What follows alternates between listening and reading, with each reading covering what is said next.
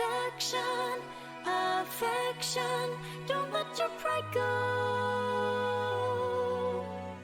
One day I know you'll grow into a fine hero. Affection, affection, affection. One day I know you'll grow into a fine hero.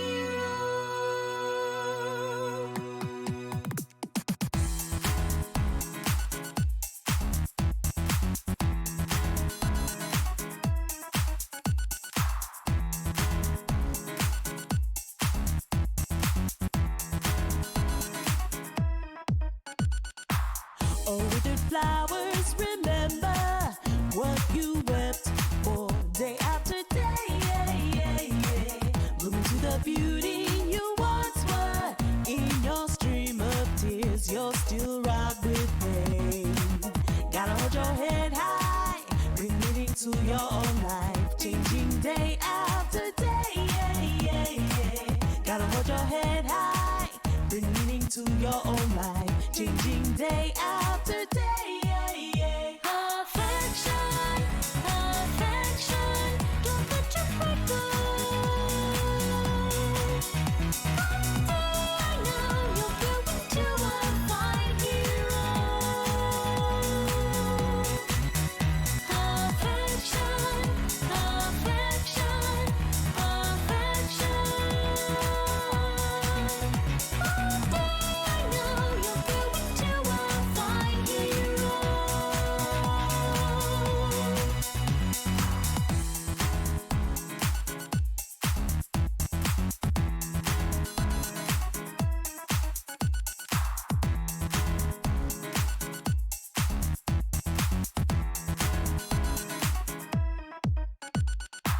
So full of spirit, you're glowing. You're our savior, the one we've always wanted. So full of spirit, taking all the blame, bearing all of our shame. The nights are restless, but our love is endless. Immediately messes up. Oh dear, oh dear. As long as there's hope, the flowers bloom. Sorry, I thought that was very funny.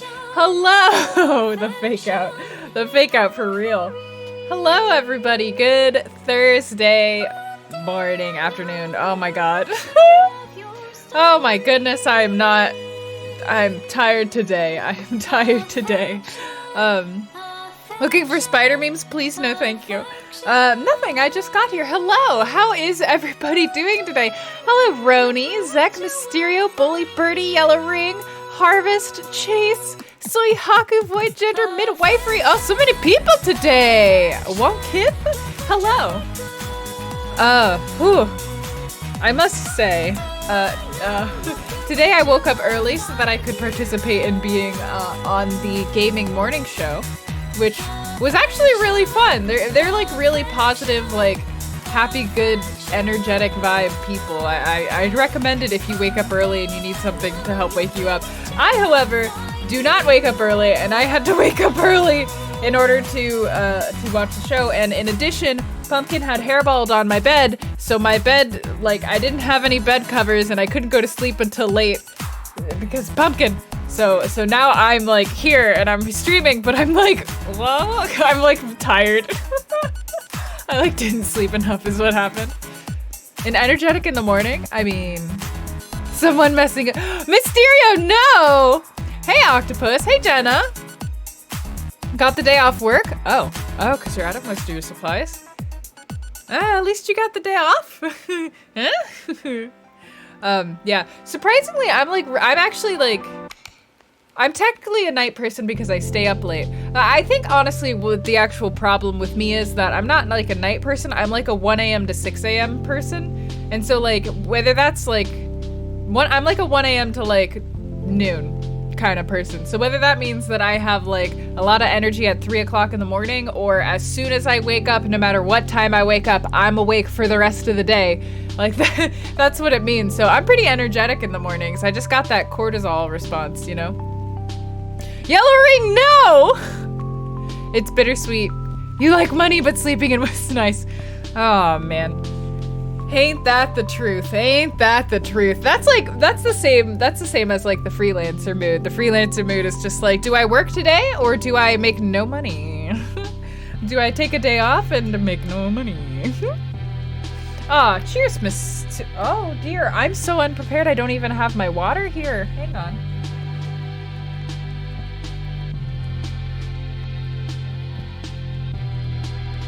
But I drank 2 whole glasses today, so you guys should be proud of me that I'm already ahead of where I normally am for streams. My poor little plant was thirsty yesterday. Cheers, Mysterio! Welcome back, Soihaku. You think your internal clock is slightly longer than 24 hours? I know an actual person who had, so there's like a medical condition where your internal clock goes longer than 24 hours. This person I know, I think they had a 26-hour long clock, and it like absolutely wreaked havoc with their life. If you had an internal clock longer than 24 hours, you would super know it, because it would get really hard to like function in a society that expects people to like get up in the morning at a time and go to work at a time and like obey a rigid schedule. Like we're all robots. It's fine. Hydrate, gang. No water. Hi. This is the first time it's the first time you can see the mic. Boop. Now it's hidden. Now you can't. I moved it for the. I've been recording a lot of things today. Some of you know that I mentioned it in the Discord. I'm going to be giving a talk at the Global Game Jam about writing for games. So I recorded that today, and I'm very happy to have made progress on it. I'm very nervous. You can have one slightly longer than 24 hours. Even a few minutes can affect it over time. Yeah.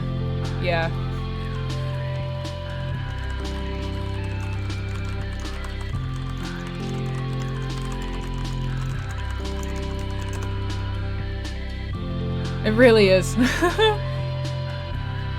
Yeah, so I'm pretty excited about it. I'm pretty excited. How about this? I'll be really excited about it when I'm done with it. I'll be very excited when like it's all good.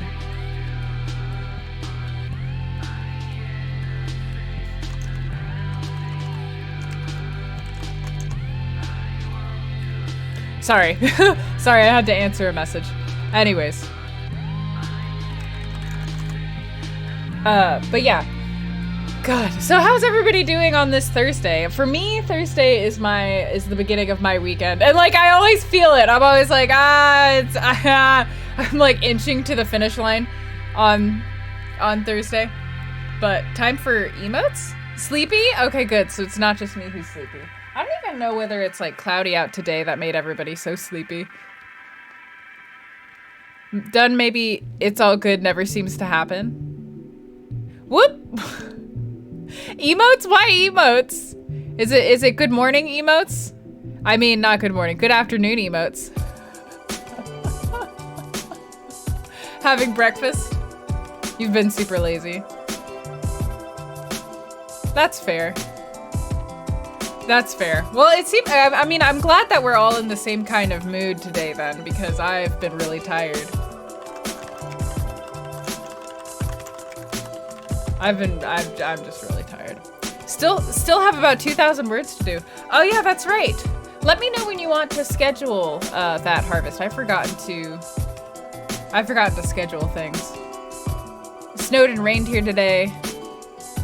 You're sure that's why? I just absolutely hate that.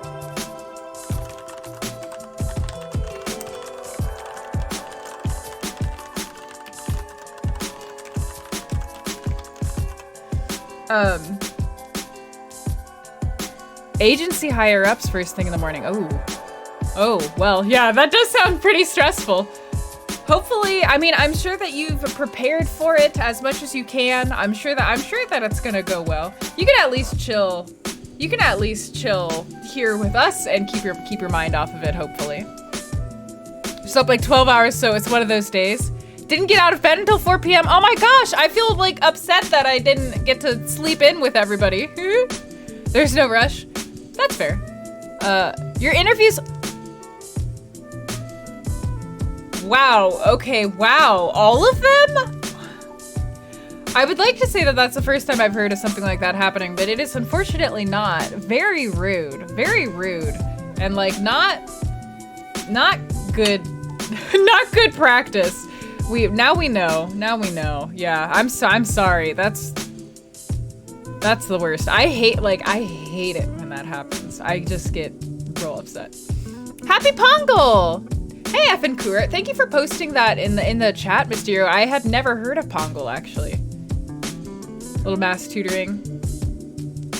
It's okay, not giving up. To clean your room. Where the webcam can look. What? I don't know what you're talking about. My room's really nice and clean all of the time. My room is like so super nice. My room is like it's great. Here. Yeah.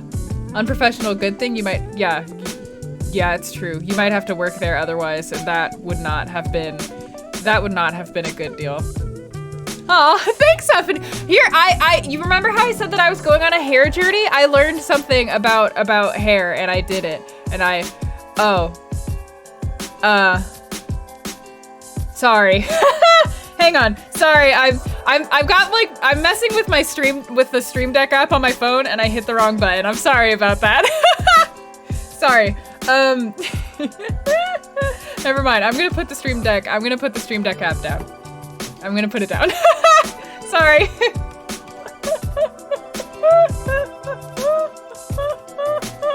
No, yeah, it was my bad. What's Kupo? We're still working on what Kupo is probably gonna be. It's something I put up there on a whim, and now I would like to figure out what Kupo is. That's what we're going. Why are you laughing like you're the one responsible, Yellow Ring?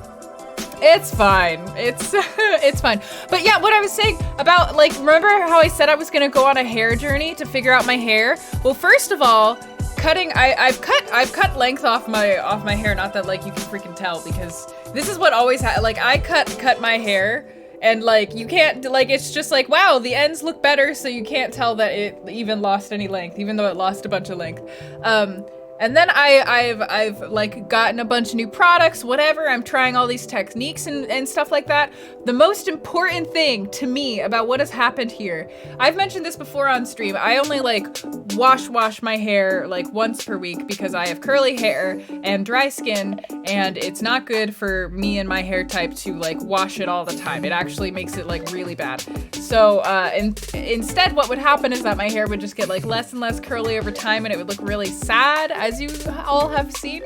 And I've recently learned a technique called, well, okay, I didn't learn it, I relearned it because I've heard it before.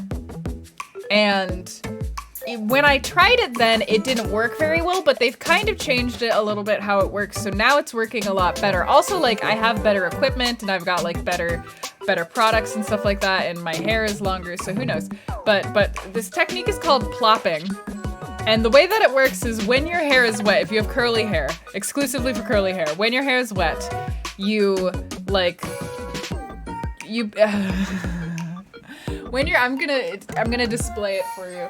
When your hair is wet, you like do this with your head, and you like plop it down onto like a fabric, and then you tie up your hair and like keep it squished to your head. So like essentially what happens is that like your curly hair is now like scrunched up to the top of your head, and like all the curls are scrunched up, so it's in like curl shape, and then it just gets held there for like 30 minutes or an hour or however long, and it like brings the curls back to life, and also like just brings curls to life in general. So that's like, I learned that this is a thing that I can do now to refresh my hair instead of scrunching, which I've always like tried to scrunch, which is when you make your hair wet and then you just like hold it up to your head for a while, and like that never got me proper results. So now that I have plopping, I'm able to like keep my hair actually curly the whole time. It's very exciting. The hair turban. plopping curl. Yeah, so you can't tell that it's long because it's curly. That's for real. Your braid hates looking at my shirt? No, I love this shirt. That's upsetting. Hair turban with a t-shirt? Yeah, it is just handy. Yeah. I used to have a hair turban, I just didn't realize that I could plop with it. So it's called plopping, which sounds very, you know. You desire a shirt like it? It's on Amazon is where I got it. I think they're called, I don't remember what they're called. I'm like sitting, I don't know. I don't remember what they're called. 80s to 90s multi-fabric aesthetic. I found out that I am like partial to that aesthetic. That is one aesthetic that I really like. The one I wore last stream? Was that my Korean? Plop. Oh, I forgot about Ian saying that. Was that my last shirt? Was my last shirt the like plaid and flower print one? The like red and navy blue one? Yeah. That one's actually from Korea. That's like so that kind of fabric and fashion is like a style that old ladies wear in the country in Korea. And I bought that shirt used at a sales, at like a Korean church sale in my hometown. And when she gave it to me, like I have this like habit of like bowing basically. When she gave it to me, I like took it with two hands and like bowed my head. And she like after she gave it to me, she was like, "Are you Korean?" Like was just like so freaked out because my mannerisms were apparently too Korean for her. And she was just like, "I don't understand. You don't look like you're Korean. Are you Korean?" I'm like, it's fine. Fashionable old ladies, that's gonna be me. That's gonna be me. Anticipate it. Some people own their aesthetics in their 20s or teens and their 30s. I shall own my aesthetic. Well, hopefully also in my 30s, but definitely by my like 60s, I'm gonna be freaking amazing. I'm not gonna hold back. I'm not gonna hold back. To get the bowing after your system after living in Japan. I just keep bowing. I just like it. Like one of the things about studying other cultures and trying to learn other languages and also like having visited a lot of foreign countries is just that you pick up weird mannerisms from, not weird, but you pick up mannerisms from the different cultures that you've looked into because some of those mannerisms communicate things that we don't have easy ways to communicate in English or in American culture. And like, so one of those things is bowing. Like, I really like bowing my head at people at like grocery stores instead of like when I'm saying thank you, I think bowing my head quickly is the like most evocative way to say thank you without like shouting it across the room at a person, you know? And it's not like, I'm not like waving, I'm not like smiling, I'm like bowing my head. So it's like very clear that I'm like, oh, thanks. You know? So that's one of the reasons that I still do it is because when I want to thank someone without interrupting someone else who's talking to me or whatever, I like bow my head. Tea? Yeah, tea. It's matcha tea. It's very, very thick today. It's because I wanted some caffeine. Sweaters are really nice. I love sweaters. But however, I mean, I love Jane Austen too. Hey, Dan! I love Jane Austen too. Man, I've been reading a lot of historical fiction and historical romances lately. I'm just browsing through all historical romances right now. And like, none of them are as good as Jane Austen, but they let me pretend, you know? They let me pretend. And like really pretend because like I'm just like reading this and at this point I've read so much Jane Austen and so much like Gothic Victorian literature with like the big honkin' books with like the left side is the actual novel and the right side is a bunch of footnotes on historical context because I'm a huge nerd. And at this point, like, I'm reading these, like, historical fictional romances and whatever, and I'm just like, she would not have been able to do that. That is considered highly inappropriate for a woman of her class and station in this time period. I have to, like, tamp down my own, like, shh. Just accept what's happening. It's fine. The aesthetic's there. Sometimes you bow when you ask people to dance. Oh, well, that's very fancy. Bowing has a lot of utility, yeah.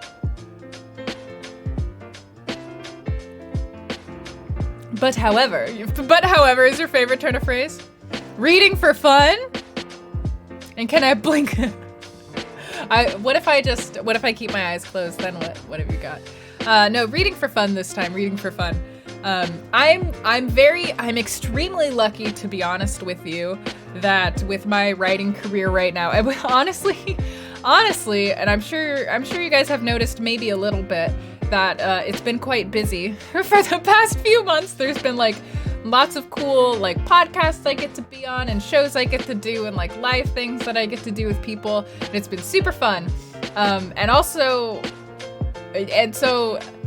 Rafalque, thank you for following. Enjoy your apprenticeship here. And so I'm thankfully I am like pretty, as far as like game work goes for the time being. I think I'm good. You never know with games whether like they'll be able to achieve the funding and stuff like that. So that remains to be seen. But if everything goes well, I'm like solid for a while, which is nice. It's nice not to be in between jobs for a while. You lost your Suihaku, did your school have one of those like reading incentive programs where they make you I'm gonna like chop this piece of hair off to make bangs because I accidentally did it on this side. I made bangs that are only like this long, and so now I need to match it. Anyways, did your school have one of those incentivization programs where you got like pizza? You got to like order out Pizza Hut if you read enough, because that's how a lot of kids stopped enjoying reading. Gotta check out some of the pods. One of them is gonna be out in February. One of them I did this morning. It's real quick. It's only like a 10-minute segment, and they're gonna put it on their YouTube channel at some time. So I'll link it at some point. I realize that like on the Patreon I do newsletters which like have links to literally everything that I did the month prior. And I forgot that I don't do that in the Discord, and I don't necessarily want to. I feel like that would get annoying. So if you ask me, I'll give it to you. Hey, Blackguard! Woot! That's how I know that I'm like woot woot. I remember back when Woot was like all over Neopets. Thank you for resubscribing. Welcome back to the fold. Pizza Hut still has the program. Well, they should stop, because that's the thing. So here's the thing. They've statistically proven that those programs, while they do get kids to read more, they kill kids' love for reading, because kids start associating the point of reading with the external award of the pizza instead of the intrinsic enjoyment of reading. So a lot of people who loved reading as kids stop enjoying reading because we have this stupid program in our public schools that gives people stuff for reading, and then it starts to feel like work, so nobody wants to do it. And especially if they have one of those programs where it's like, oh, you're at a pod of like 5 kids, and if one of you doesn't read enough books, then nobody gets to go. You know, it just ruins it for everybody. It ruins it. They've done studies on that, and I was like, I had to get over it too, because I went to college for English for 1, but for 2, we have that program too, and it just didn't work. It didn't work for me. Send pizza to Suihaku. Link it to loving reading. Book it. For you, it was being competitive, the little color category books. That sounds about right. Hey, Plastic Cat, hi! You love the Pizza Hut Club so much, you would always read extra. Your stat, it doesn't work for everybody. Yeah, that makes sense. See, it was kind of that way for me too. I lasted for a long time with the Pizza Hut Reading Club, but I think it was like, because they started doing it in elementary school, and it was about like my last year of middle school that I was like, man, reading isn't doing it for me anymore the way that it used to. The team reading comment. Yeah, competition can be good and it can be bad for me. It really depends, honestly, it really depends. I think competition can be a useful element, but like it's definitely not for everybody.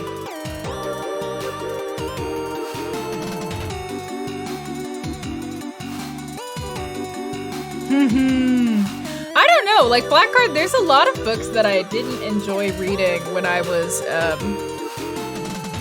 in like high school and middle school that now I've gone back and read as an adult, and I'm like, oh, would you look at all the stuff in here?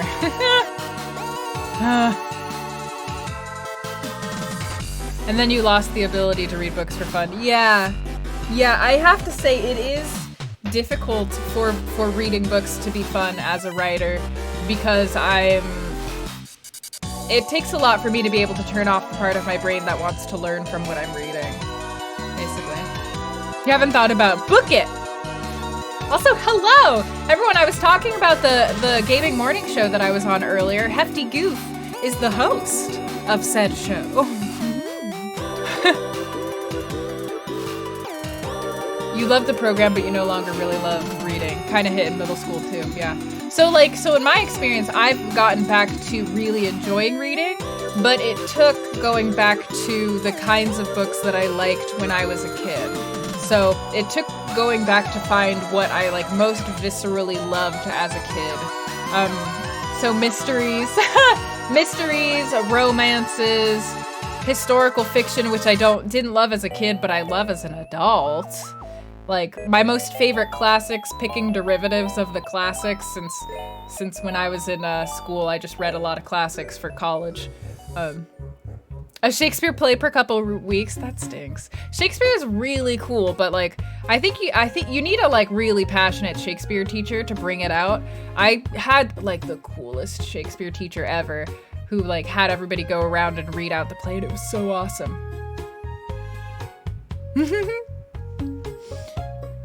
And now the sequel. The Great Gatsby, yeah. The Great Gatsby, To Kill a Mockingbird. I need to revisit To Kill a Mockingbird. I didn't hate it, but like I have a feeling that like I'm not sure that my feelings would be 100% more positive now. Like I don't know how I'm gonna, now that like I'm older and acknowledge that racism exists, because I didn't do that when I was young. That's a complicated story for another time. But I'm sure I would have a lot of different feelings about it.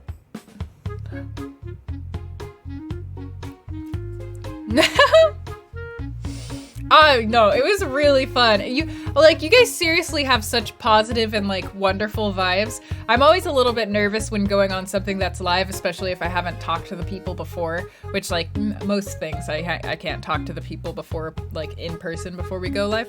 And I was like so relieved. I was like, oh, it feels great here. Yay.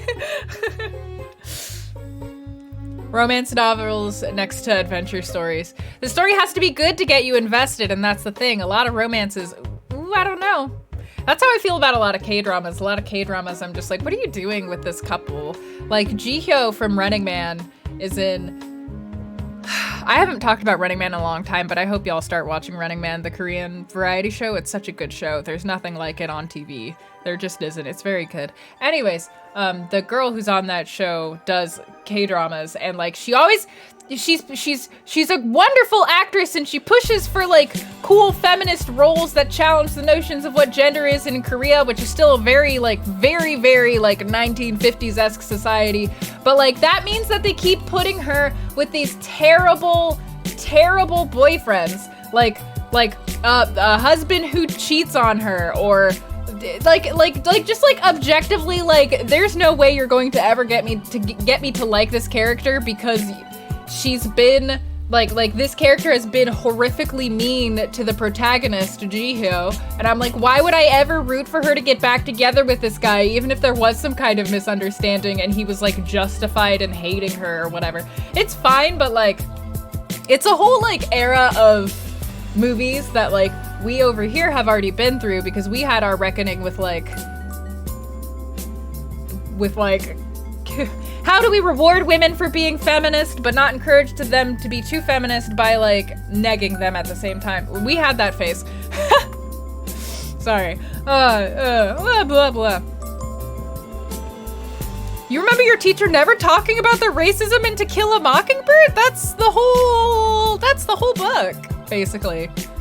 That's the whole book. It's like the lawyer book about racism. I read The Giver in elementary school. I haven't seen. I did know The Giver was part of a trilogy. As I started talking about Running Man and the music. That's pretty cool. Ah, thank you, Zach. Everybody watch Running Man, please. Please. The dark, brooding love interest man type. See, so here's the thing. Like, it's not even that, because, like, it's, like, okay, I'm gonna talk, because I only watched 2 episodes of this show, and then I Googled it, and I was like, which guy does she get with in the end? And it was the bad guy, and I was like, well, I'm not gonna watch this show then. But I'm just gonna tell you, like, the premise of one of these K-dramas that she was in is that she had a boyfriend in high school or in college, and they were like super in love, but something happened and she broke up with him, and he ended up like becoming like super fucking spiteful, and he ended up becoming she ended up becoming a film producer and following her dreams of becoming a film producer, and he ended up becoming this like famous novelist, and he wrote a novel about her and about what a bitch she was. So basically, like, he just wrote a whole book where the protagonist is in love with a woman who like betrays him in the end. Whatever. So she's this TV producer now, and her TV producing company is in debt, and like the former guy who headed it quit. So now like the debtors are after her because she's the only one that they can find, and so she has to convince this guy to let her make a movie out of his book. But like, can you already tell why I'm not like gung-ho about this romance when I say that it's a guy who's been bitter since college that she broke up with him and wrote a whole fucking book as explicitly as revenge. They have a whole scene where he does an interview and he basically admits to it being revenge, and I'm just like, what? I'm not like, what? No, this is like the worst. Like this is like my nightmare ex-boyfriend. This is, how am I supposed to? It was wild. It was wild.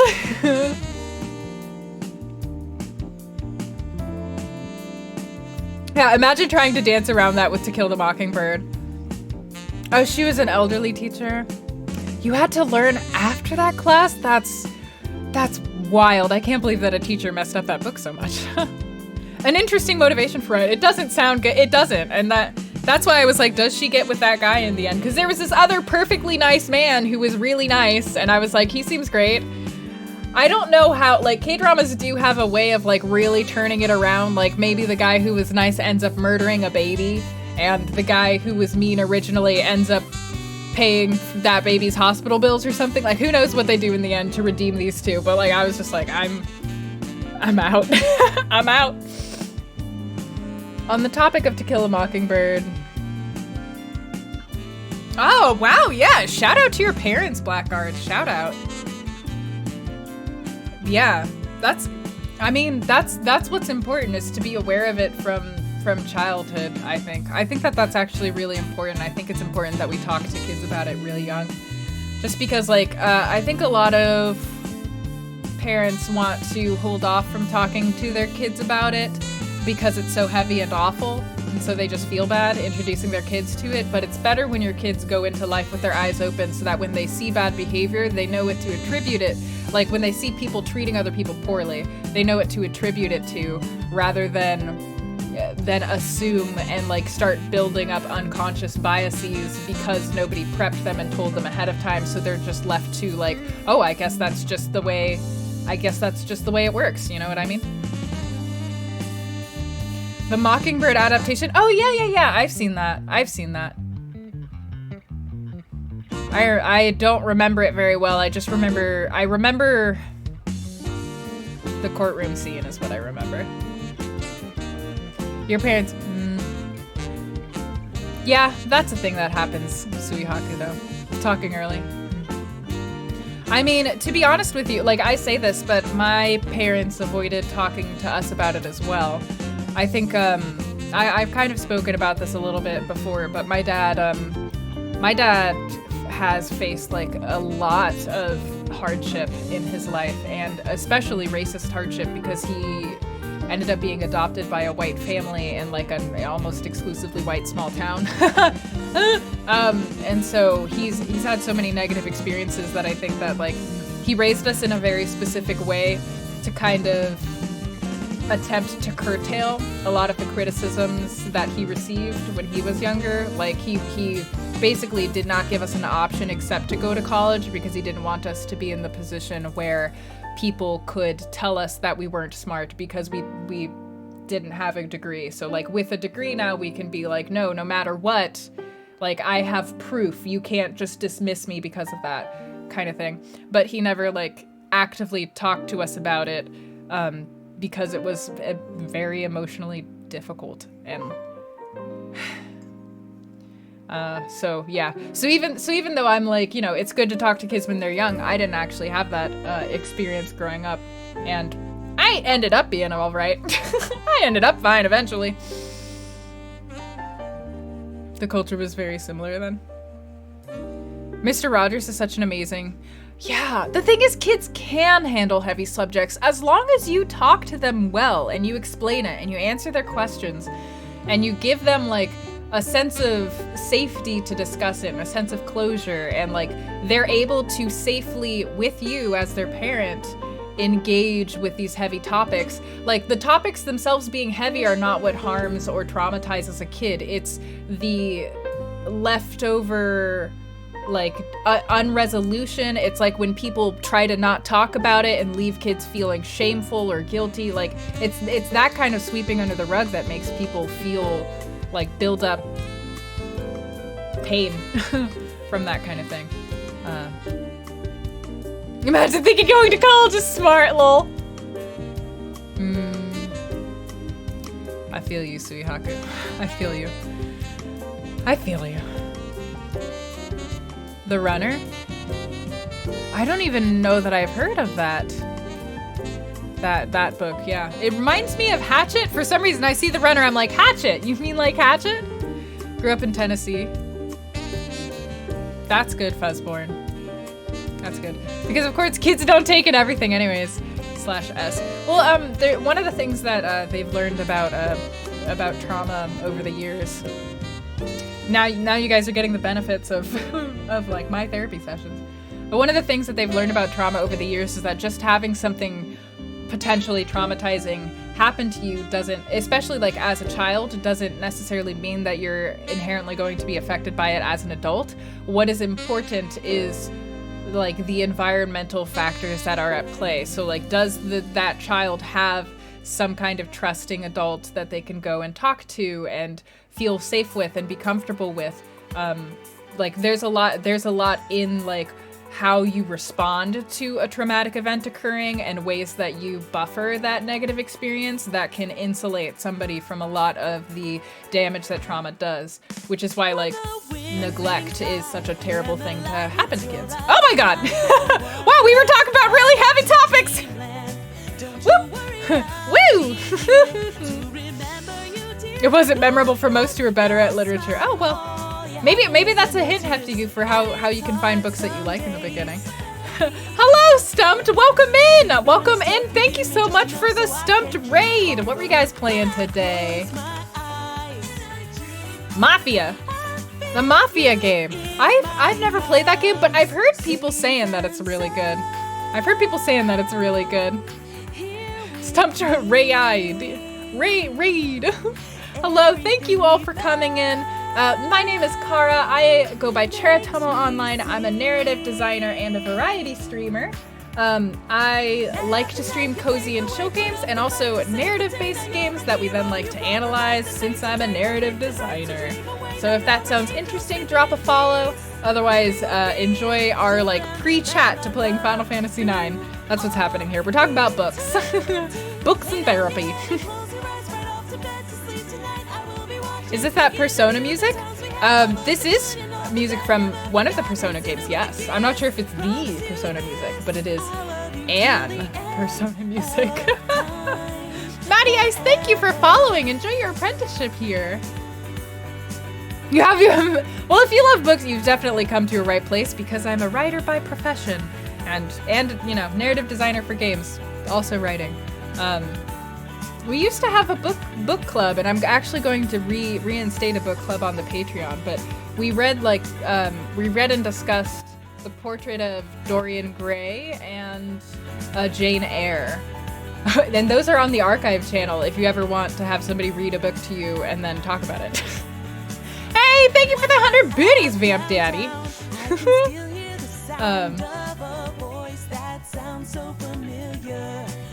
All right. Goodbye, Yellow Ring. Thank you for coming, Kipow. I'm sorry. I'm gonna figure out a better way to incorporate the Kupo! Kupo! Into the stream! Maybe if you redeem Kupo, I should just talk like a Moogle for a little while, Kupo! Book club sounds fun. Yeah, I really enjoyed doing book club. It was just something that I couldn't keep up weekly because it hurt my, as a person who like basically talks for a living, it hurt my throat too much to read out loud for like 3 hours straight. It was a lot. Can you start a book club any day on Twitch? You can, but I'm not gonna do it on Twitch. The reason I'm gonna do it on the Patreon is because that allows me to record videos in advance when like I know that my throat is healthy, so I could like read a chapter a day and then incorporate it all into one video and put it out on the Patreon for people to like keep up with, rather than forcing myself to read like 3 to 4 chapters every week in one batch, which was really, really rough on my throat at the time. Yeah.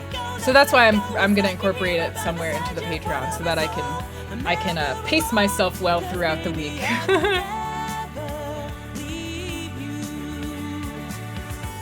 For reasons. Favorite Final Fantasy. Kuja's theme is really good. Kuja's theme is really good. I like a lot of the music in Final Fantasy X. There's a dungeon in Final Fantasy VIII whose music I really like. I'm like, I don't know the names of it though. Kuja's theme is pretty good. Have I read Harry Potter? I have. Am I a child of the millennial era? My favorite genre of books? Gothic Victorian literature. I'm like, hey, I love Victorian literature and especially the Gothic stuff. Like, I went to college for creative writing and took like literally an entire course just about Gothic Victorian literature, and it's so cool. I love it so much. But yeah. Kuja's theme is just great. A lot of read aloud and it takes a toll. Even if you do warm-ups, yeah, right, Wonka? It's pretty rough. Oh, it arrived yesterday? Okay, cool. Oh, I'm excited. I'm gonna go to the post box tomorrow and get everything. I'm excited and nervous.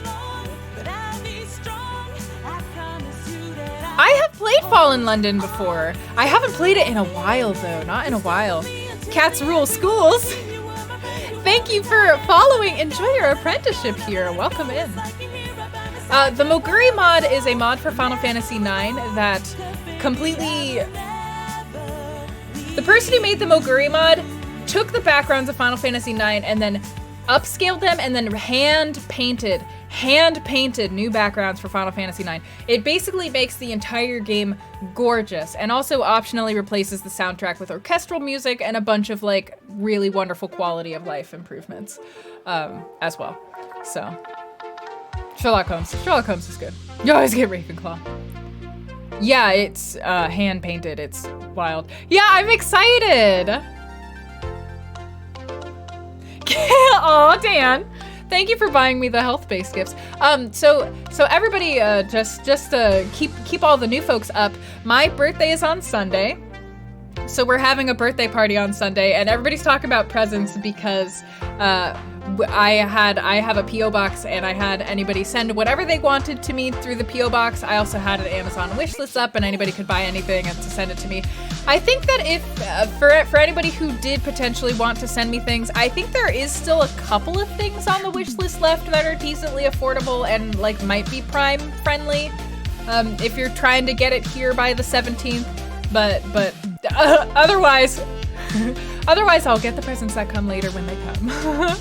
And I'll still, if anybody wants me to, I can still open them on stream, even if it's not on the birthday stream. Even if it's not on the actual birthday. Your favorite would be High Fantasy. High Fantasy, it really depends for me because I love fantasy. But it's like with sci-fi. How do I say this?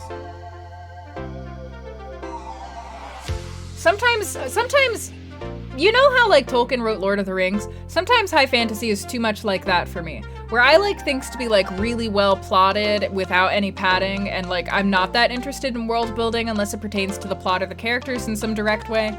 And like Tolkien's just like all about like, let me just give you this information just cause. And I come across a lot of like high fantasy that's really like that, or it's hard for me to keep track of what exactly is going on because they made a new word up for everything and I don't know what anything means or is, and I can't remember because you keep changing the names of all the different places. Ha! So I have like a really big pet peeve with that, so I'm not that good with I've read the Wheel of Time book 1, but I've never read anything before it. Aw, thank you! Thanks, aw. No worries, it's okay if anybody can't make it, it's fine. As long as like at least 2 people come to my birthday party. So I have not? Okay, sure. I'll take your word for it. There's a lot of source material out there. People will say they ripped something off from that thing. I don't understand that kind of mentality. Like, all of writing is building on the work of other writers that come before us. That's why copyright is supposed to expire. So it doesn't, yeah, writing's gonna be built off of or similar to work that other writers have done, especially if you're operating within a genre that has like genre staples, and like, you know, you need certain things in order to qualify and fit into the genre if you're reading genre fiction. Oh, there are 13 large volumes. Got it. Then yeah, no, haven't.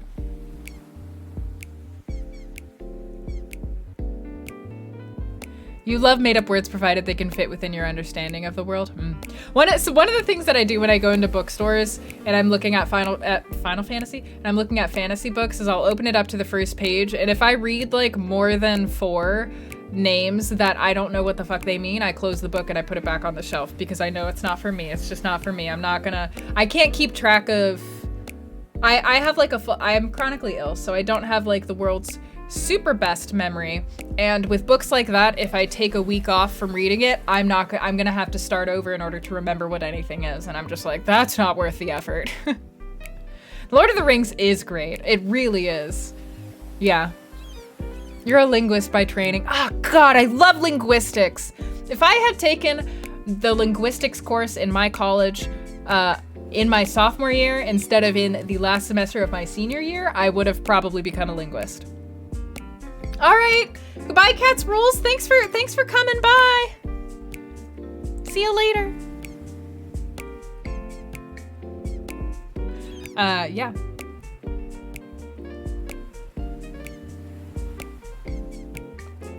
I like Harry Potter, and it's a shame that it's been tarnished by the legacy of its author.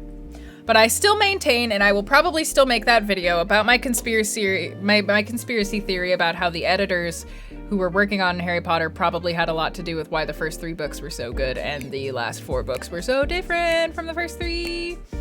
I will talk about that conspiracy theory later, probably in the video that I make about it. Made-up words need to be added over time, yeah.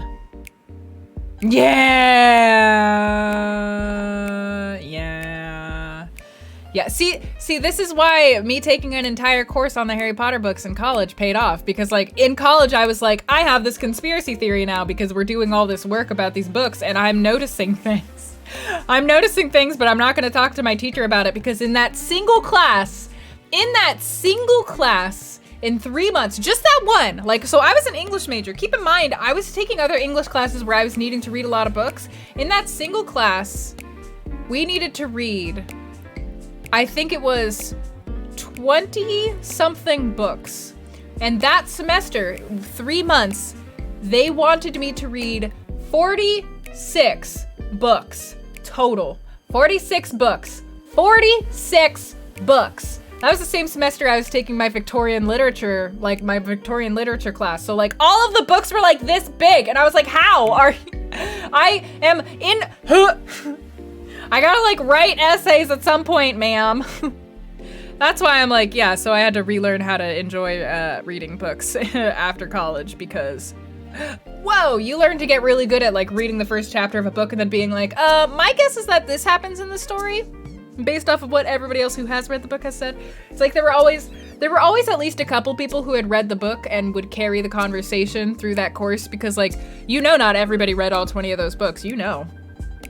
But like one day we had a class where nobody read the book and the teacher knew that we hadn't read the book, and like the teacher didn't even have it in their heart to like really be that mean to us about it. Like they were like, okay, well, you guys really need to be reading the books. You really need to be reading the books. And that was it. That was all that we got when nobody in the class had read the book in question because the teacher understood that it was probably not possible for us. It was a lot.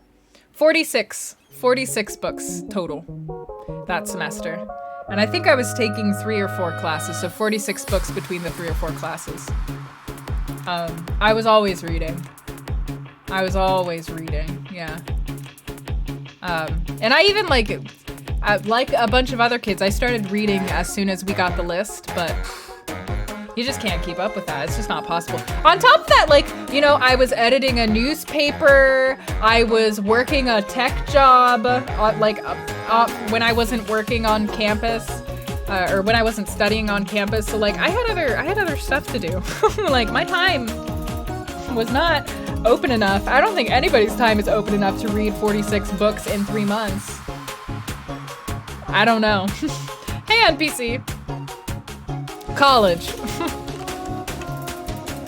But I actually, you know, I think like I'm lucky in that I'm able to like work in a sphere that I'm using my degree. So thankfully a lot of what I've studied has come up to be useful. So I'm super, super, super lucky about that in the end. And that's their full-time job. Class is bottom of the list. Yeah. You just had to be tactical. I was like, this is my math class. I've taken algebra 3 times, but I have to take it again because they say I do. They don't believe that I can do algebra. Time to go to sleep. Like,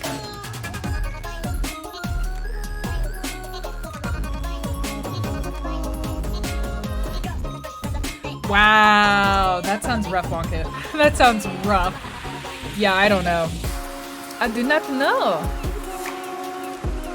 Oh, NPC, did you resub? I don't see the alert button. 46 books in 3 months. 25 couldn't do that. Oh, well, thank you for resubscribing. Welcome back to the fold. I don't know why. Twitch is probably just doing its thing, as Twitch always does. Twitch has been a little bit broken over the past couple days. Little bit. I'll preface this stream with letting you guys know that this stream is not going to go as long as the last couple streams have gone. The last couple streams went a lot longer, but after doing last week's Final Fantasy IX stream, I learned that voice acting and reading the dialogue makes me a lot more tired. So this is probably going to be like a regular 4-hour stream.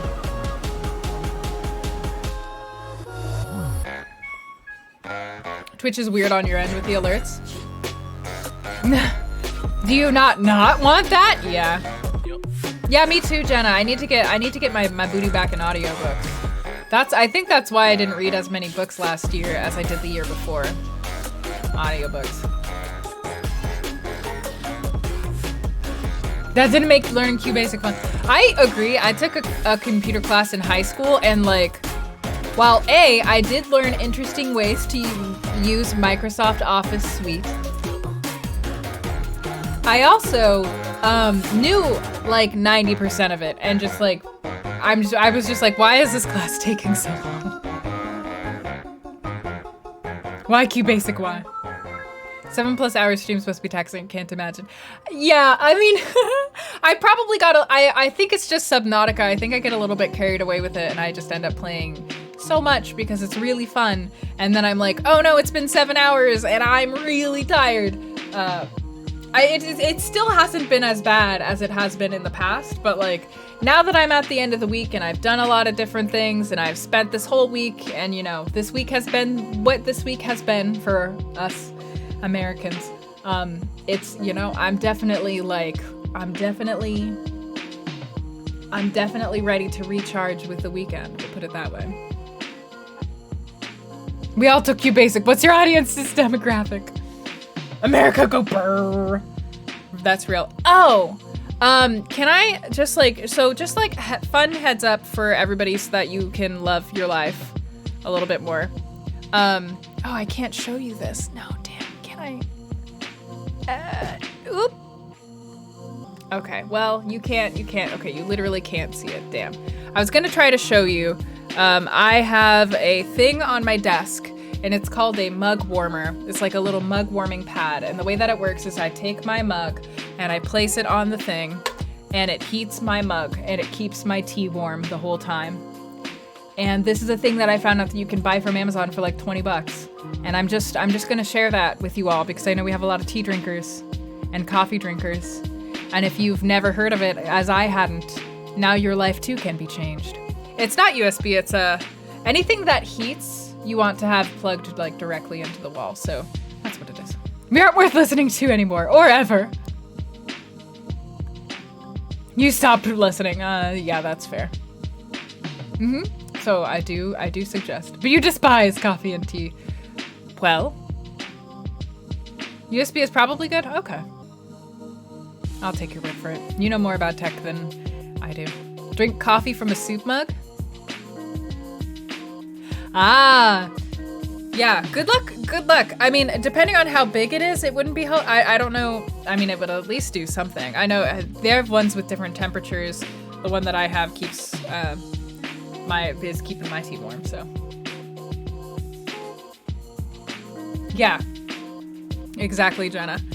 Exactly. I'm an excruciatingly slow tea drinker, and I won't finish the tea if it's cold, but I will if it's warm. So suddenly, and it's like important for me to drink tea because what's the word that I'm looking for? Antioxidants in my matcha tea. It's very important for me. It's already been an hour. How's it already been an hour? That's fake. For some reason, streaming time is going by so much faster now. I just don't understand. You also drink yours with the soup mug? I wish I could drink ramen. Okay, but yeah, now you guys have that. Was there anything else that I needed to tell you guys about before we start playing the game? I mean, birthday stream. You all already know about the birthday stream. Birthday stream. Another sponsored stream on Tuesday with a game that I think you guys are really gonna like because it's kind of like Harvest Moon. I mean, Story of Seasons. I mean, Stardew Valley. Take your pick. And 2, right, I'm gonna be on the Missed Minutes podcast next Thursday, I believe. So I messaged about that in the Discord. You can check for more information in the Discord, but just keep that in mind if that was something you were wanting to come. That is next week. That is next Thursday. And it'll be like right before we start our stream. Sponsored stream hype. I agree. In the channel points rewards, there's a channel point. The channel points reward for Kupo means that I have to talk in my Moogle voice, Kupo. Hopefully it's a good Moogle voice. I don't know. I don't know anything anymore. All right, so let's get started playing. Now that this music has come on, calling us to Final Fantasy IX, let's get in there. Let's get in on Final Fantasy IX. Let's get in on there. It's pretty accurate going by recent Moogles. That's amazing. Cider is... If it's not your jam, you recommend cider? I'll take some cider. I will gladly take some cider. Play.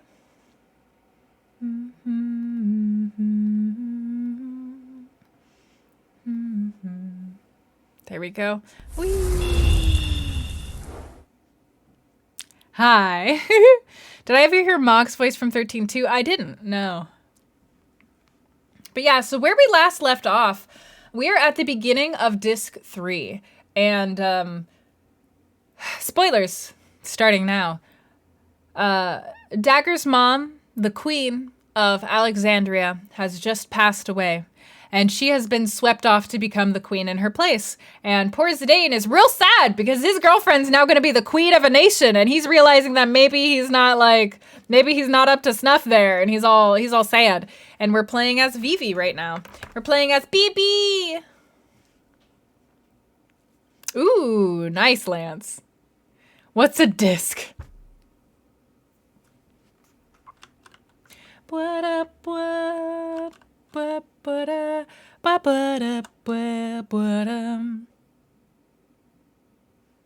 the music. You guys can't hear it. My bad. There you go. Much better. Yeah, let me know if it's too loud. It might be because I swapped this for a different, bit loud. Is it better now?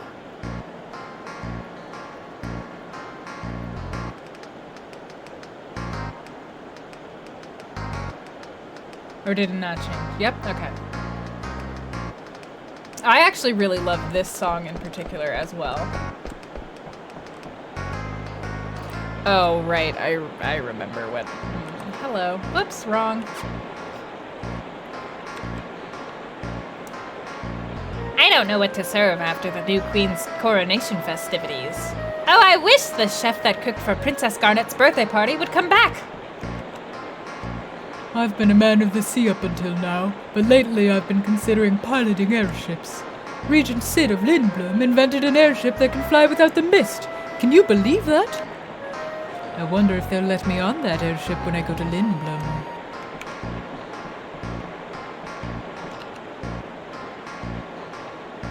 Do you know anything about Resident Sid's wife? Okay, then.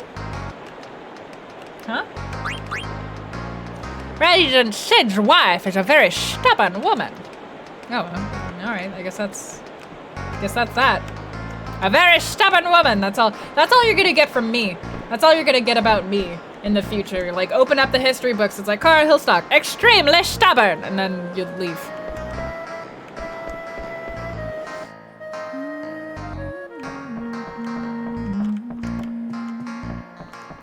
What up? Hey! Have you been traveling? I haven't seen you in a while. Alright.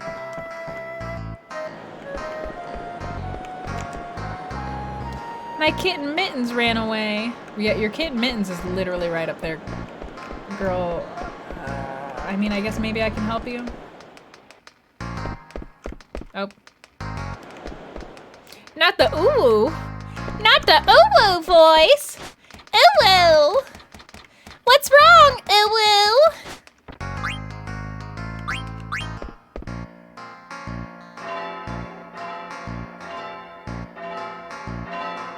Ooh. Ironite card. Cool. Goblin card. Fang card. Shiva card. Rama card. Oh, damn. Okay. Oops. I just stole a lot of really good cards there is what I did. Unsubscribe. Literally. It's a shame. The cards are for a card game that exists in this game that I'm not particularly good at. Hello, Eindar. I'm not particularly good at it. Hello, Yokimari.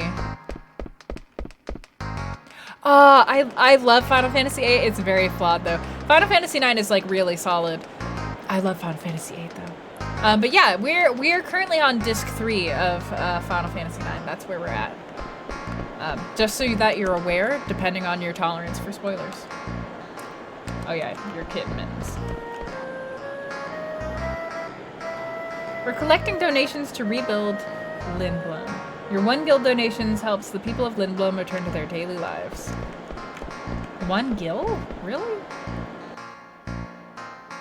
Ah, got it. Okay, whew. Kitty side quest? I mean, I think that they're triple triad the game. What did I say? Dang it.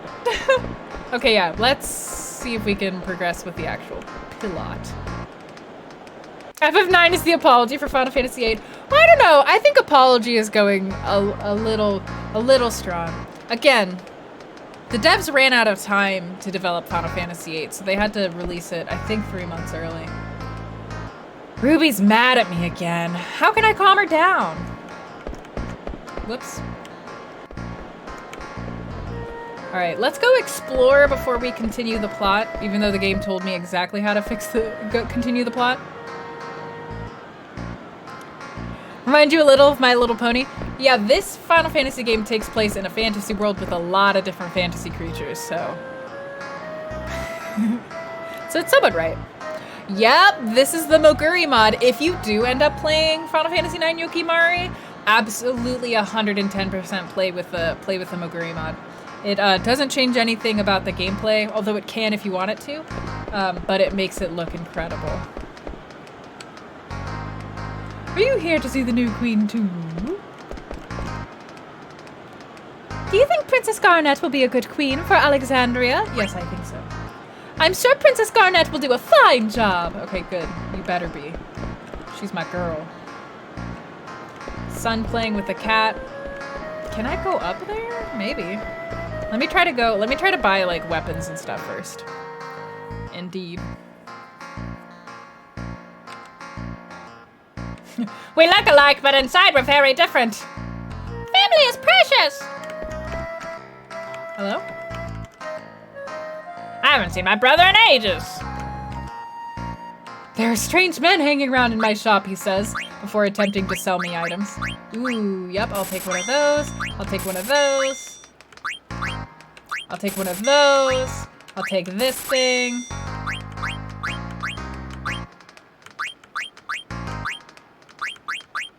And I'll take this, and I'll take this, and I'll take this, and I'll take this. I think I have most of this stuff, it's just that not in this current party. I think they're equipped on people. The voice says you can't. Hey, Little Legs, hello! Everybody who was there for the Among Us that I played a little while ago, Little Legs TV was in that. Little Legs TV is one of my Rainbow Arcade family members. So here, let me give a little shout out. Little Legs, I know a lot of you really like Final Fantasy, and Little Legs does a lot of Animal Crossing and a lot of Final Fantasy 14. So I'm just saying. I'm just suggesting. I'm still pretty upset about how I saw you murder a person and you were just like, no, you did it, and everybody listened. I'm still a little bit sad. Yeah, we do need a shout out command. I need to work on that. Oh yeah? It was fight or flight. Well, you were very well spoken when you weren't murdering me, so. Hey Siri, put on my reminders list, create a shout out command. That'll do it. Alright, what's up? Are you Synthesis Shop, please? Heck yeah! So. Cheers, Mysterio. My eyes are fine. This is not my first playthrough. First stream playthrough, but I'm playing with two mods, the Moguri mod, which makes everything gorgeous, and the Alternate Fantasy mod, which is supposed to change up the gameplay. I was kind of looking forward to it changing up the gameplay, but so far I really haven't seen, it's supposed to make it a little bit harder. I haven't seen much of a difficulty increase. So we're playing with mods that are supposed to make it more exciting and interesting. Just not sure if it's actually achieved that yet. I'm gonna synthesize every object on here that I possibly can, just so you all are aware. Oh, I definitely already have a magician's robe though. Even if it doesn't say I do. And I definitely have Germanus boots. I definitely do.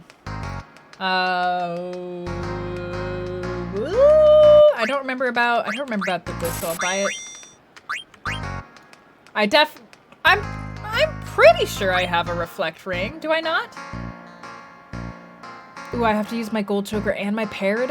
Oh, I don't know. Ooh.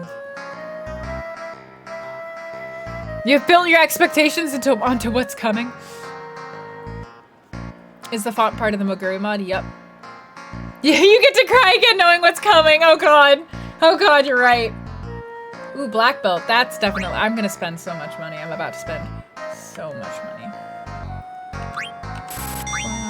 Me walking into Target. There's just like a whole thing with like TikTok and loving Target. I don't fully understand it, but people really love Target on TikTok.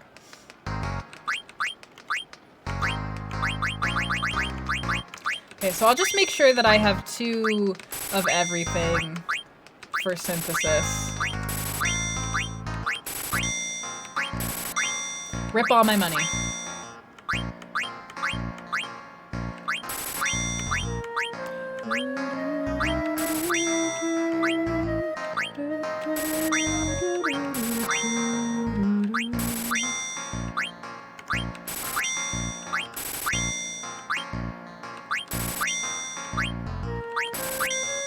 I could do this in a more methodical way where I like go through it and I'm like, which things do I need? And like, you know, spend my money carefully. And instead I'm out here like, just buy one of everything. Who cares?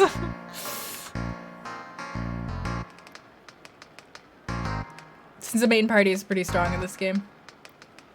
Money is for spending in video games. It's true. Video games do end. I wanted the rune tooth. I already have the magician's robe for sure. For sure I do. I swear I already had one of these. I'll just make another one though. It doesn't matter. I'm pretty dang sure I already have that. I'm not 100% sure about the reflect ring, but didn't we buy the reflect ring off of the auction site? I'm pretty sure we did.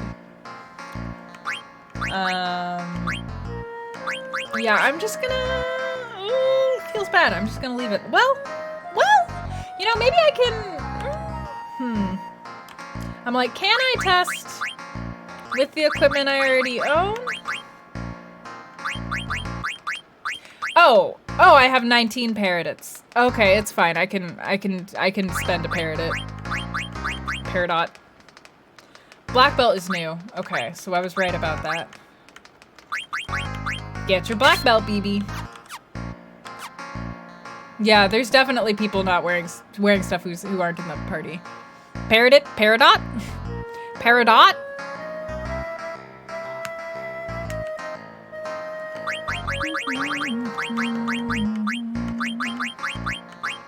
Parade it. Parade it.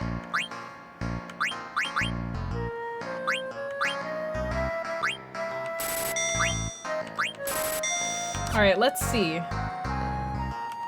See what we got here.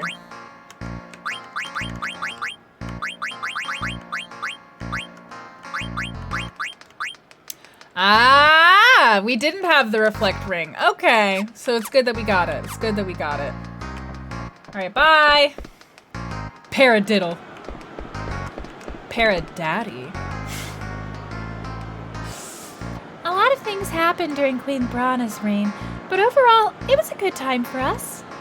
That's why I put together a wreath made of roses for her gravestone. Oh, that's very wholesome of you. Different stream. What do you mean? We reserved a room at 100 gil for 3 nights. No, it's actually 100 gil per night. But I chose this inn because I heard it was 100 gil for 3 nights. Dear, let's just pay 300 gil and stay at this inn.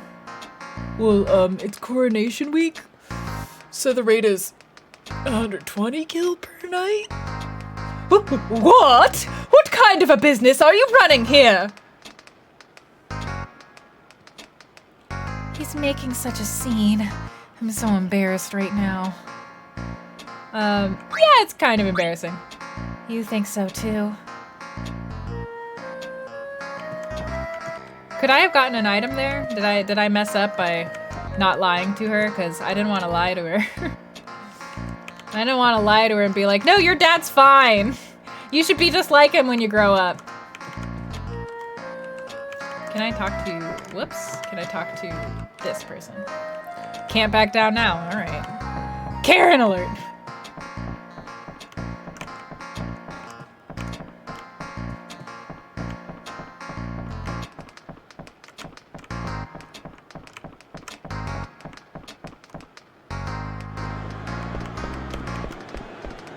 The item we gained was the friends made along the way.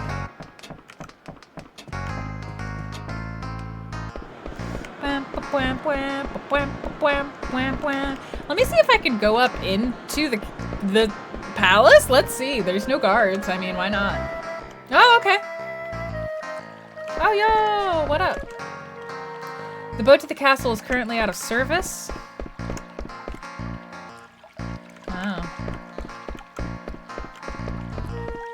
I see. There's a giant moat here, so we let whoever wants to walk straight up to the water and jump in.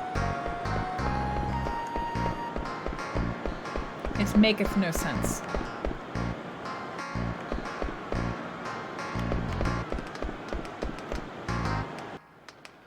You the item shop? Oh, you sell high potions now. That's great. But you don't sell ethers.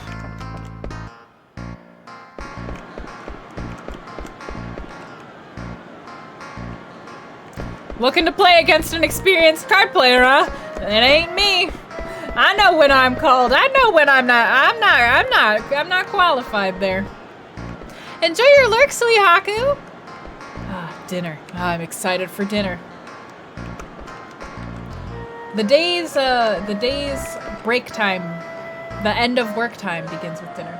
Do I mind sure, I'll race against your, what? Where am I going?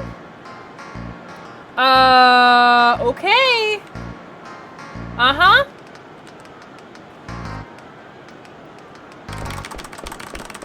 Oh. Well.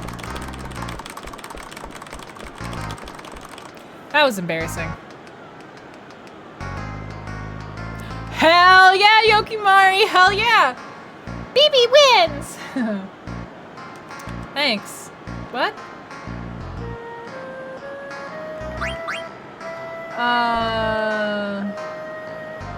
He's level 5 now? Does he get, like, better over time? What happened? Let me try. Let's see if he got any better. Oh, he got better.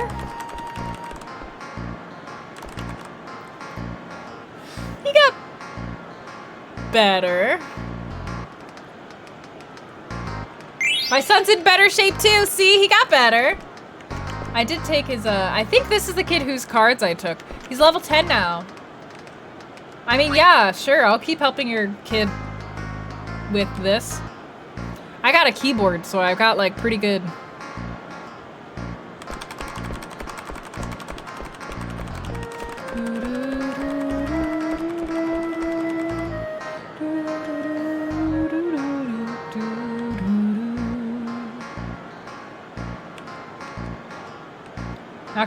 Not gonna, excuse me. What, do I only get a reward every...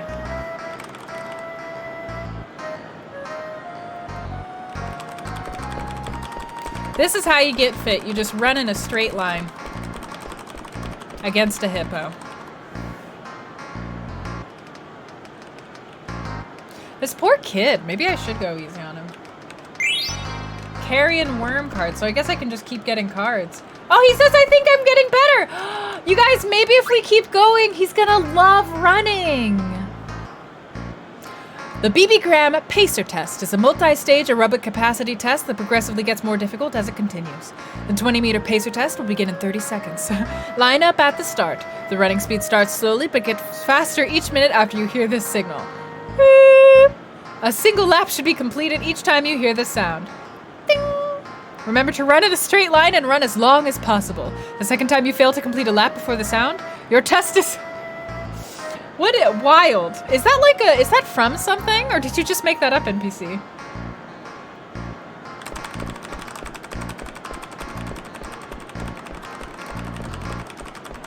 That's a beep test? Oh, from gym class. Ah. I don't remember anything like that for my gym classes. NPC appreciation. Sorry, Zach. Listen, you can't compete with BB, alright? BB's a world saver out here.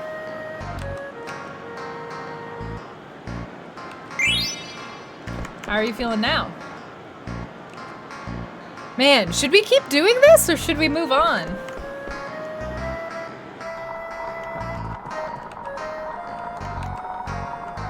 The dress still isn't finished? You've been working for like a while, lady. Can I steal money from you again? I guess I can't. Can't get on BB's level. BB's a baby.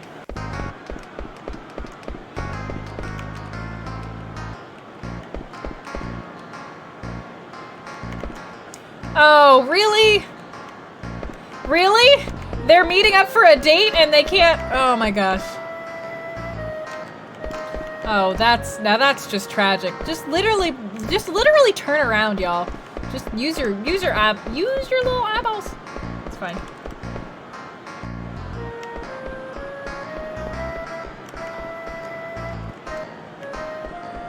All right, let's move on with the plot then.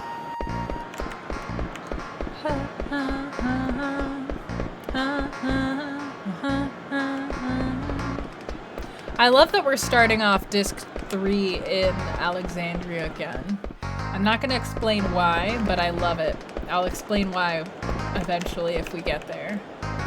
Yo, BB! Can you do me a favor? What is it? I want you to see Ruby's play with us. Sure, I like plays. Cool. Go down the staircase behind us. That's where Ruby's theater is. Bruh.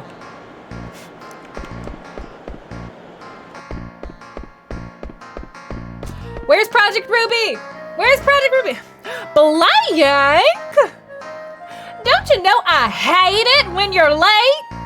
How many times do I gotta tell ya? Huh? Who are you?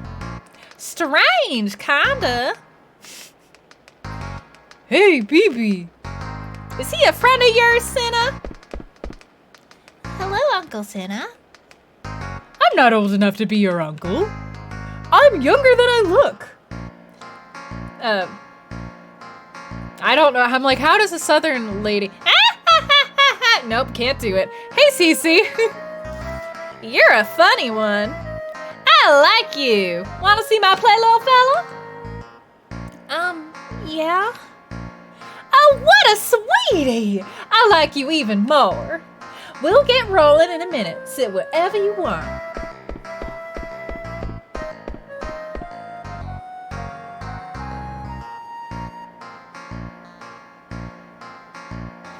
I think your plan worked. Ain't nothing to it. Blank, we'll talk later. Busted.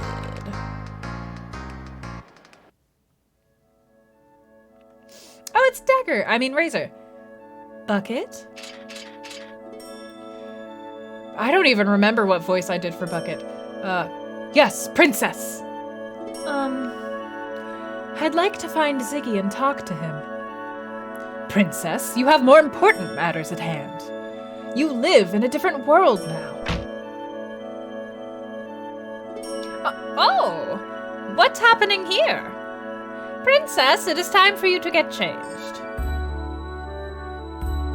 General Beatrix, will you help her? Yes, sir. Oh, there's something I must give you, Princess. Opal, topaz, amethyst. Those stones contain your power, which Queen Brane forcibly... Well, that is all in the past.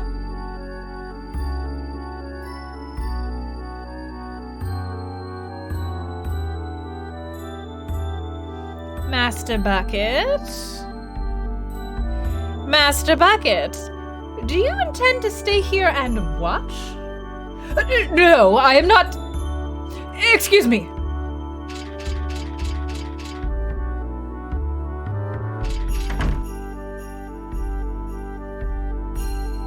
Beatrix, I'd like to see Ziggy. Please? Now may not be a good time. Even you agree with Bucket. Your Highness. I know. It's okay.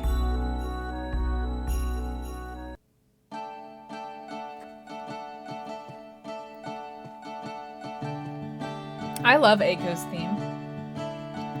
With Razor out of the picture, now's my chance to win Ziggy's heart. First, I'll write him a love letter. I'm gonna make it the most romantic letter ever written.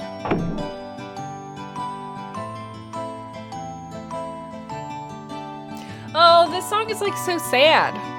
It's like very cute, but it's also very sad. I feel so bad for Ego. Becoming a queen may place quite a burden on Princess Garnet, but she must persevere. The people of Alexandria are watching.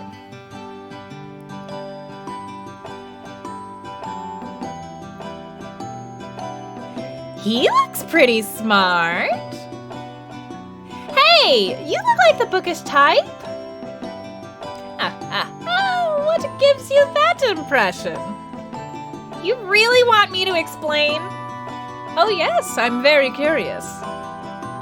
Where should I start? First, your beard. Second, your nerdy hat. Third, your thick eyeglasses. All signs of a nerdy philosopher. You don't hold back, do you? Hey, are you a writer? Well, yes, I did make my living as a writer for a while. Will you help me write a letter? A letter? Gladly, if you think I can be of assistance. I mean, she's like 6.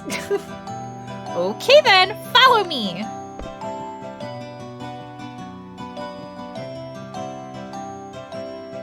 That girl has a horn. That horn.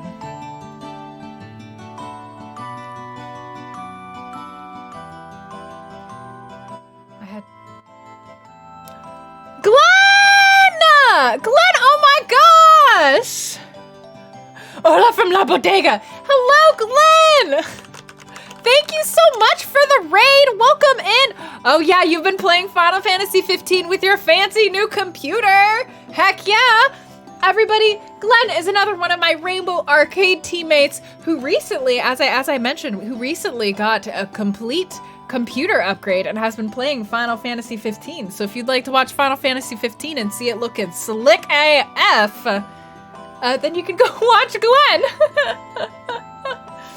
Hey, hello everybody, welcome in. Thank you so much for the raid, Glenn, and sharing your community with me. I'll introduce myself. Hello, my name is Kara. I go by Cheratomo. I'm a narrative designer for video games and also a variety streamer here on Twitch. So I like to play a lot of chill and cozy games and then also narrative-based games that I like to analyze from my perspective as a narrative designer. So if that sounds up your alley, drop a follow. Otherwise, enjoy listening to me attempt to voice act through the 3rd disc of Final Fantasy IX. 9 is great! It's great! Which, by the way, Glenn, if you ever decide to play Final Fantasy IX on stream, get the Moguri mod. It will make the game look amazing. A nerd, basically. The Dr. Tot? Yeah. I had completely forgotten about it until now. I'd never been as surprised as I was that day. Oh, me? 그래. What about it? A ship drifted ashore after a storm. Inside the ship were a woman and a baby girl. The woman was dead. Oh, okay. If you haven't played this one, thank you. Thank you. I'll give you a second to bounce out. Because since we're on disc 3, we're in a little deep. But thank you so much for the raid and the lurk. I hope you have a great evening. Hope you have a great hours ahead of you. Yeah, there's the Moguri mod too. Big time nerd. I mean, I literally just told you that for fun I read the Jane Austen books that are like 600 pages long because of all the historical footnotes, so. Hey. The best hours. All right, we'll be resuming with the spoilers now.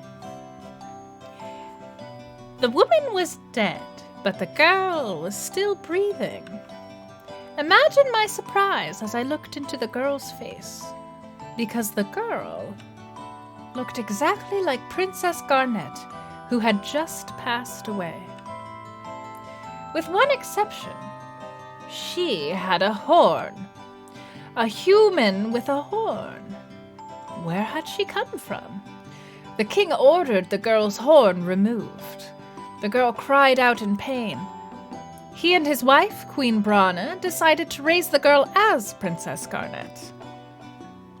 But that girl who spoke to me, could she be related to Princess Garnet?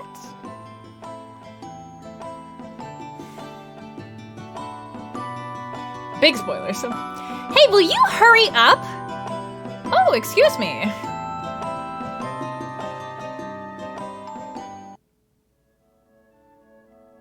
Princess, you look splendid.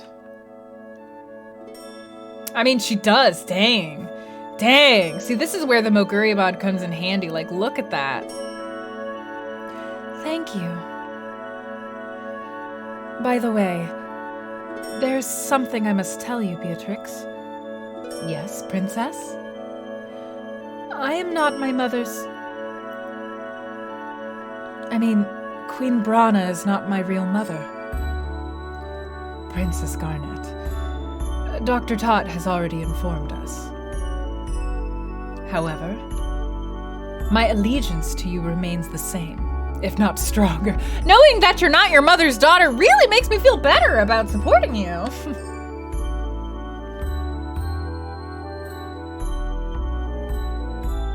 Beatrix.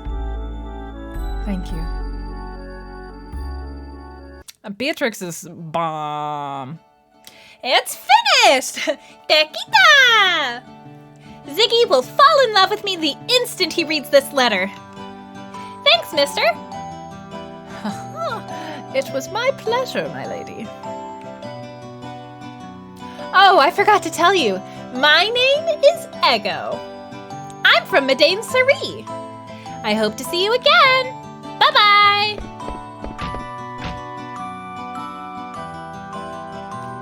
From Medain Sari? Medain Sari is the village of summoners, but I thought it was only a legend. What could this mean? It means it's not only a legend, sir. What could this mean? Oh, it's me. Hang on, I want to go back to the Moogle. What is going on here? He says to me as I just like run away. It's me, I'm Ego. Lego my Ego. I don't have any mail for Mosh. Nani?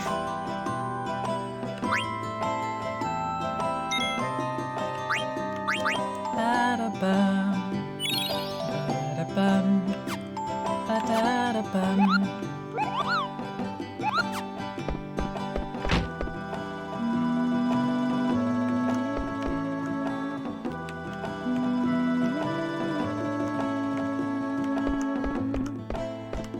Oh, am I really not allowed to go explore? No.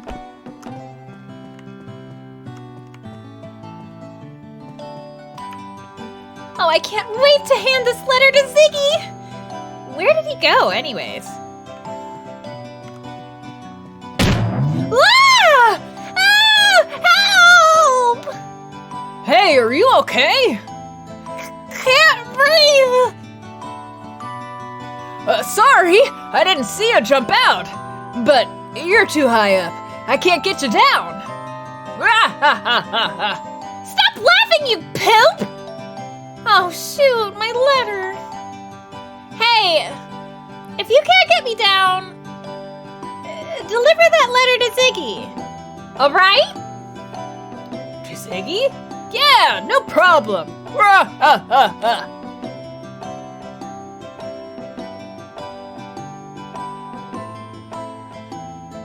What am I supposed to do now? Welcome back, Mysterio. Nice water sounds. Hey, the boat ain't here!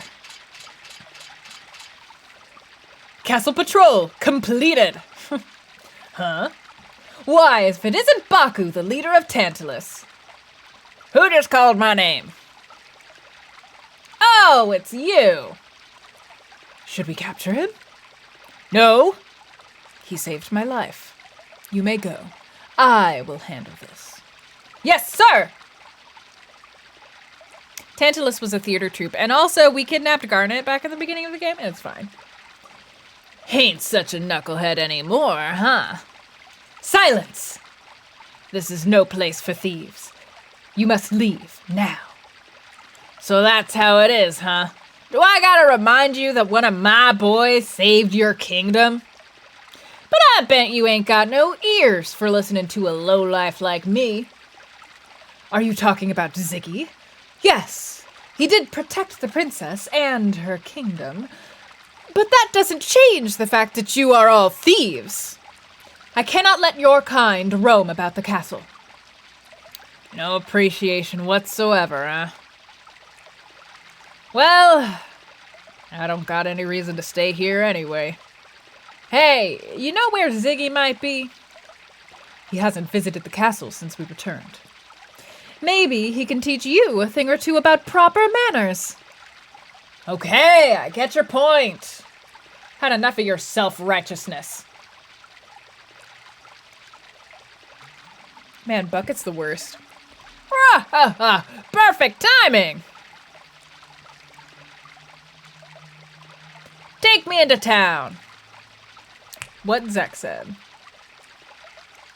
Why are you angry, Bucket? Get over it. Get over yourself, Bucket. It's Beatrix, our wife.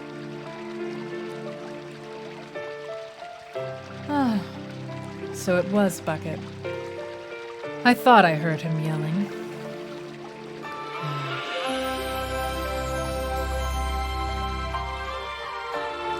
Alexandria is at peace again, yet my heart is full of sorrow. Why?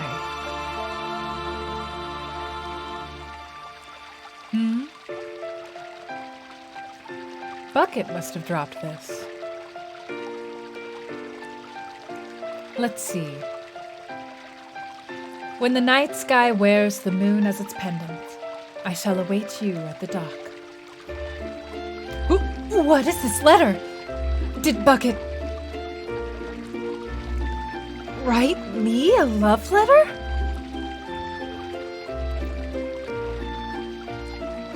Bucket.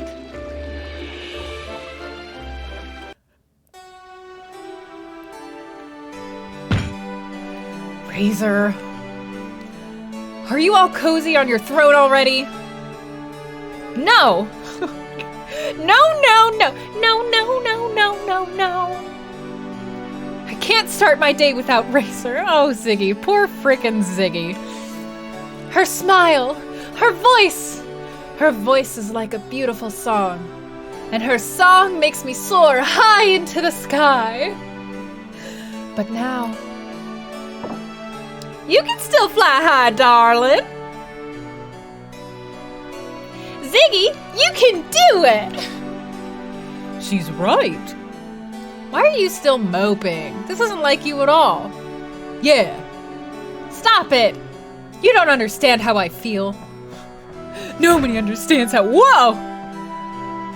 Long time no see, Ziggy. What happened? You look pathetic. Boss! Let me join Tantalus again. We can steal treasure together, just like old times. Treasure, huh? There ain't much treasure lying around in this world, boy. Besides, Tantalus always gets what he sets his eyes on.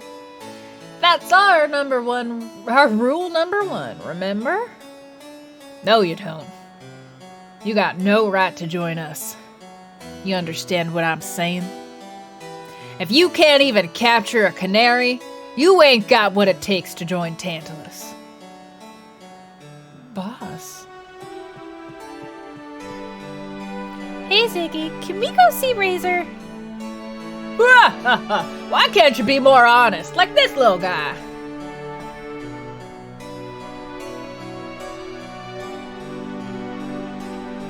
Can we? Please? All right. But only because you asked. Let's cheer her on before she becomes a queen. Yeah!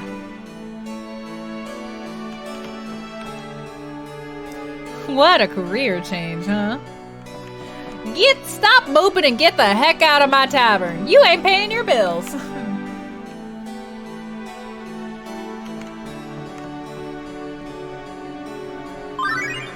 Yup, you got it, Blackguard. You forgot? I forgot to give Ziggy that letter. Huh? Huh? Oh. Oh, I lost it.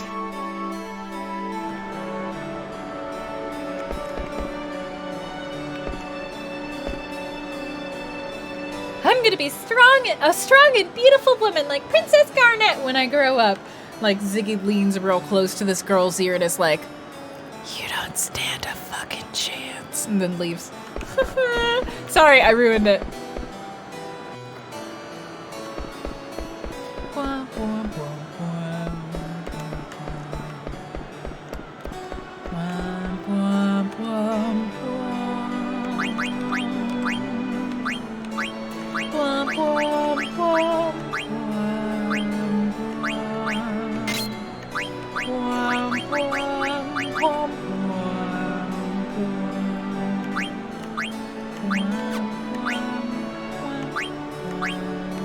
Yeah, see, I knew I had the Germanist boots.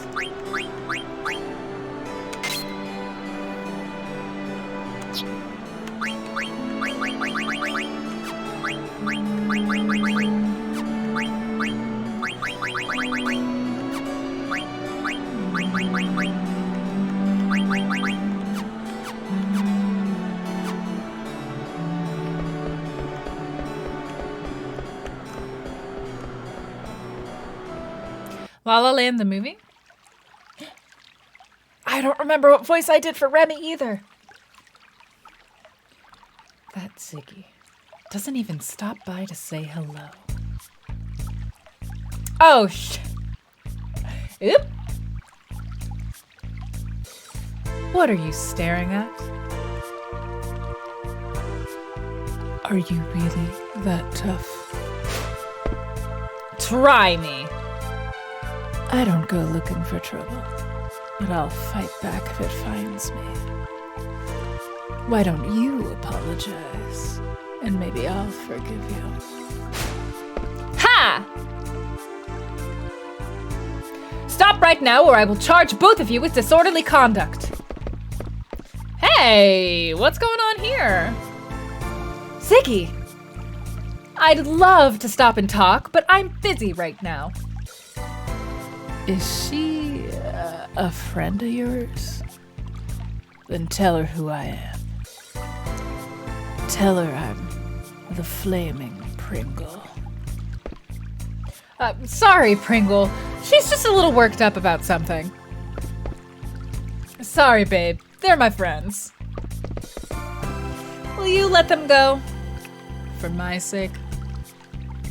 Sure. Princess Garnet asked us to give special treatment to you, Master BB, and Miss Remy. Razor. I see. Thanks. Hey, Remy, stop being so mad, all right? Do you know why I'm really mad? It's because of you! Where have you been? Razor is about to become queen, and you're off wandering about. Have you found out anything more about Kuja? Well, answer me! Well, I tried to find more info. But look, if Kuja was responsible for taking Razor's Edelins and killing Brana, who was working with him, don't you think he'd come after Razor again? I know. But what can I do? I couldn't even talk to her, remember? I don't even know if I can protect her. Besides, she's gonna be queen. She'll have all the guards she'll ever need. She won't need me. But Ziggy, I think Razor wants to see you.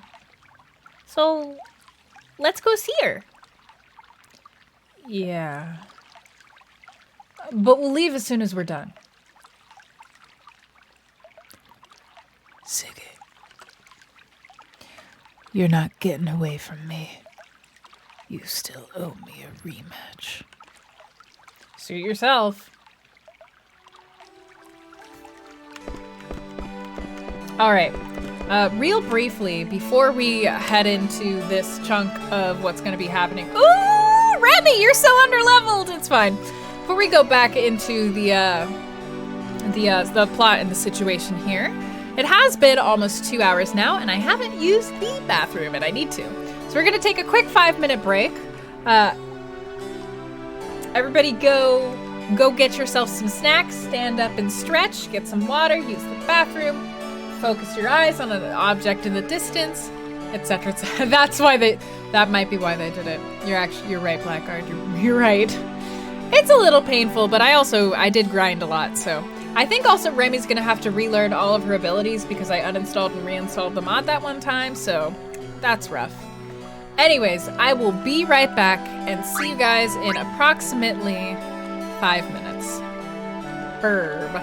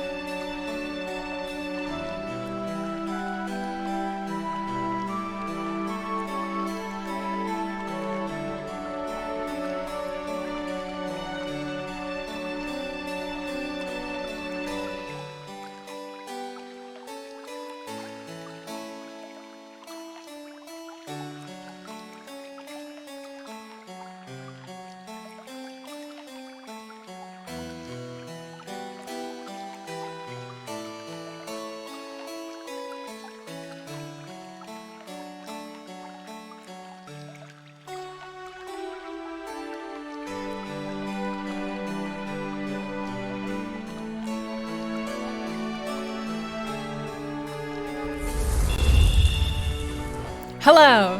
I came back. Thank you for waiting for me. All right. I've heard so much about the new Winx Club. The new Winx Club that is coming out. Hello. Keyboard. Oops. That's not what I wanted.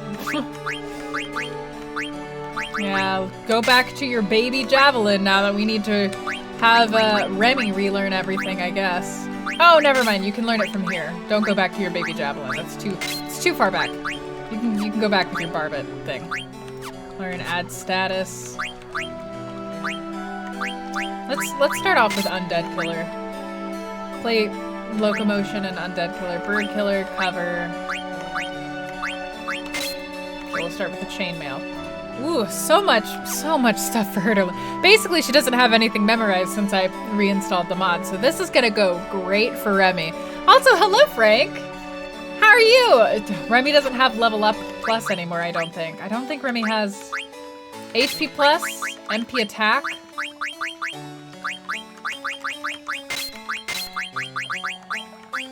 Yeah, no longer has ability up or level up plus, so that's rough. What's Stone Killer do? Lethal damage to rocks. Gonna do the most lethal damage you ever done seen to rocks.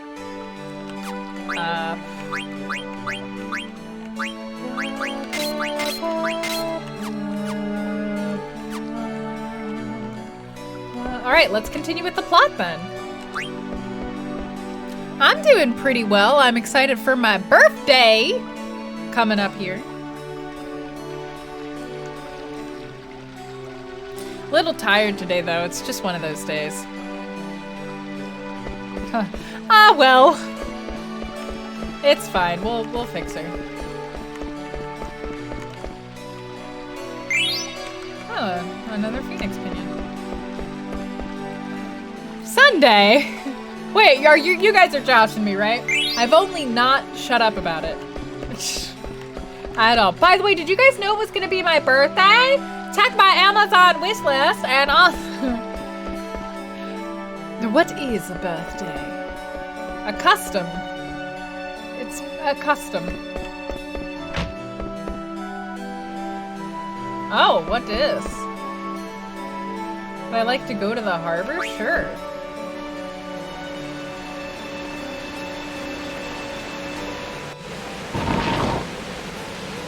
I don't think you can, but you can add me as a Steam friend and it's fine. Where am I?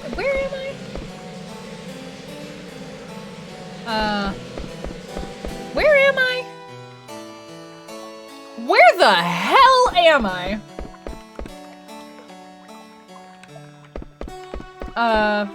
Restricted access. That's fine.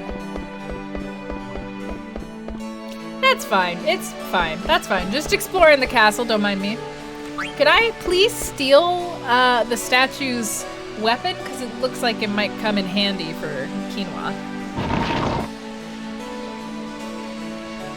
They're powered by mist. It's like, think about it like Steam power NPC. Also remember to everybody who's new here, we're avoiding large spoilers for the story since there's some people who haven't seen this game before while in the chat, but you can talk about minor spoilers.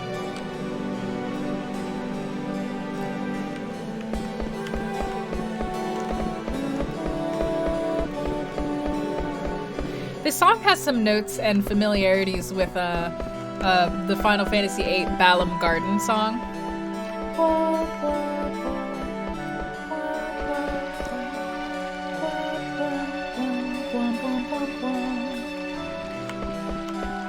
It's got some similarities. You can tell that this game came after. It's interesting to see the kinds of progression from like one game to another. Final Fantasy IX carries a lot of Final Fantasy VIII with it. I don't know that Final Fantasy X carries a lot of Final Fantasy IX though. This is no way to treat a lady. Quit screaming or I'll throw you into the dungeon. Ah! What happened, Echo? Ziggy! Oh, it was horrible! He He called me a liar and a loudmouth and a brat! He's right. What did you just say? Do you want to repeat that? Man, I hate kids. Calm down a little. What is your name? Me? I'm Ego. Ego Carol of Medane Sari.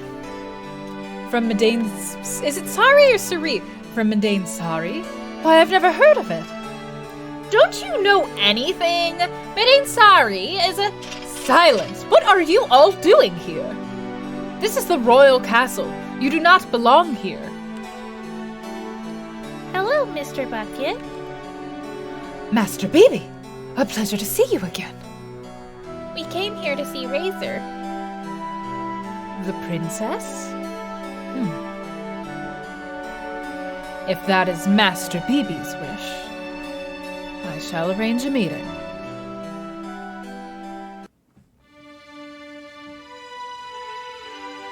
You all wait right there! Princess, we are ready.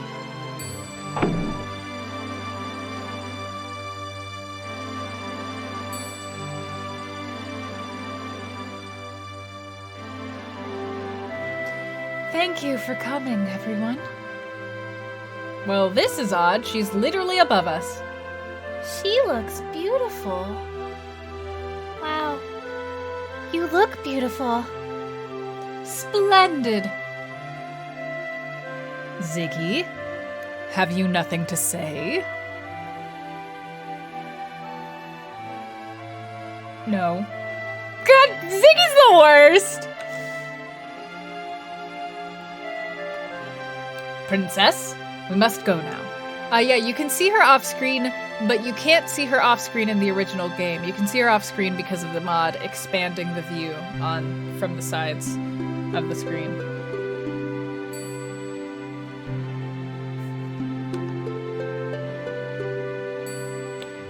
Ziggy.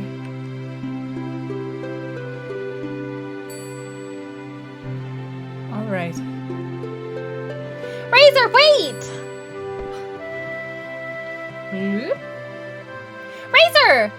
Is this the last time we're ever gonna see each other? Oh no, of course not. I won't be able to wander around the world with you anymore. But I'll never forget our journey together.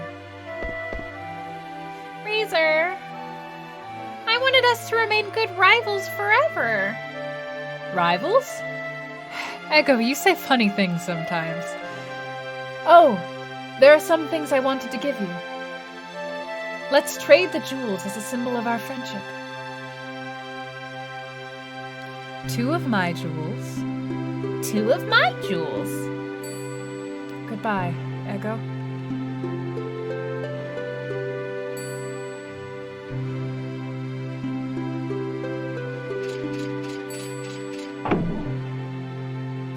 It's fine, don't look at them. But why didn't you say anything to her, Ziggy? I don't know. I tried. I just started feeling like I was so worthless compared to her. And I couldn't say anything. I had a whole speech ready for her. But it would have been a lie. How could I lie to her? Good luck, Razor. I'll be watching you from afar. Come find me if you need someone to talk to. It's a big fat lie. That's not how I feel at all. That's not how I feel. At all.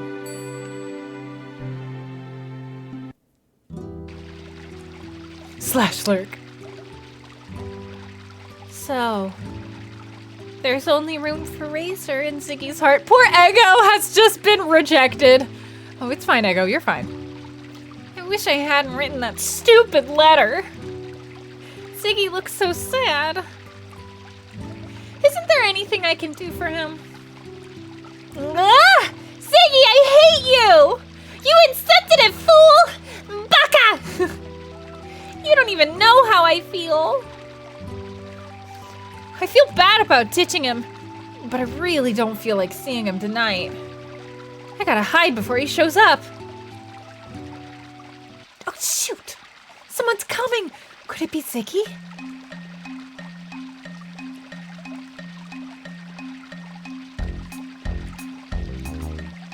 There's no one here, bro. Guess I'm early. Maybe. I wonder who wrote you that love letter. Well, just read the letter. I bet she's beautiful. Really? Are you sure you didn't write it yourself? I mean, you caught the letter falling from the floor above you, right?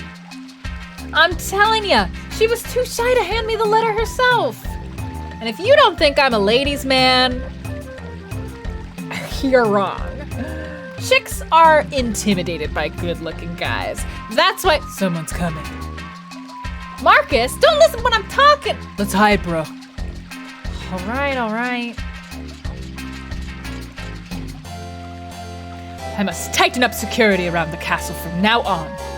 Dusk to dawn, rain or shine, I must patrol the castle. Right, clear. Left, clear. Huh? It's a piece of paper. This looks like a letter. Let's see. When the night sky, like a great pizza pie, amore. My goodness! This is a love letter! Who wrote it? To whom? No address or addressee. Did someone drop it here, knowing that I would pass by? Who could it have been? Oh my god. Bucket. Beatrix. Was it you? Toki. Are they in love? Bro. Shh, quiet. Bucket. Beatrix. Ooh, what's gonna happen? My nose is bleeding. Then stick your thumb up it. Wahoo! Wahoo! Boss? Oh, you totally ruined the scene!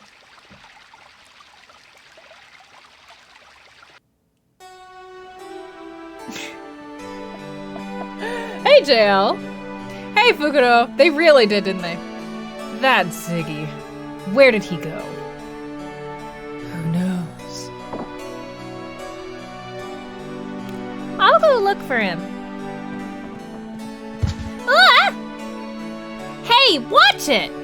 I'm not in a good mood right now. Stay out of my way!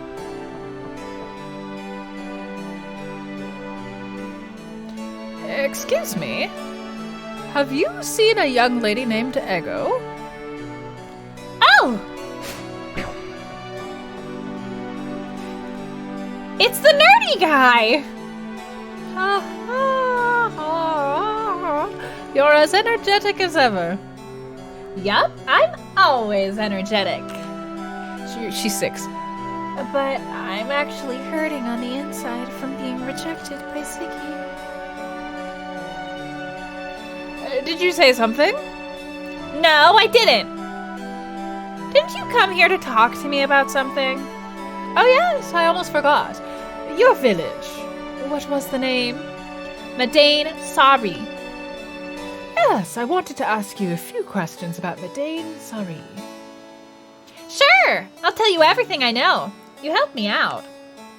But why don't we go to your place? We can relax there. To my home? My home is located in Treno. It's a bit far from here. Treno? Sounds like a cool place. I'm really interested in sightseeing. I want to go there. I'm coming with you. There's a card game tournament going on in Treno right now. I want to participate. I'm going to try to play my broken heart away. card game tournament? That sounds fun. I want to go too. I'd like to go as well. Treno. Oh, quite a party this is becoming. It would be my pleasure. We shall all go to Treno.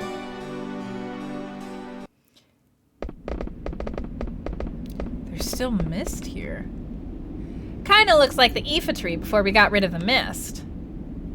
I don't think the mist is as dense as it was before.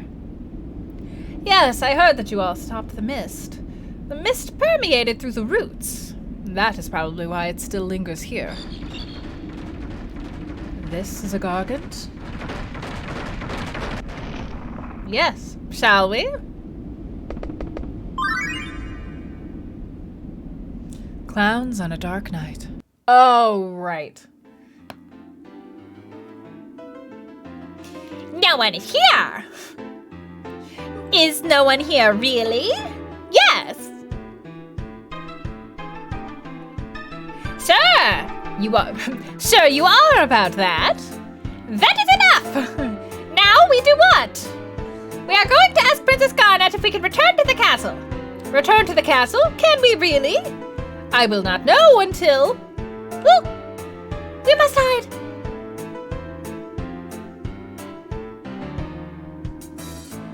Looks like no one's here. Yeah. I guess this is about the only thing we can do for Ziggy. Keep up the night watch and preserve Alexandria's peace. Yeah. I think so too. What a peaceful night. It's almost scary. Okay, let's finish our rounds. Alright.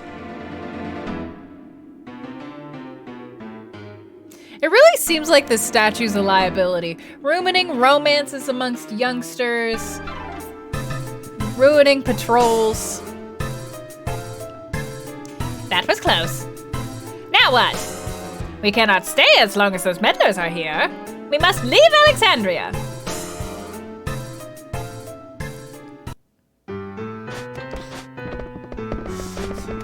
Blow it up! And all Confederacy statues too. I never knew about this secret passage. I apologize for the lack of space. It's fine. Hey, Pringle, have you been here before? What about you? Me? I've been to every place where there are beautiful women. Can we talk about Madain Sari later? I want to go sightseeing. Oh, of course. There's no hurry. What are you staring at? Let's go. Who, me? Yes, you. This is my first time in Treno. Show me around. Then I shall go as well. I'll take this chance to relax. Hey, DJ. What about you, Pringle?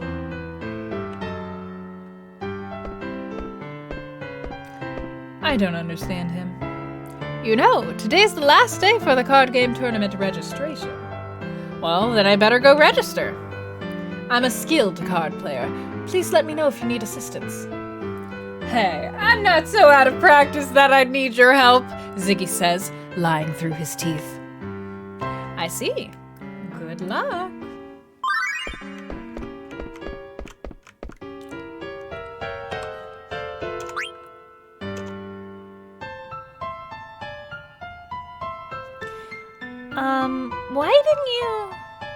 Why didn't I invite Ziggy? Yeah. Those two are thick like bricks. They don't realize how they feel about one another until they're apart. What do you mean? Ah, you big dope! Okay, listen carefully.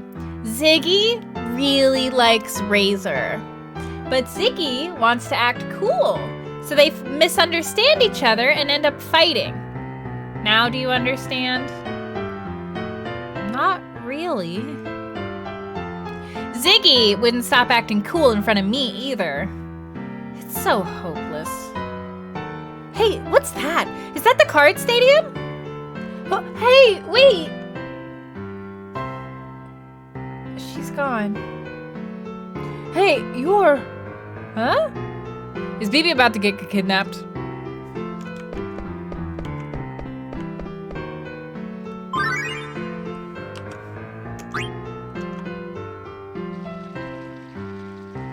I never expected to run into you again. Thank you very, very much for your help on the airship. Hey, no worries. My master is a good man. Anyone else would have refused. You should thank my master. He's the one who agreed to take you to Alexandria for free. Yeah. So, how was the play? Did you like it? Yeah. Wasn't there an accident during the show? Were you okay? Oh, well, yeah, I was okay. Good.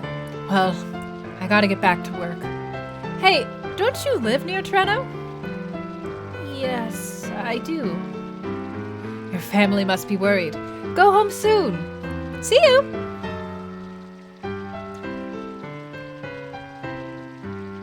Yikes. But Grandpa's gone.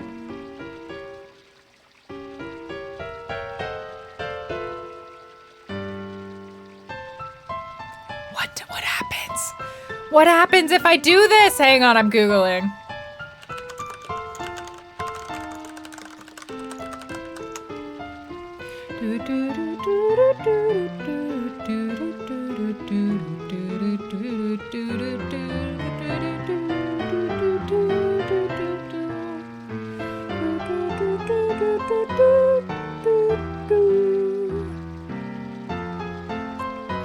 Oh dear, there's a whole thing that I need to do, huh?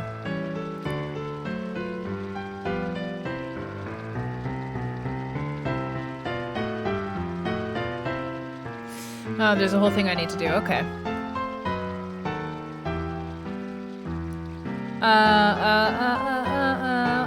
I don't see anything. I don't see it saying anything about, I don't see it saying anything about Vivi in this walkthrough that I'm looking at. Let me look at another one.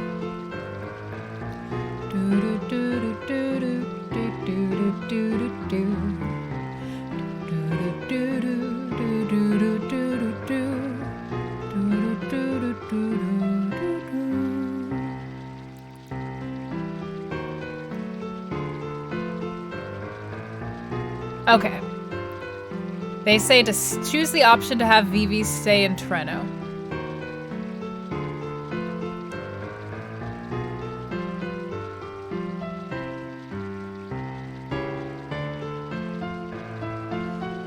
It doesn't say why I should, it just says that I should.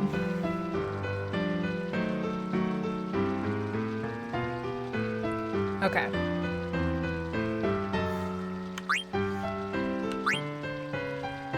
I want to see more of Treno.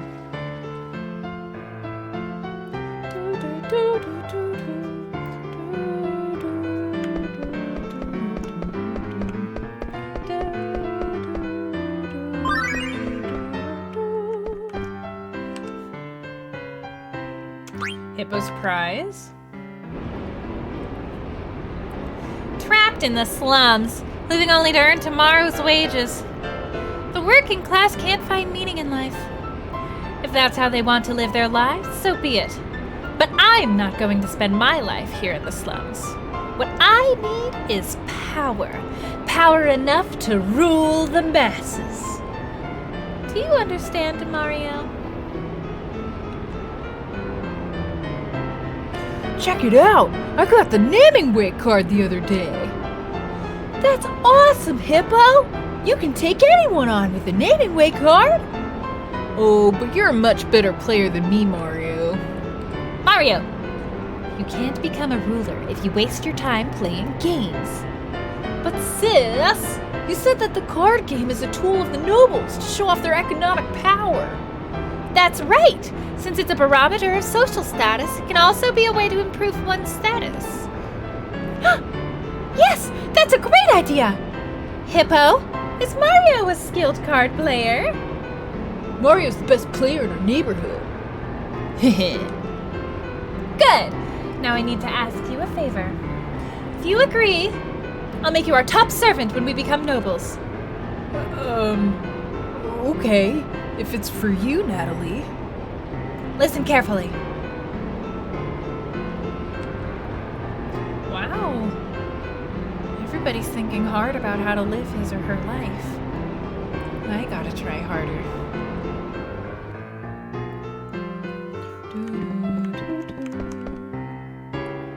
The girl with the ribbon in her hair and the boy with the pointy hat looked suspicious.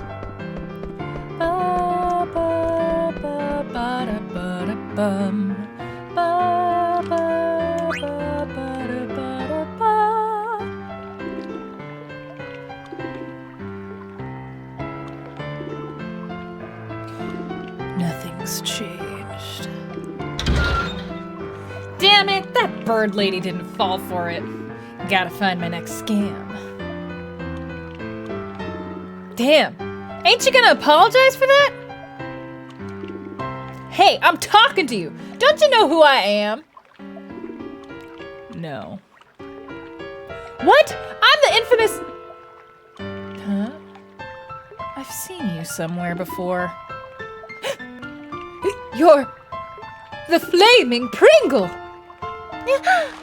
I'm sorry! What happened, Pringle? That guy was totally frightened. Oh, I know! You were being a bully, weren't you? My grandpa always told me that bullies are actually cowards. Just leave me alone. So he's traveling with a kid. I never knew the Flaming Pringle had a soft spot for kids. Well, now excuse me. So weird. Pringle, where are you going? So weird. That's one, a spicy Pringle. Alright, so the game actually suggested I go do something real quick. And I don't think I can do it with the rest of my team unless they come with me when I start to leave. Let's see. Okay, they don't. So I'm gonna need to head back to the village of Dali for a second, which thankfully it's not very far away.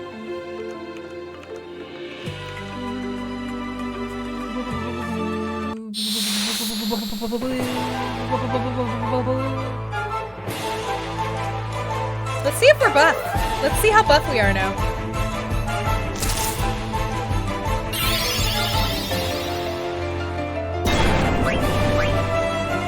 9 damage. Huh. Sexy.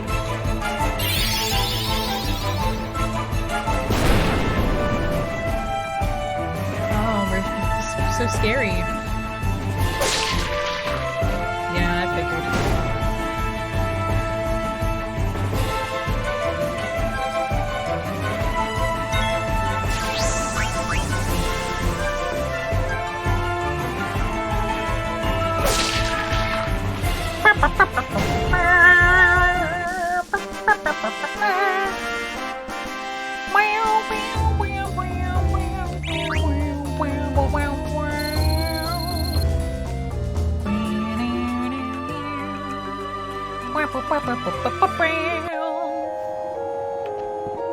What up?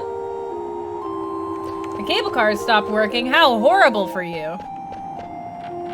We did just like casually decide to change the entire like environmental structure of how everything works here. So like our bad, but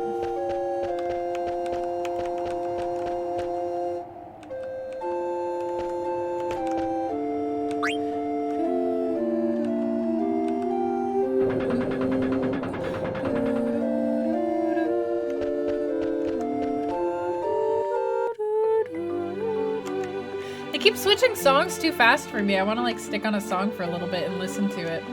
The music is so nice in this game. All right, which that way.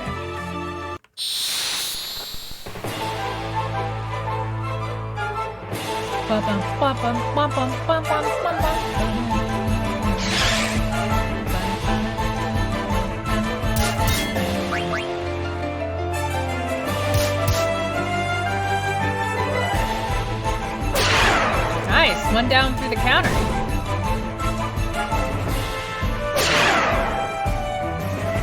Crushing it, Ziggy. I love Ziggy's little, like, two-handed sword thing. Do those have a name? Like, are those real? Yeah, Ziggy! Good job.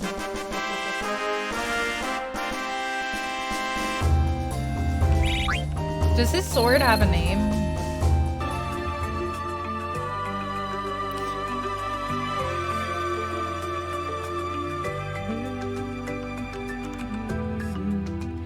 Double-bladed swords? It's not what I think of when I think of double-bladed swords, but I guess that's fine.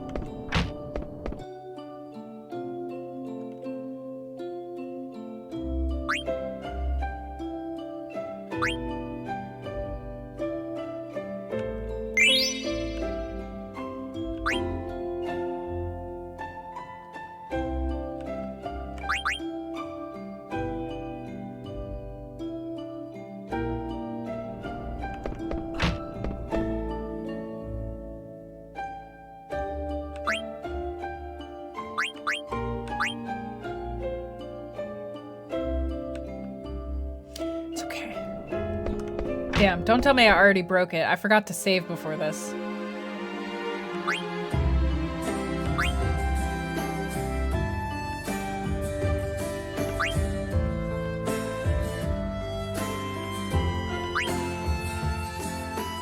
Okay, there we go.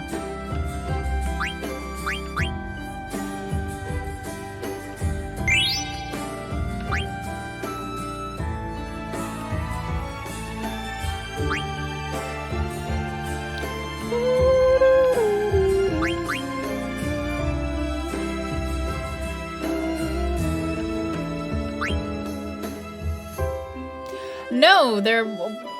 Yeah, it's the Moguri mod. There you go. Zek answered it. I would love to learn how to wield a glaive.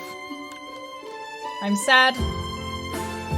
I started learning how to wield staves in Taekwondo, and I had to stop taking it before. Did I? I went to the wrong place.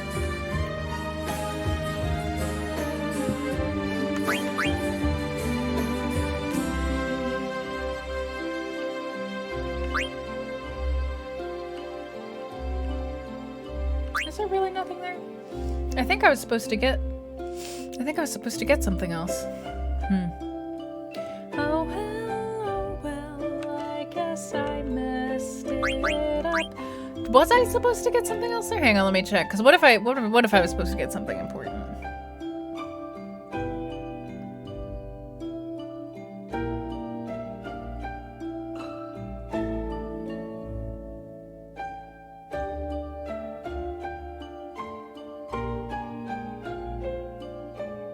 Okay. I think I did actually get everything. I was supposed to get a mini Brana, and I think I did get the mini Brana already. Hey, Obi-Wan! Yeah, I only started learning how to use weapons after I got my black belt. Right? Yeah, Moogle, it's super good.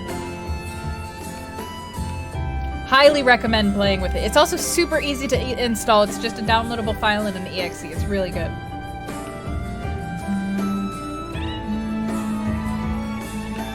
Oh, there's nothing to... Wow, okay, it's a hopeless town now that we've ruined everything. By stopping their military-industrial complex. Haha!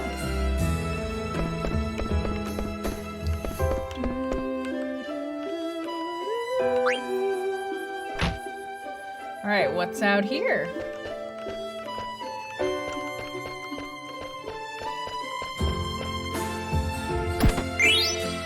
$30,000 gil?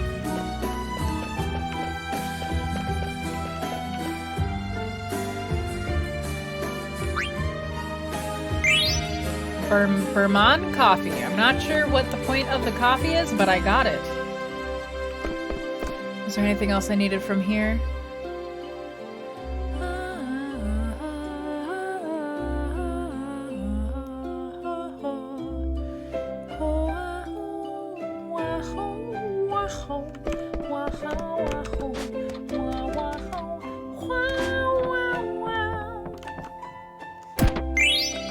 Kakusha. Kakushcha. Kakash. Kaku. Huh. Can't say that word. Indeed. Indeed it did. Hey! Oh! Nice! Thanks again. It's Ace Face wherever you are, and thank you for resubscribing, Holly. Welcome in.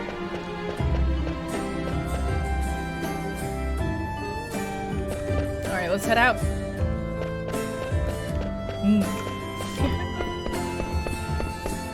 Alright, I think I can go talk to the guy up on the hill to see if he's gonna give me something for my coffee. I don't think I have all the coffee types, but we'll see. Maybe I do. I probably don't, though. Oh! Yeah, I'm here to see Morid.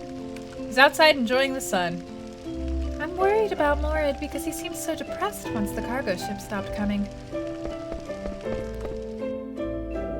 What? So depressed without the cargo ships? I don't know what you're talking about. The model go on sale to commemorate the building of the 5th theater ship. Oh. It stopped working once the mist cleared. Morid wasn't very thrilled about it. So he's just like an airplane fanatic. He's just a Miyazaki. Hello. I didn't know they were being used for war. I volunteered to look after the cargo ship only because I like watching airships. I'm tired. Oh, this poor old man. Oh no, I don't have the good coffee for you. I feel so sad. Hey, Don. Welcome back, Mysterio. Yeah, I didn't get all the coffee to give to him, so now I can't cheer him up. Rippery-doo-dah, rippery-doo.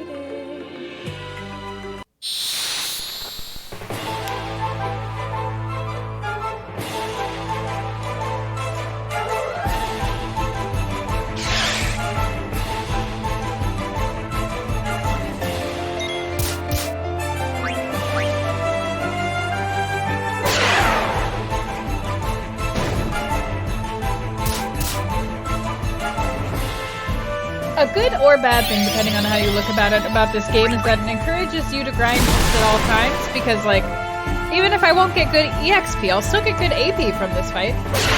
So depending on how you feel about grinding, either good or bad.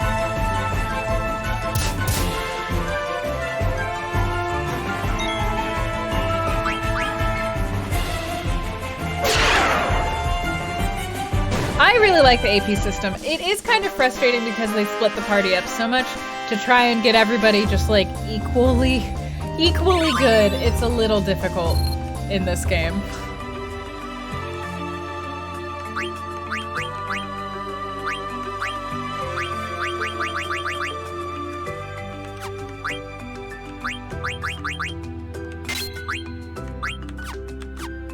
That was your biggest pet peeve in 6.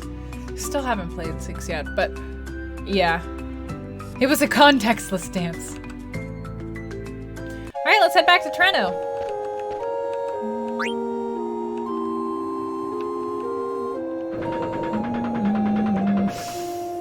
Glad you can now hear, Dawn. Groofay, hello, welcome in. No, I've heard that 6 is one of the best. I tried to grab 6, but I heard a lot of hubbub about which copy of it I should play, and then I just I got kind of paralyzed. There were a lot of different opinions about whether the remaster was any good or the Steam version was good, or I should just try to grab a copy of the game, like an original copy of the game. Yep, that's the opinion. That's what people were telling me.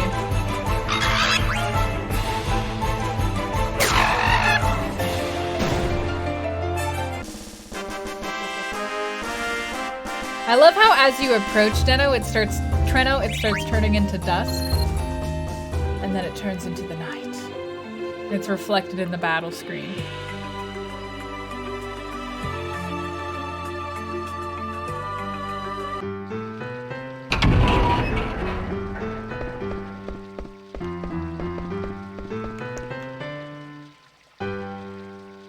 The gameplay is good, Cord. I think, actually, wait, did it change actual things in the game? I don't remember.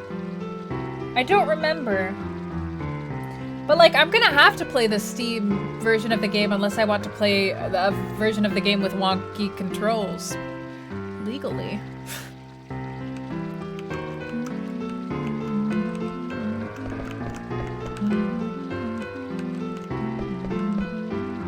Excuse me, I'm trying to talk to your wife. Stop speaking for your wife, sir. I'm trying to speak to her. I would like to hear her dialogue. Damn it. I can spot my kind a mile away. You're a thief, aren't ya? Yeah, so what? Is it my tail that gives it away? Is it my haircut? The haircut of a thief. Is it my roguish charm?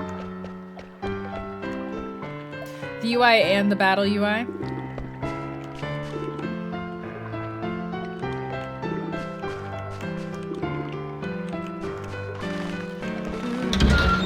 Okay, let's see if we got anything good. Oh, hello. Who are you? We have received 2 Stellatio. All right, well, let's try to give her more. Oh, you have the Libra. Sure, take the Libra.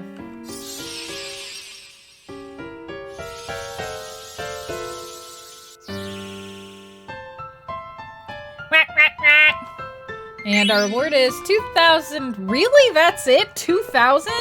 Girl, this is like a one-of-a-kind key item and you give me 2,000 gil? Come on. Give me like 20.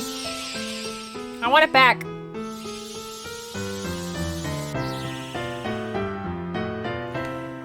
Did I get a blood sword? That sounds fun. I wonder if that's for Ziggy or if it's for...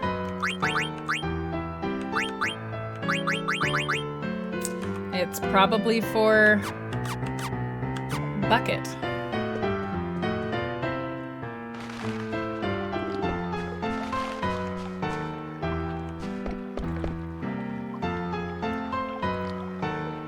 Tall hat and floating eyes from earlier?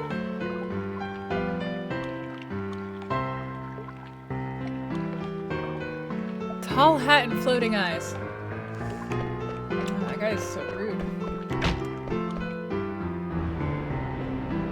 Oh, you mean Bibi? Vivi?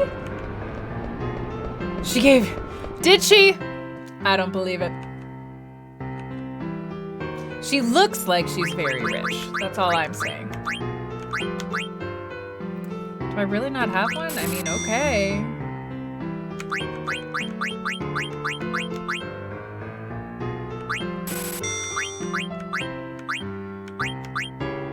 I swear to...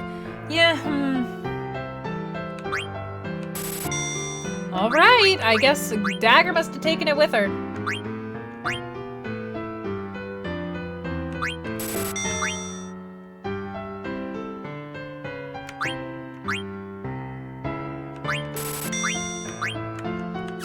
There. No, I didn't actually want to talk to you again. Oh, no. No, I'm good for now. I'd rather take my chances on the card battle blind, or not blind, but scared, if you don't mind. Maybe I can make some more money at the auction house.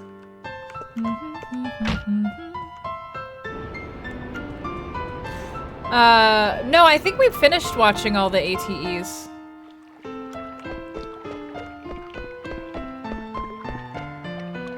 Yeah, maybe from Kingdom Hearts. Vivi's character design, you see a lot of Vivi in a lot of different places.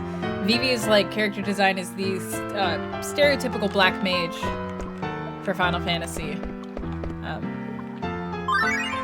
Aw, hey Minnie, thanks for popping in again. It's good to see you. Sleep well.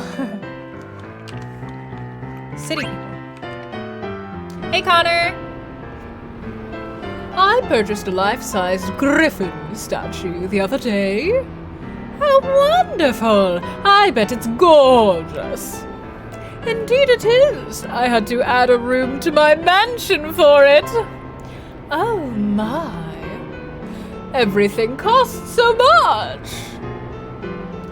I am also thinking about buying a behemoth statue for our mansion. Everything costs so much. Like these people, but replace them with like chronically ill people looking at trying to live happy lives. Like, everything costs so much. Also, millennials trying to like buy houses. I guess city people have their problems too. I thought they would be more carefree. Kupow! Kupow! Hey, what are you doing? Hello, little girl. Oh, you're the one who was being pushed around by Pringle. Don't be silly. So, what can I do for you, Mr. Wimpy? All right. Hey, are you new here? Uh-huh, I'm sightseeing. Hey, why don't I show you around? No thanks, I'm fine by myself. Wait! Damn it, why do I gotta deal with this brat? I just need to nab her and get even with Pringle. That bounty on his head is mine for the taking. I'm leaving. Wait! I'll take you out to dinner. Dinner? That's right! What would you like to eat? Treno gelato, seaweed pasta, the choice is yours. You say you have delicious food? Yeah, lots of delicious... Huh? Hey, quinoa! You say you have delicious food? Who the heck are you? I want delicious food. Why do I gotta... Are you part of Pringle's posse? Maybe Pringle hired them to protect the girl? I'm sorry! You give delicious food! So weird.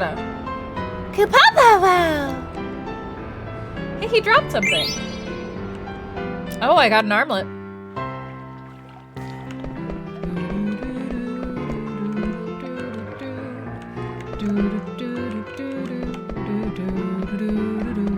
Quinoa?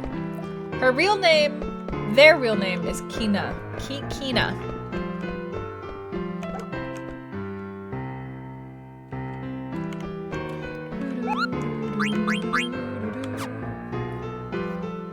Artemisian just delivered a letter to me, but he said, this might be the last time. What did he mean by that, Kupo? There's an amazing new champion sprinter in the town of Alexandria. The sprinter's name is Hippal. He's amazing. Remember his name, Kupo?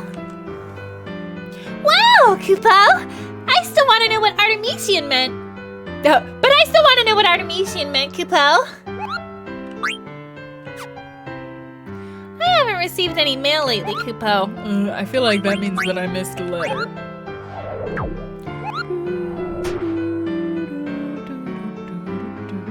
We did custom names.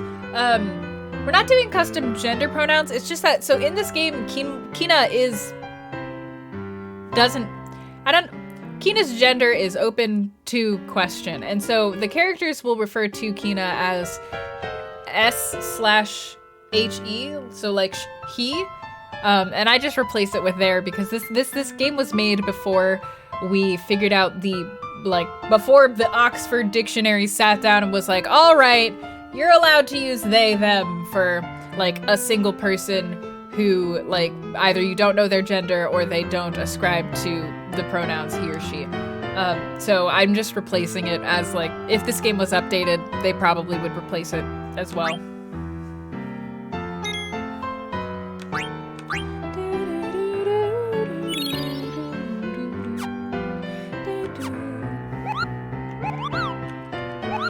Kina's pretty strong.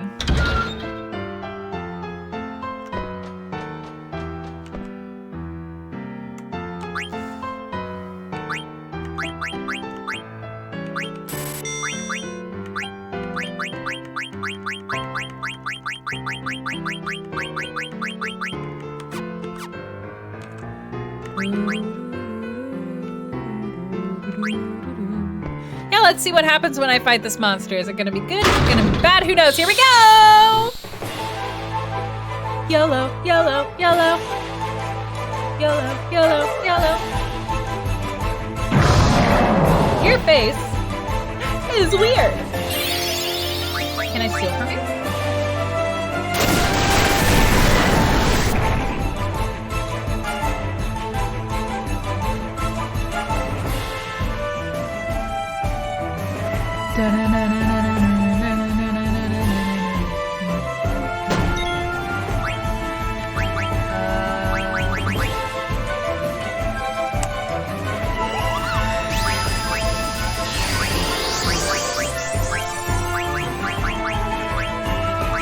Let's try that.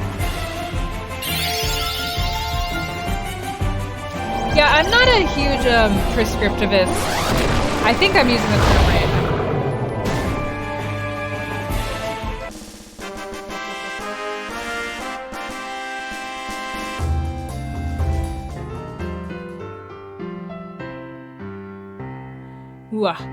Well, hopefully they didn't have anything important that I wanted to steal. But yeah, I'm not a huge prescriptivist for grammar. I'm very much a descriptivist. Like, I like to utilize grammar as a tool, and I don't believe that, like, proper grammar, like the proper usage of grammar, is always the most useful way to use the language.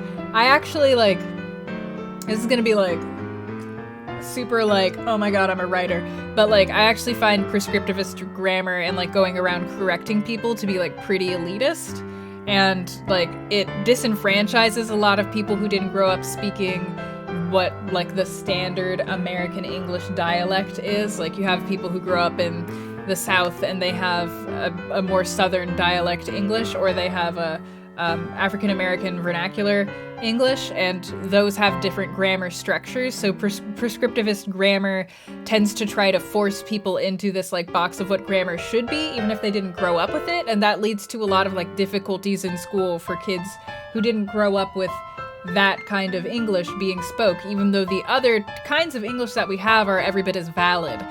So it like creates some kind of like difficult barriers to learning for kids from non-standard American English homes. So yeah, I'm pretty against like prescriptivist grammar.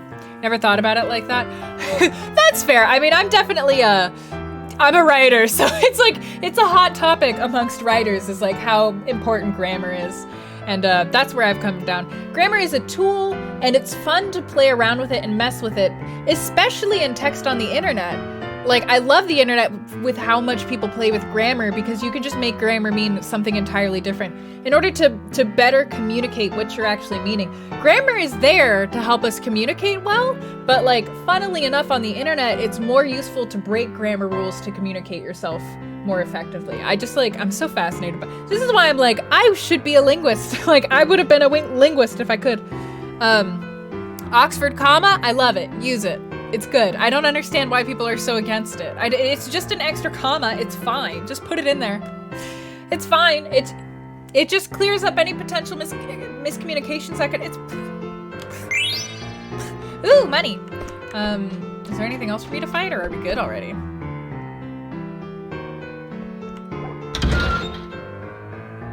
Fold vote on the Oxford comma.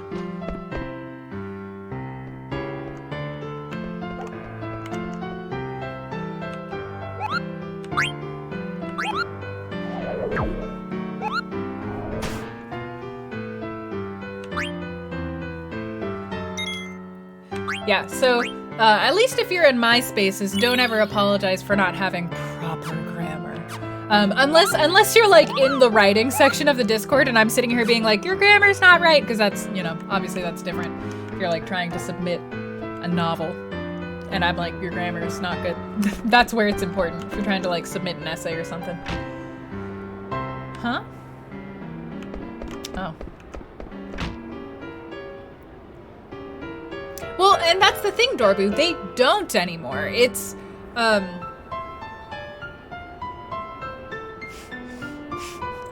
and it doesn't cost the same amount anymore. But yeah, I remember how I had this huge argument with my teacher in high school, because I was like, no, they them should be, and like this was before I knew that like non-binary people existed. I was still very sheltered back in my youth.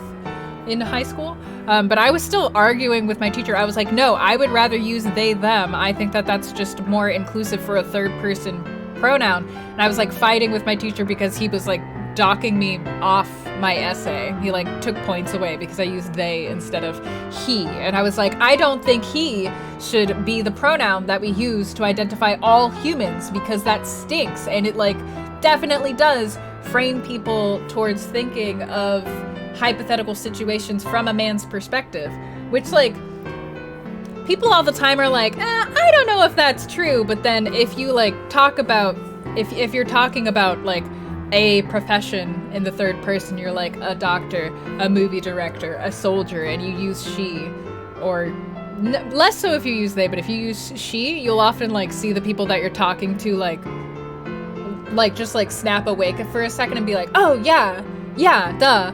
But it's just like not the way that we think about it. Because so much of our language just defaulted to him as the third person singular pronoun. And like, obviously, if you're talking about a person whose gender you don't know, but you're using he, him, you're more likely to imagine a man in whatever hypothetical situation you're talking about. And that leads to unconscious biases, obviously. Anyways, point being, I got the points away back. I got them back from my teacher because I was just too mouthy. It's so fascinating how it's built in the language too. Rat tail? Is a rat tail? Hang on. We gotta Google what this stuff is. But it's so fascinating, like, gosh, that's one of the things. Like how German has a lot of a lot of languages have a lot of differently gendered nouns, and like, I don't know this, but I'm always like sitting around wondering like, so then if you have a language that has gendered nouns, do you notice different things about objects that are gendered? Like, if bridge is feminine and tree is masculine, does that highlight different aspects of a tree and a bridge for you? Are you more likely to think that bridges are curved or something? Like, I don't know. I'm sure it does. Oh, yes you do. They, them is a very valid pronoun usage. God dang it. I will always gladly use whatever pronouns other people wish. It just seems obvious. They seems to be becoming the norm and you like it. You used to prefer /he. It's not really fully inclusive, so it makes sense. Yeah, that's a good point, Chase. Also, I just like, this is just me, but I think that like, for me, seeing like a whole page with S/HE, I'm just like, that doesn't look nice. I'm just like, I don't like how it looks. Grammar has changed since many of us in school. That's definitely true. Also, can we just like petition real quick? Can we not refer to them as grammar Nazis? I just feel like, you know, with the climate, I'm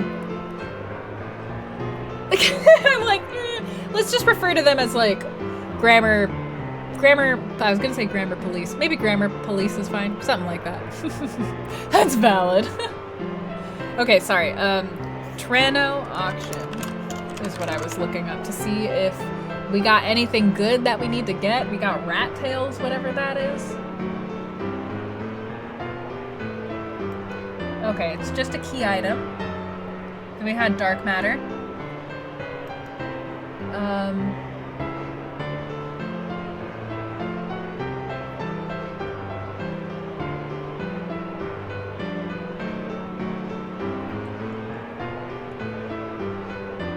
Okay.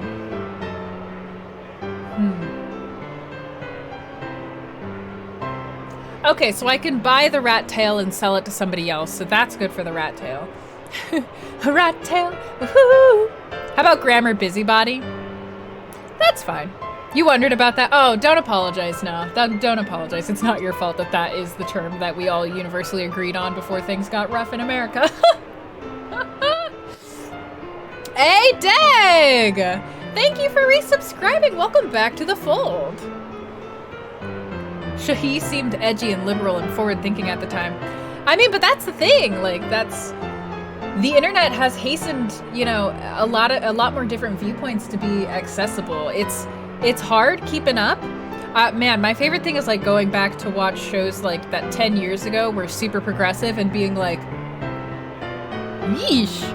But, you know, that's where we were 10 years ago, and we're in a different place now, and it's like not fair to judge where we were 10 years ago by where we are now, although it's very valid if it makes you uncomfortable and you don't want to engage with the material because of it. But yeah, it's wild how much change we've had in just my lifetime, which is the only lifetime I'm familiar with.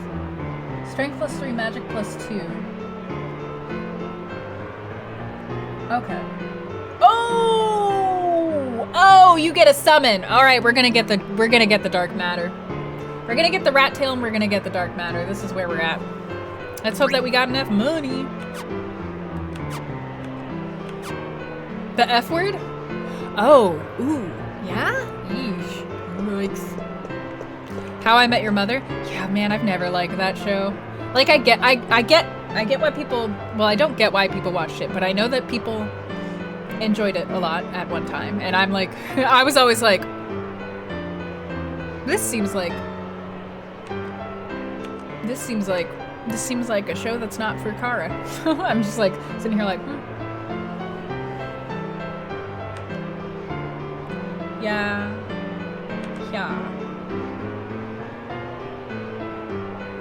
Hang on. These fools are spending so much money on this rat tail. Let me see if I'm getting ripped off, because you can get ripped off in this auction house. Normally sells for, oh. Okay, we're a little bit over. But hopefully we won't go that much more over.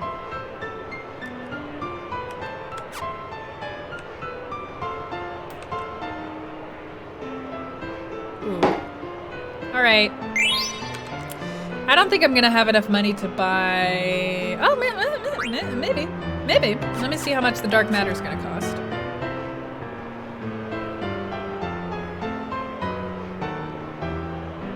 Okay. We will probably have enough money for the dark matter, and the dark matter's what I really want. So let's wait. You're from very rural. The internet has really opened the opportunity to discover, learn for those seeking it. If the internet is available, very much so.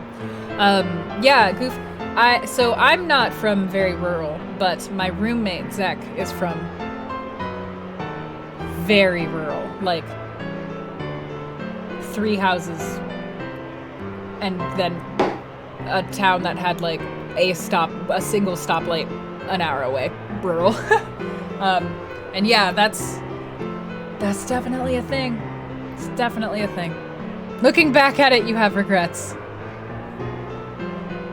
Hang on. Let me scroll back up to see.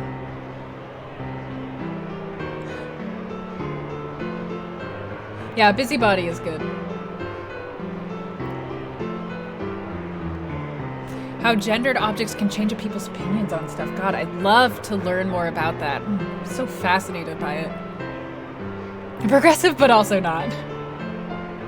Oh, you're talking about How I Met Your Mother, Connor, yeah.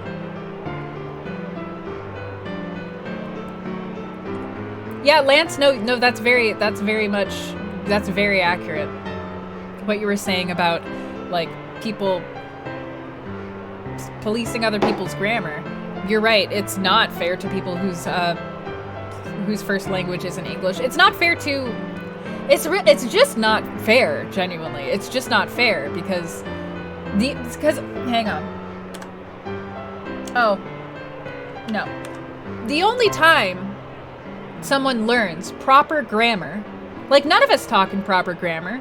None of us know how to write in proper grammar. We literally have to go to school and be taught it. And most of us get taught it with parents who, or at least in America, because the majority of... Well, I don't even know if it's actually the majority. They definitely want us to think it's the majority. But some of us get to go to school with parents who speak the same way that the teachers are trying to teach us grammar works. And some of us go to school, and that's, like, not a thing. English could be our second language, or you're learning it later in life, or like I said, you live in a community that speaks a dialect of American English and not American English itself, or you speak British English and the grammar's slightly different, which is frustrating as heck to edit, just so you know. But yeah, it's extremely disrespectful because it's trying to force everybody to speak the same kind of English. And like it gets into like this really murky area because obviously there is value in having a standardized understanding of how the language works and working within that, especially for publications, because following that standardized grammar for like news articles and stuff like that can clear up some confusion that would probably happen if everybody talked like they did on their Twitter feeds in newspaper articles. Like sometimes people say things on Twitter and I'm like reading it and I'm like, okay, I don't know if like the word they is referring to this person or this thing or this group of people, and I can't tell based on how you've written it. So that's why we have like standardized grammars to prevent that kind of miscommunication from happening. But going around telling other people how to speak correctly or write correctly when they're not like in a profession like writing for a job is so massively rude. And I can't believe that people go around doing it because you only get taught proper grammar in school. Like you need somebody to tell you how to have proper grammar. It's not something anybody intuitively learns. And if somebody didn't have access to the same things that you had access to, then they're going to be disadvantaged in trying to learn this proper grammar, and you're penalizing them for not having access to this specific aspect of education. You're penalizing them for their teacher not teaching it well, or them not having books, or them having different parents, or whatever. It's just a whole thing. It's a whole thing. It's a whole thing. So, moral of the story, don't correct people's grammar on the internet unless they're coming to you for help with their grammar because they're trying to publish something. Y'all get it.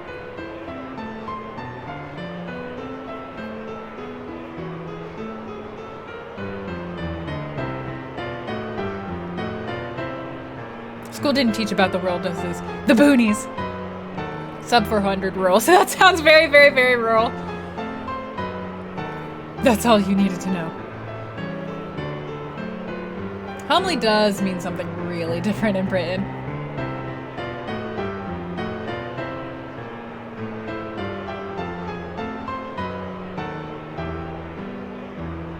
Yeah, that's smart, CC. I mean, it's not... The issue, the, like, conundrum comes in that it's not bad to teach people standard grammar because we still live in this world that is gonna judge you based off of your grammar, especially if you're brown. Like, the shitty thing is that if you speak standard American English and you look foreign and you're not white and you speak standard American English, people are going to assume that you're more intelligent than somebody who isn't white and speaks with an accent or speaks with a dialect, and that's or doesn't have as good of grammar. And that's bull, but it is also still like actually a thing. So like it's hard because like it shouldn't be a thing, but also arming people with proper grammar can help them avoid some of the consequences of racism. But then that's placing the onus of people who are victims of racism to try to like jump through hoops to try and make sure that that like other people aren't being racist towards them and that they're seen as real people. And it's like it's just a whole it gets messy real fast is what I'm trying to say. It gets messy real fast. Working at using proper grammar shows that you care and that you're assiduous. I can see that as a thing that is taught.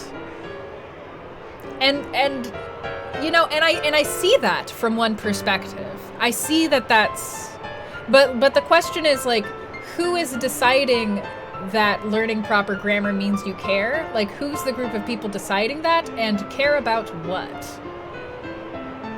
I guess. Because why is it proving that you care when there's many other ways to prove that you care, you know? You want to be able to know and understand English, so you get the mess. Yeah. Yeah, that's hard, Cece. Oh, yeah, no, I've gotten that a lot, Blackguard. I don't talk black, or I talk white. And then, getting called, like Oreo and stuff like that. Names like, bad... My whole experience through school was, because again, like I said earlier during the stream, my dad made a lot of efforts to try and help us avoid things that he had to deal with in the past. So he wanted us to speak very properly and go to school, and, you know, he wanted us to do all this stuff. So, like, to put this in, like, a bigger context, to give you some, like, real cool, like, what is the word that I'm looking for? Like, racism education? Like, education on, like, different structures of it. What I'm talking about here is assimilationist belief.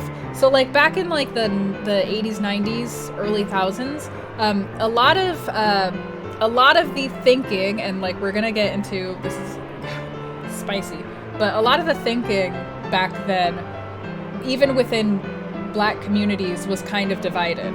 And so there was a group of people who were like, no, like, we should, you know, stay as we are and just ask for acceptance. And then there was a group of people who were like, no, we should try to become exactly what white people want us to become. We should do all the things that they say that we should do. We should behave in the ways that they want us to.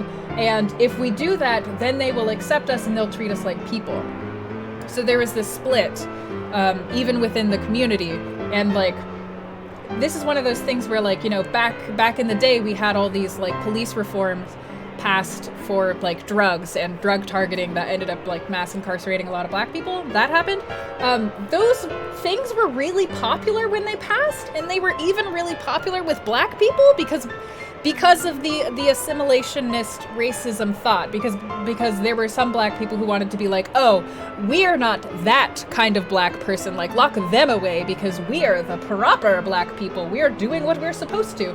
So, like, it was very popular back in the day, and then obviously, like, some time passed and people learned that assimilationist thought doesn't work because acting more like white people doesn't mean that you're not going to get racism, and basically, even when you do everything right, people will still be racist, right? People will still be racist to you anyways, so assimilationist thinking, while still around, and while you can see it in people like Candace Owens, while still around, is less of a thing. So that was basically how I was raised. I was raised to, like, speak right and all of that stuff and present myself in certain ways so that I could avoid some of the more egregious experiences of racism that my father had to deal with. I like brought this up for a reason. Yeah, and so as I was going through school, lots of people essentially, and because I'm mixed too, right? Like, I am very light-skinned, so I don't have to I don't have to deal with as much racism as other people do, but I get, like, this weird mixture of its own kind of racism because I'm, like, almost white but not quite. And so, like, I'm white enough to be considered beautiful, but I'm brown enough to be considered exotic. And essentially my Blackness was used as a tool by the white people around me, depending on what they needed to do in the moment. So if they wanted to make a joke about Black people, then I was Black and they would make a joke at my expense. But if they wanted to, like, yeah, sorry, I'm like a bunch of different jokes from when I was in high school popped into my head, and some of them are kind of rough. So when they wanted me to be Black so that they could make a Black joke, I was Black. But when I wanted to talk about how they were being kind of dicks and, like, being a little bit discriminatory, then I was too white to understand. So they wouldn't take me seriously. So they just, like, assigned which race I was based off of what was convenient for them. So, bam. There you go. There's some lived experience for you. There's some lived experience for you to think about.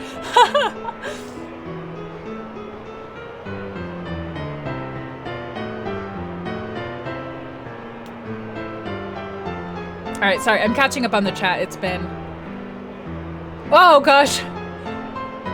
Oh, gosh, sorry, Chase, you got timed out. Oh, no, all of your messages were just deleted. Oh, I was reading them. I'm sorry. I don't know what you said, Chase. I'm sorry, I'm still catching up. Oh, no, don't apologize, NPC. Like, this whole conversation has brought up something really interesting. I think it's actually a really great conversation, so thanks for bringing it up.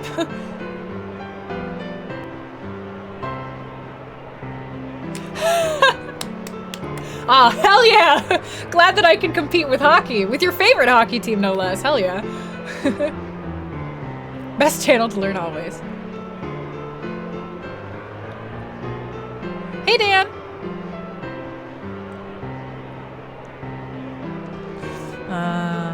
Jokes of them, now she's head of the department. That's our first cat banning. Cora really wanted the attention. Oh, we got to racism from pronouns. Yeah. Okay, cool. Cool, I am caught up. And you're always fascinated when I have these conversations. I mean, yeah. They can be tough to discuss at times, but I'm rarely gonna discuss things that are too tough for me. I'll always put my own safety first, so you don't need to worry. That said he couldn't be racist because he had a minority friend. Oh, I can't be racist? Or saying this isn't racist, one black person said I could, or, you know, that kind of thing. It's more complicated. Light-skinned black, he had his own joke that he had black days and white days. Yeah, like, so, like, I don't know that person. I can say that, like, I had my own journey that I had to go across with racism, because I had, like, I don't know, like, growing up in this, like, assimilationist kind of sphere, and then growing up with a bunch of white people who, like, told me I was only black sometimes, I had a lot of internalized racism towards myself and towards other black people, which, like, every... Hot topic. I think everybody's kind of a little bit racist towards brown people because we grew up in a society and we just absorb images and shit, and biases are unconscious. It's just a thing. But like I definitely had a lot of internalized racism. So for a long time, like, yeah, Chase, I would do stuff like that. Or sorry, not Chase, SPC. I would do stuff like that. But like when people were making black jokes at me, I would like laugh along and then like try to make my own jokes, because at least it felt better to me if I made fun of myself before they could make fun of me, because I didn't like when they made fun of me and I didn't understand why. So if I could get there first, it felt better. And like basically I was in denial about the existence of racism because having been taught about it my whole life, and also being like, despite how light-skinned I am, being the only black person in a lot of the rooms that I grew up in and a lot of the schools that I grew up in, I couldn't like cope with how bad racism actually was, so I just like pretended it didn't apply to me. I was just like, nah, it's not, it's out there, but nah, it's like, I don't know what I was thinking, I don't know how I thought about it, but like I started slowly coming to terms with it, and then I like had to come to terms with it like really, really fast because I went to Vietnam.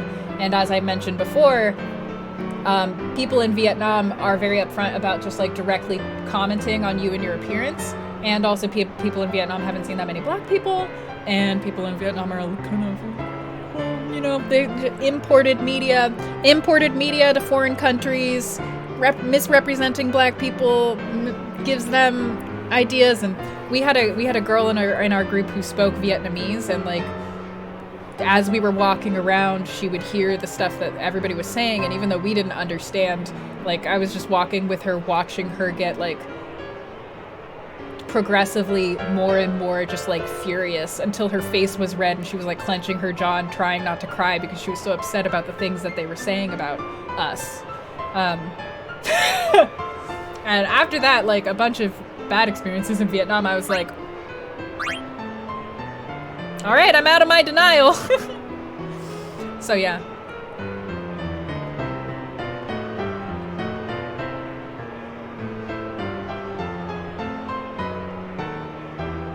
You can't believe you have an emote of a cat using a band hammer.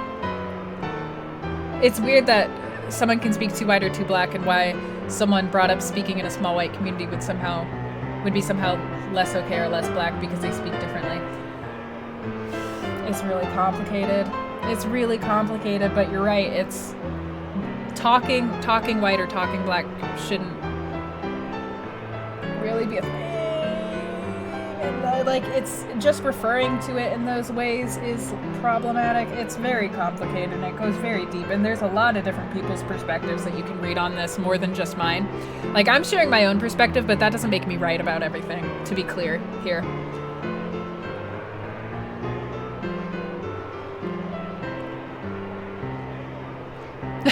No problem, Mysterio.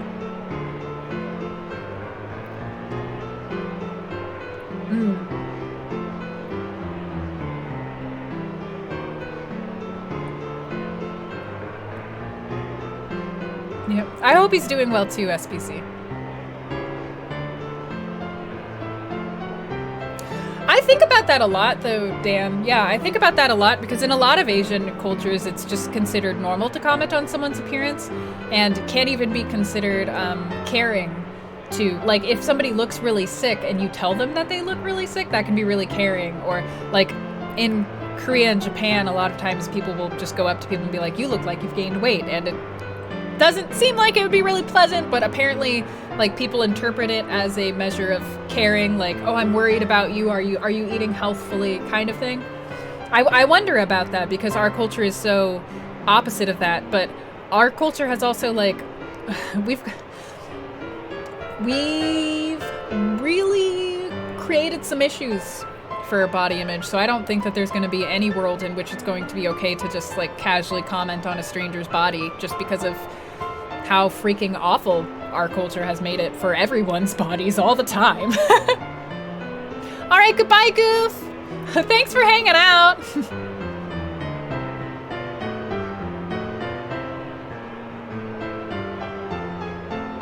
Issues with colorism, yep.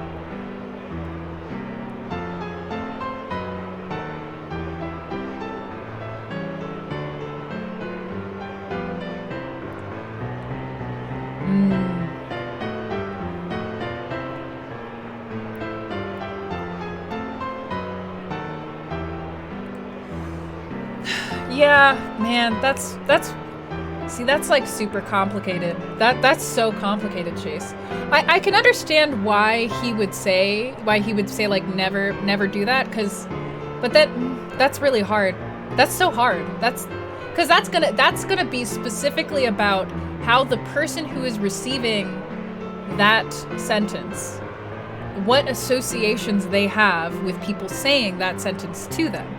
For me, like, I get a lot of compliments about my skin tone a lot, and to be completely fair, most of them were kind of a little bit racist. Like, it would be like, I love your skin tone. I can't tan at all. I wish I could get as dark as you. Like, kind of things, and it's like, kind of thing. But at the same time, like, if someone was genuinely complimenting me, I don't know that I personally would be bothered. That's just super fucking hard. I can see why he would probably be like, maybe err on the side of caution with that though, because you never know. I guess you never know. I guess kind of like how I err on the side of caution about commenting on other people's bodies. Like, even if it's a positive compliment, you never know if that's something someone has an insecurity about, or if that's something that like maybe this person has a mental health issue that makes compliments about the body really difficult or triggering. So it's just like, yeah, I don't even know, Chase. I don't even know. Slycon, hello! Thank you for resubscribing. Welcome back to the fold.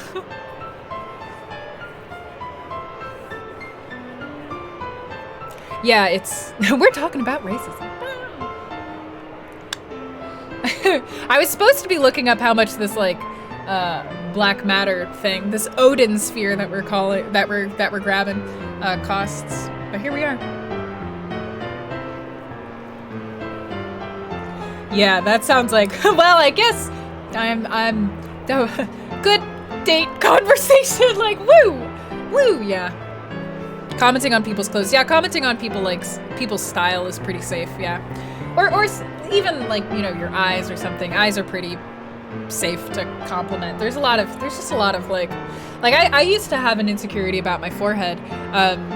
So I made a joke on Ruby's podcast about like coming in and complimenting a forehead being something that might make some people uncomfortable, even if you're saying it's a really beautiful forehead. And then like literally like the next day somebody came in and was like, oh my gosh, your forehead's so beautiful, and like genuinely meant it. And I was like, lol. But also thankfully I've like gotten over the insecurity about my forehead, so it's fine.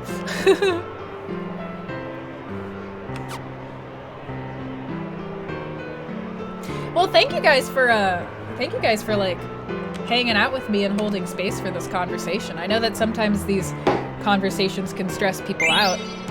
So, you know, I always appreciate when y'all are down and also like respectful during these conversations and calm, and you know, it's nice that we can have conversations like this and share and learn.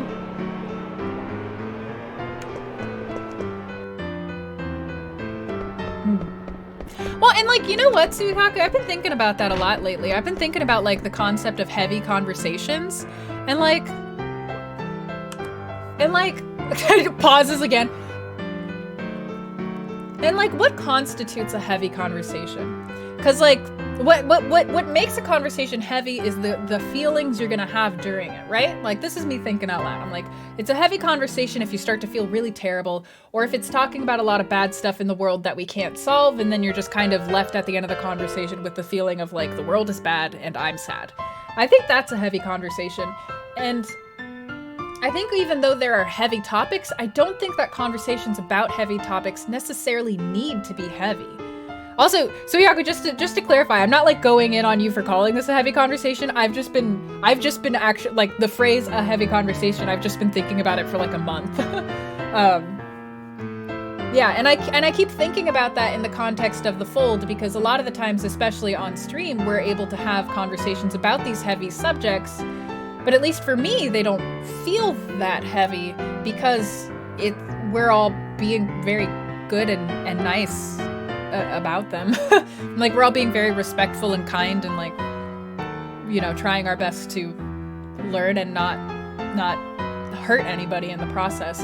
And so for me, at least, and this is one of the areas where, you know, my experience is going to differ really heavily from y'all's, because like I'm often the person in these conversations sharing the perspective, right? So I get to be like, by the way, like, just so you know, here's a thing, and here's a thing, and here's a thing. And I guess I don't know how it feels for you all receiving that, whether it feels very burdensome and like tiring and sad, or whether it feels fine, because to me it feels fine. I'm like, well, like, nobody's yelling at me, it's a good conversation, you know? So yeah, I've been thinking about, like, people kind of run away from these conversation topics because they're topics that are associated with making everybody feel, like, awful. And I wonder if that's really a necessity of the topic itself, or whether that's an issue with us culturally running away from conflict and being very bad with conflict. And, like, immediately, like, guilting ourselves or defense mechanisming, you know? Crowbar to the brain!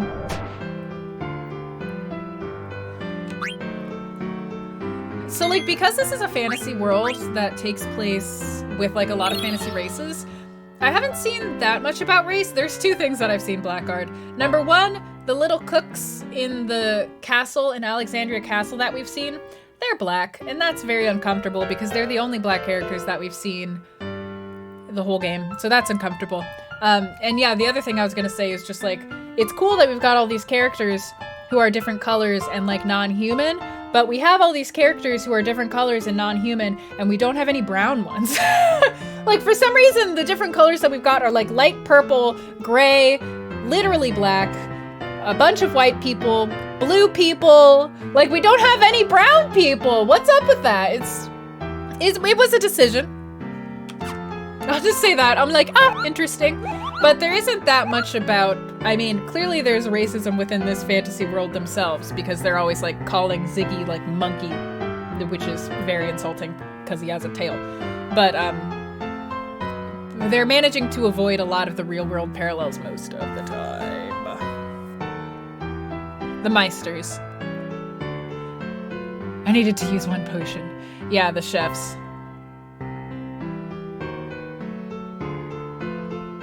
Yeah. Yeah, that's fair, Dan. I'm really bad at that. I'm really bad. I'm like, I'm not upset, and I'm the one who's having to teach you. Why are you... Sorry. It's fine. I know why. I just forget because, my life is like heavy. My life is filled with heavy conversations because of, you know, because of, who am I? I gotta go, like, try and find somebody to sell this rat's tail to. Let me go talk to a bunch of nobles. It doesn't feel heavy talking about these things with the chat. Oh, that's nice. That's really fair, Lance. Thank you for thank you for working on it, genuinely. Yeah, that too, Blackguard, that too. Aw, good night, Dan. Thanks for coming. You never know what you're gonna get when you come into one of my streams. Are we just gonna have a fun time all day, or am I gonna segue into like 3 different concepts about intersectional, like 3 different intersectional comments about, oh, it's you. Yeah. I made a whole 1,000 gil from that. Go me.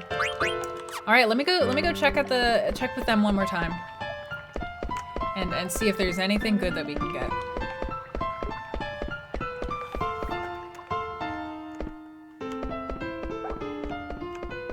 That you might just not understand. That's fair. I'd imagine like, yeah, I can see that, Chase. I mean, that's why I know that like, I know that it doesn't always work out. But like, ideally, what I would like the Fold to be is a place where like, even if a story is told that like does come off poorly, that like, first of all, the charity is extended to that person that like, all right, like let's give the benefit of the doubt. Perhaps they did not intend to say it in that exact way. Like, writing things on the internet is hard. But then like, number 2, like, let's give them the benefit of the doubt. This might just be a thing that they don't know. Let's like talk about it and like kind of explain a different perspective and see how that goes. I think it's like I know that when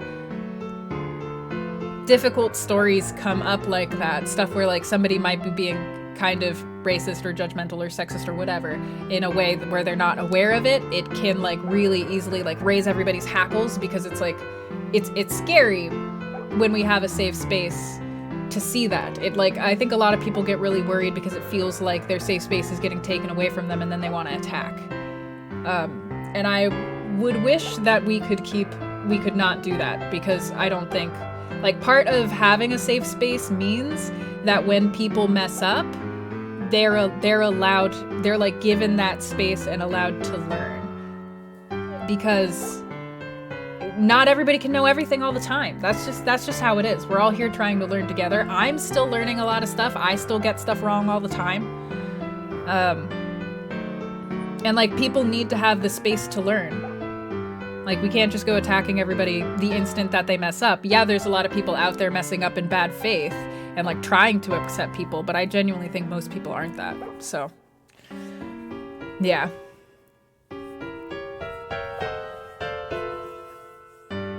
Yeah, so I think that's fair. It's very fair to like, I can't imagine, though I don't know what exactly that would feel like, but I can imagine like,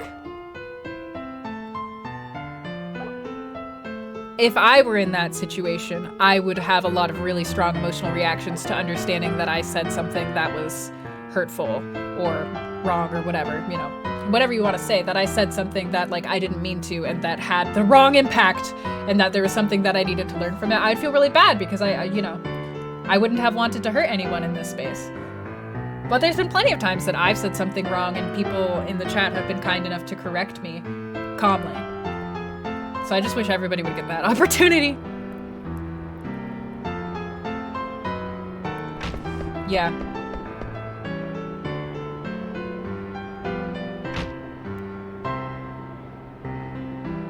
Yeah, that's fair. There's still a lot of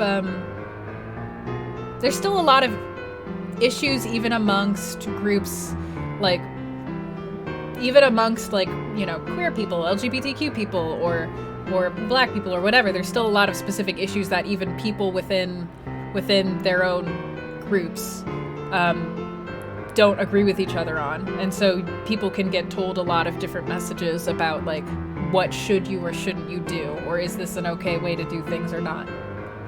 So yeah, it can be a little difficult.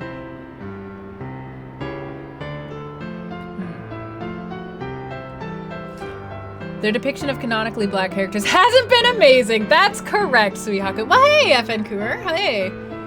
The economy, like in this place, Treno is filled with nobles.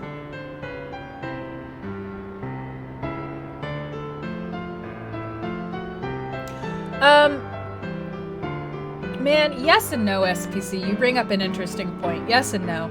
I think that these older games can be cut some slack on not having as much diversity because they were making games mostly for a Japanese market that then eventually found a lot of success outside of the Japanese market, and that was like not a thing that they were aware of. I think nowadays, though, I think it's okay to expect markets, like games made in different countries, to be maybe a little bit more diverse. Is if you're a AAA game. If you're like a AAA game and you know your release is going to go worldwide anyways, then yeah, probably include some diversity in there because you're going to a worldwide audience. You should probably like reflect some of your worldwide audience in the game that you're making. 100 gil is not a lot of gil in this game. A lot of gil is probably like 10,000 gil. Twitch Kashi, hello! Super Mario RPG to thank.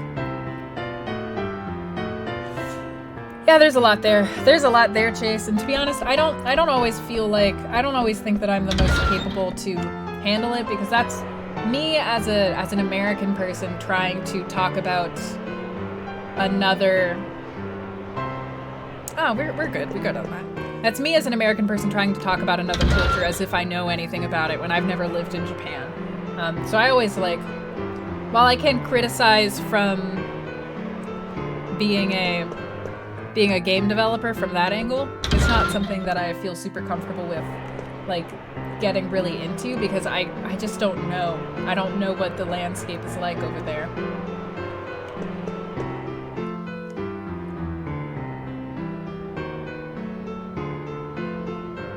Still better than the past, but yeah, not great. They've had some issues. The hardest thing is balancing the individual from the general consensus. Yeah.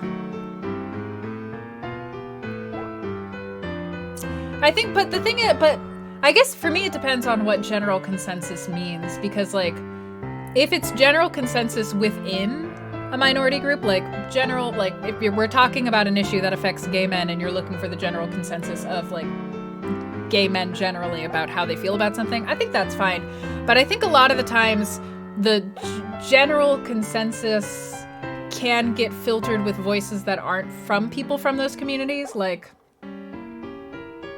a lot of like feminist issues for women of color start out as like women of color speaking for themselves, and then like historically have had the issue of a lot of well-meaning white women feminists, which are just like white women feminists is a phrase because it has a bad connotation, come in and co-opt it and like kind of turn it into like a weird white savior thing, or they start talking about like, yeah, we struggle with this too, and then like completely remove the women of color and the like aspect of race from what the women were discussing in the first place and just make it about the white women anyways.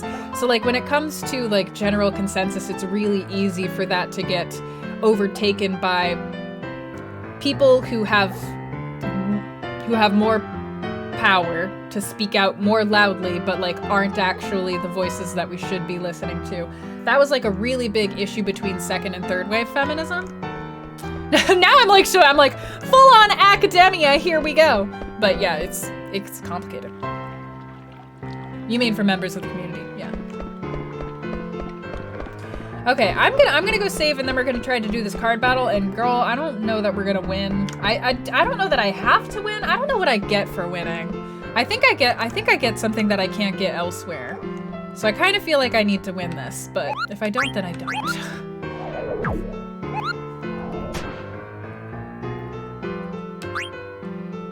I see that black card. There's a lot of like characters in Final Fantasy who are kind of like coded black, and it's like a little weird. The only thing you know is Japanese food is amazing. Agreed. Sorry, I'm checking on something here. Checking on the... I want to know about the card game.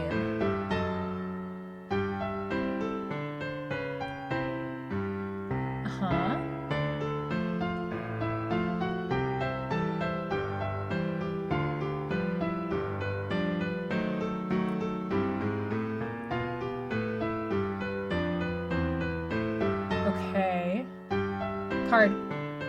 Win all 3 games to receive a rebirth ring. Do I have a rebirth ring already, or is this something that I need to go after? Let me save. A discussion in an Old West bar? Yeah!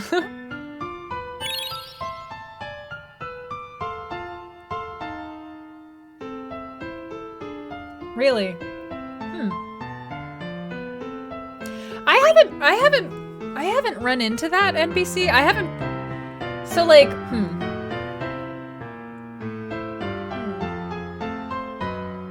So I hear what you're saying. And I'm gonna try to like filter this through my own perspective. So I might just be like, I might just be flat out wrong because I'm filtering this through my own perspective. But I guess you're the one who gets to decide that. Like, seeing that, like, I do know that, like, people definitely get criticized for writing stereotypes about minorities. For sure. Even when, like, sometimes... Like, you know, you get the flamboyant gay guy in, like, every sitcom ever. And, like, the gay guy's always super like, oh my god, girl! And is, like, always that. Which isn't exactly, like, there are a lot of flamboyant gay guys in real life. The criticism with that stereotype is that that's the primary character that we see of gay men, and we don't see a lot of other ones. So I understand criticizing stereotypes in terms of that. But when it comes to, like, being criticized for stereotypes you don't show,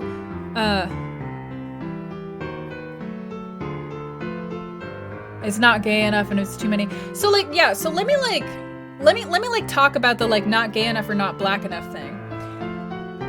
Because, like, I hear what you're saying, and people do get criticized for that, and there is a significant portion of that criticism that is, like, that you can throw away. Like, there's a significant portion of people being like, that's not my conception of what a black person is like, and it's like, who are you? Are you black? And, like, the person's like, no, I'm white, but black people don't do that, and you're like, what the fuck? Get out of here. Like, there's a significant portion of people who are just, like, talking out of their asses. That's true. But also then, like, I do see a lot, like, as another writer, I do see a lot of times where people who aren't part of the minority, which is, like, you know, a lot of the stories that we see, because a lot of the stories are written by, like, white, cis, straight men. And they're doing their best by trying to incorporate minorities into their work. So that's already really good, like, right? Like, we're good. Pro, like, good job. But a lot of the times they won't, like, do the work well. They won't, like, do the work well to understand, like, how you should write a character who has that marginalized experience. So you either get, like, the, like, oh my god, super flamboyant gay because that's the stereotype and we just want a gay character in here, so just put it in there and let's lean in.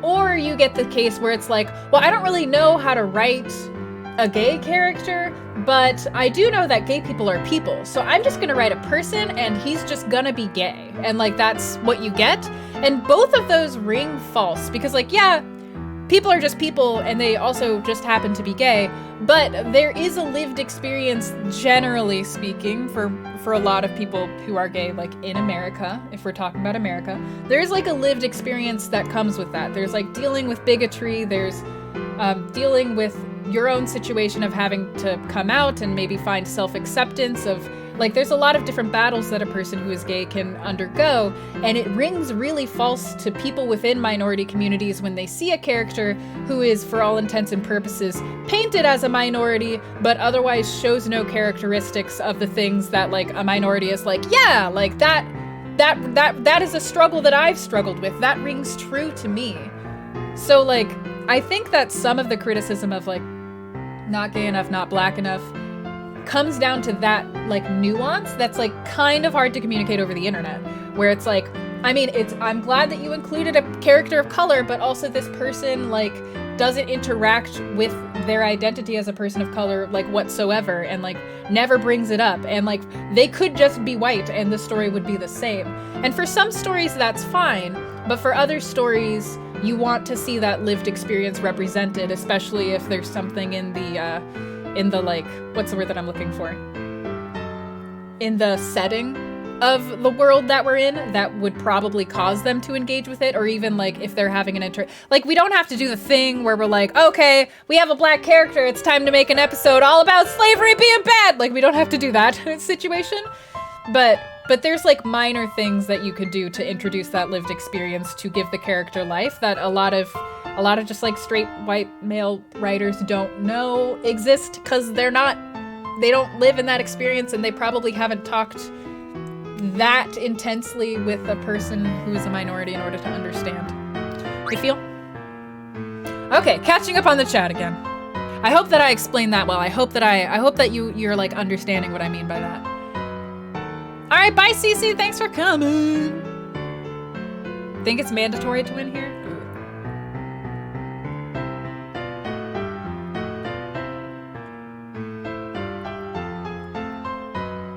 Especially in small towns, that's the only identity many gay men see as a reflection of who they are.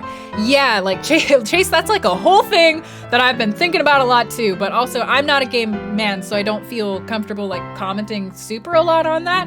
But like, it's definitely like gay men do feel pressure to present in certain ways in order to, I mean, like pretty much everybody who's queer feels some pressure to like be queer enough. Like they're like, oh, I'm not queer enough to actually count as a member of the LGBTQ kind of thing. Like you see that a lot. So yeah.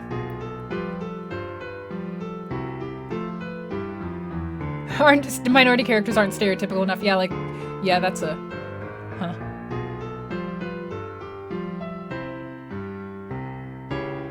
Yeah, that's fair, Chase. And that's why, that's why we need better representation and like showing all the different ways somebody can be when they're gay. Kupao! Kupao means that I do Kupo voice while we talk about heavy subjects, Kupao. Okay, cool. I'm glad I explained it well. Hey, Glenn. First you ever felt there was a character you saw yourself in was last year, and even then it was still a reach. Man, I'm sorry. I'm sorry, Glenn. But I feel you. Like, I watched Moana, and again, I grew up partially in Hawaii. I'm not Hawaiian though, but I was treated like I was for a while. And just like seeing a movie about a little brown girl and like trying to get in touch with her like lost ancestry, I'm getting emotional now because I'm like, oh my God, that's something I relate to. Like that's a real experience that I can relate to, is trying to feel connected to the people who came before you when you don't know who they are and that part of your past has been erased, right?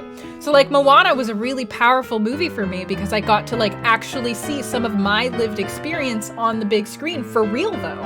And Moana would have fallen flat to me as a character of color if like her story would have not had something to do with like with some part of like, I'm having trouble finding the words for it, but some kind, like, part of, again, her story is not about being marginalized. It's not about, like, Polynesian culture's bad. Like, it's not about that, but there's aspects of things that you can see reflected in the lived experience of, like, yes, like, I also have suffered from colonialism. I also don't have that connection to my ancestors, and I want that, and it's so nice to see somebody else come, like, dealing with that in their own way, even though that's not, like, well, it kind of is the whole point of the story, but it's complicated. No spoilers for Moana. Interesting. I'd love to watch that documentary, Chase.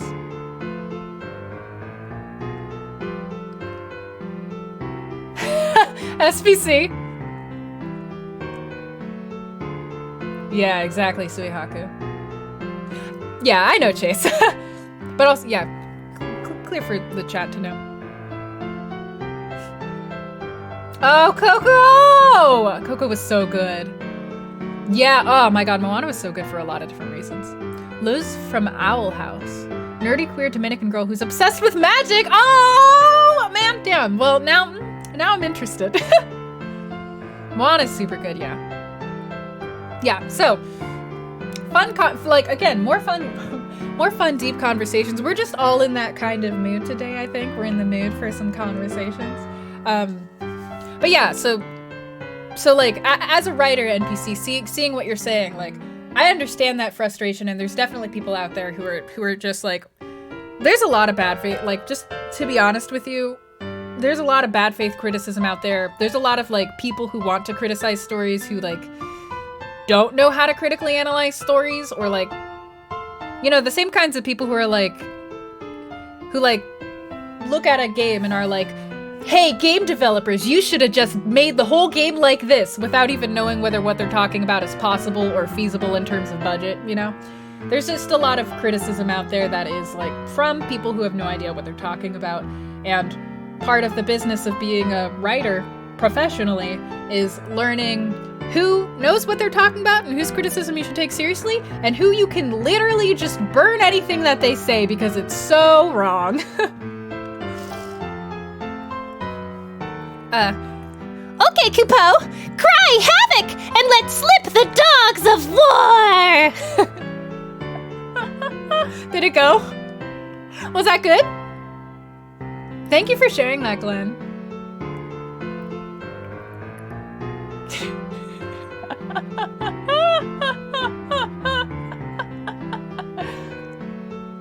Thank you. Thank you. I've been trying with the voice acting for a little bit.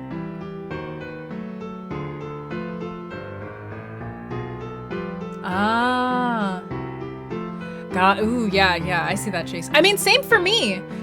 Once I joined the Rainbow Arcade and I, like, actually felt accepted by a queer community, I was able to own, like, the queer part of my identity a lot more, whereas before it was always this kind of, not forgotten, but it was like this not unnurtured part of myself, because I had never really had a community of queer people to, like, relate to and talk with and hang out with, you know, like, I just, like, I didn't have that when I grew up, and while I had people who were, like, not judgmental or anything, I didn't have anybody to talk to about it, and I didn't even realize that I was queer for the longest time, so.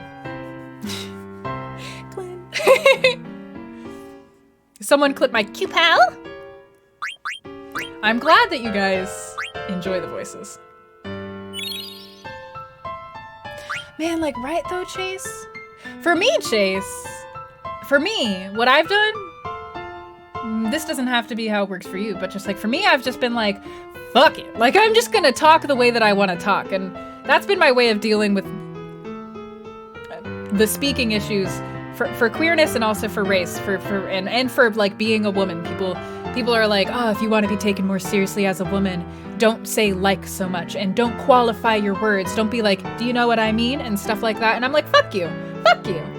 I don't think do you know what I mean is a sign of me having no confidence. I think do you know what I mean is a sign that I want to be sure that the person that I'm talking to is on the same page as me, because communication is difficult. I want to know that they're following along as I'm talking to them, and I'm not just monologuing to people. So I do say, like, do you know what I mean? Do you get that? Did that make sense? I say that because it's important to me that what I say makes sense to the other person, and I'm not arrogant enough to believe that everything that I say comes out clearly and makes sense. So, like, no, I don't see it as me being unconfident or putting myself down, and I don't feel the need to talk more like masculine and more like a man in order to be taken seriously. And if you feel that way, about that, like, you think that that's a thing that I need to do, then fuck you. I'm gonna show you exactly how capable I am talking the way I fucking do.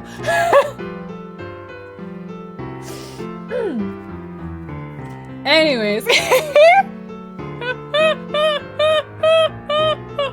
NPC, oh no! Cheers, Mysterio. That you might want to speak more precisely. That's fair. And, like, you know, that's fair. You do you. I'm not telling you what to do. I just, like, for me, I'm like, stop telling me how to speak. I'm gonna speak the way I want to speak. And if you think that if you, like, ascribe negative personality traits because of the way that I speak, then you're narrow-minded. Like, that's, you can't know how intelligent somebody is from the way that they speak. You don't. Intelligence doesn't have, like, somebody who speaks really well can be intelligent, but somebody who doesn't speak that well isn't inherently unintelligent. I just, like, it's fine. Okay, I'm gonna calm down.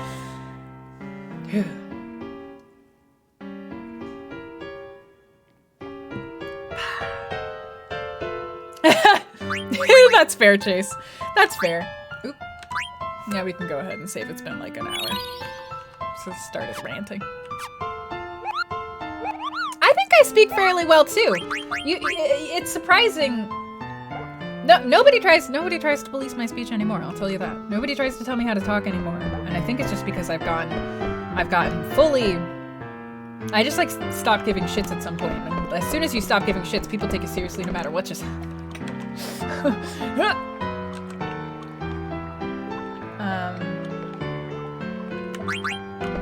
Can I sign up?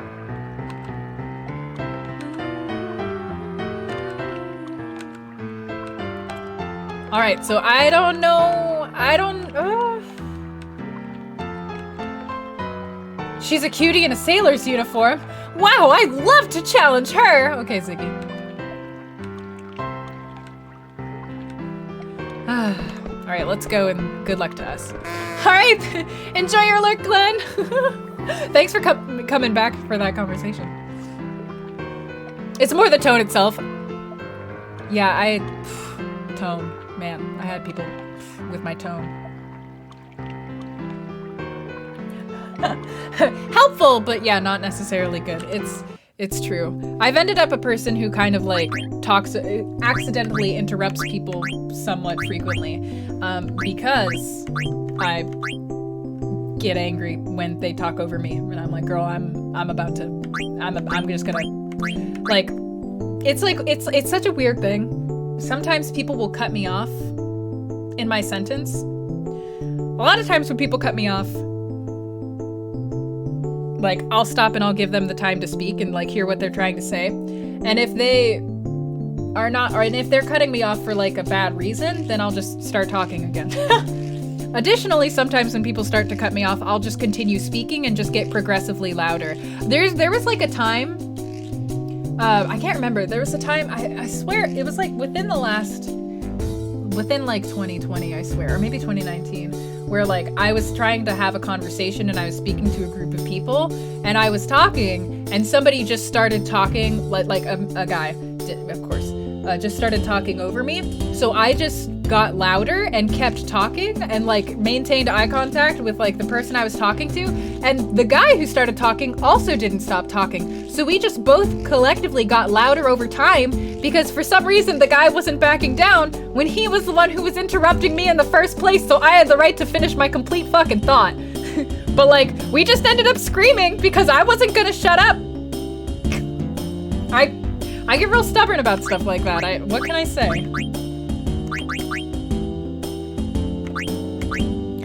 Okay, so I don't really... The thing about this game that I don't understand is how the numbers play out. Ziggy, never change. Ah, Bubba Fats, thanks! Welcome back! Welcome back to the Final Fantasy IX streams. You tend to get confrontational whenever that happens. To stop and let you finish. Oh. That's probably a better way of doing it than what I do, where I just like ignore it. Assuming that what you have to say is important and worth being heard, even if it probably isn't. Not something you like in yourself and you do try to work on it, but it is there. Huh. I don't know that I've ever like seen a person admit to that. I'm like very impressed that you're like, yeah, you know, sometimes I assume that what I have to say is important and it's not. And I'm like, oh, I don't know that I've ever met another person who's ever admitted that. Nice. Nice. But yeah. I'll get one of those. I don't know. I feel like I should get someone powerful, but I don't know what's powerful.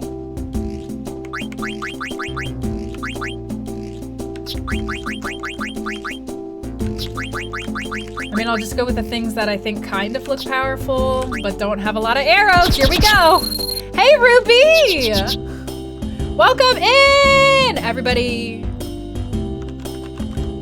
I need a shout out feature. Oh my gosh, yeah, you guys, I was in Ruby's stream. Was that yesterday? I was in Ruby's stream and Ruby's playing Majora's Mask for the first ever time, and Ruby has never played a Legend of Zelda game before. So I invite you all to go join in on that playthrough because it's very, very interesting witnessing, and also please no spoilers. I trust you guys. You're a good chat about spoilers. You're not going to go in there and ruin anything for Ruby. Yesterday, yeah. All right.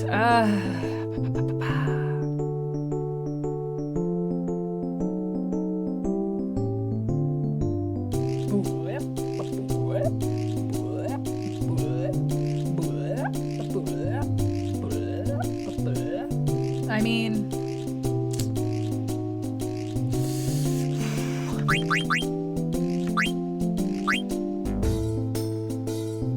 gosh, I don't know where I should. I mean, I guess I'll go with this one. Nice.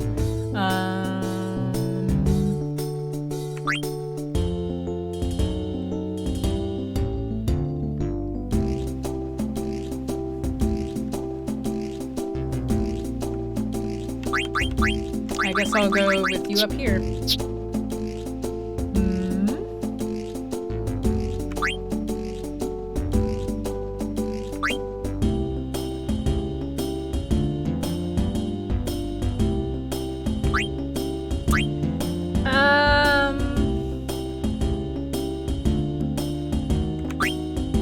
No, maybe I can just go with like, yeah, I totally won one whole card, so.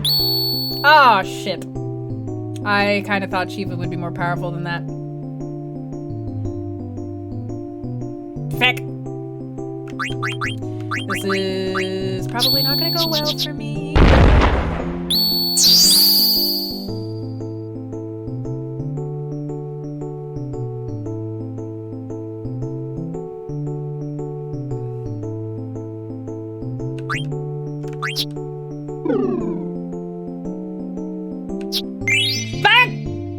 Escape! Delete! Restart! We're quitting! We're quitting! We're quitting! I'm no good at this. Oh, hell yeah, SPC.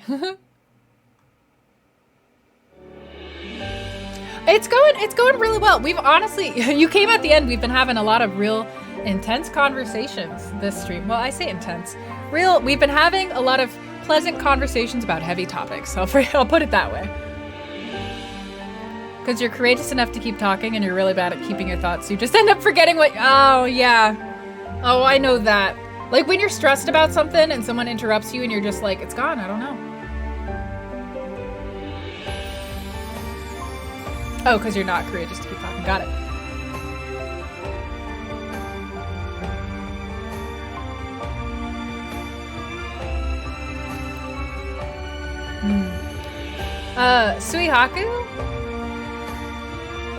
Suihaku? This is so the way that I overcame that, because I used to feel that way too. First of all, streaming was kind of helpful. But second of all, I just let me know if the fan sound in the background is bothering you. But I just I think about the most oh, thanks, Spooky. I'll explain, NPC. I think about the most unqualified person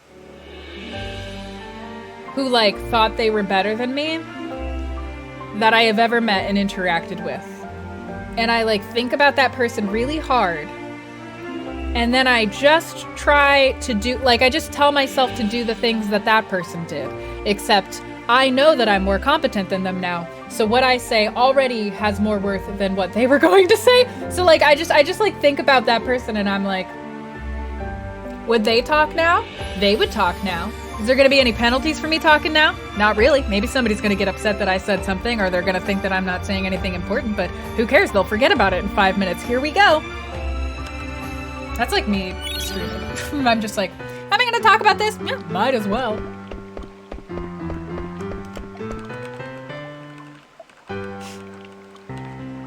Cheers, Soft Cheap. So here's the thing about the triple triad, I think. Is it? The card game here. That's... Oh. The thing that's hard about this game is that the way that it works is that wherever the arrow on the card points is where the card tries to flip other cards. The thing that gets difficult is that the cards have numbers and letters on the bottom that relate to their power, and no place in this video game explains how those numbers and letters pan out. They don't explain how it works. So I don't actually know how the card game 100% works because the game doesn't tell you.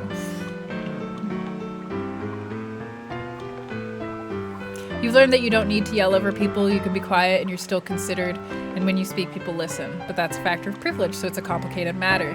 Because you're doing the right thing for you, but you're able to because of who you are. Yeah. Yeah, that's fair. Yeah. I mean, like, even people who aren't maybe privileged by being, like, white or man or straight or cis or whatever, even people who aren't privileged in those ways can probably relate to a time that they were like put in charge of a project, or you know, they're the manager at their job, or they were the most senior person around, or you know, everyone can relate to a time where they were placed in a position of authority and therefore the way that the other people around them responded to them was different.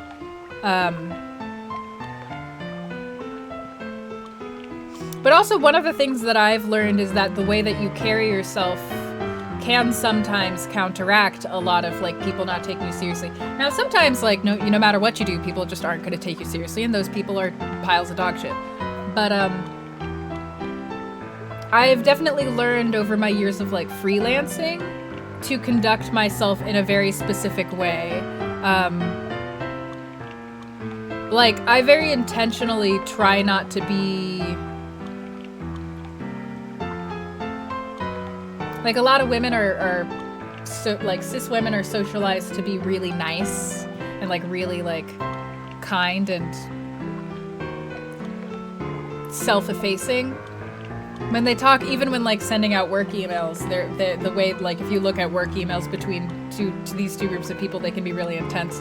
And I like very specifically choose to reject a lot of that, and I like, you know, I think about the way that I present myself when I go to work. I think about the way I'm going to talk about things. I think about different situations and how I'll handle them if it seems like the person I'm talking to stops taking me seriously or for some reason doesn't think I'm an authority when I am. Like, you know, sometimes you get hired to work on projects and people just don't treat you like you know what your job is. That can just happen. Like, you know, sometimes there's rivalries between different departments. Sometimes it's a matter of like the programmer knows how to program, but the director who's like in charge of the whole game doesn't know how to program. And so like you get these kinds of dynamics with everybody. But I have learned that like you can head off some people who are treating you like that if you just refuse to accept the treatment. No, soft sheep. Like white male, tall. I mean, it's like that for me, right? I'm really pretty. Let's be honest. I'm really pretty, and so people will give me. I mean, it's both a pro and a con. Sometimes people look at me and they assume that like, oh, you're not actually that entertaining. You're just pretty. So like, your stream is good because you're pretty, and that's it. You know, sometimes people clear it. Like, it doesn't take long for them to correct that misconception because you literally just have to hear me talk for like 10 minutes and then you're like, oh. But also like a lot of people are more willing to give me the chance to talk just because they like to look at me. Like I have pretty privilege. Are we winning? I'm real bad at this card game. You're so done with it. Yeah. Channeling that is very helpful, soft sheep.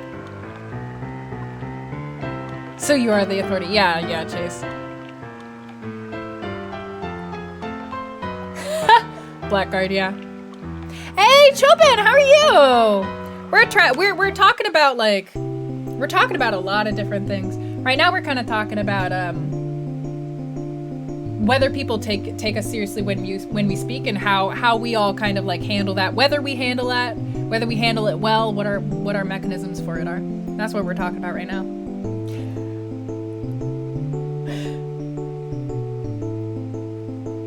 Bulge bracket.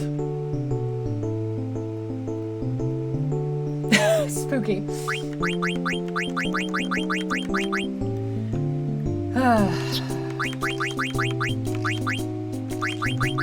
I'm gonna let that go because I don't want to talk about the ways feminism has been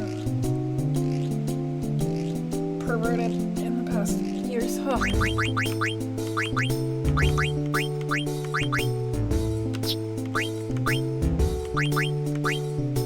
think maybe I'll just go with, wait, weren't you? Yeah, I'll just go with like 2 of these. I don't know. All right, enjoy making your food.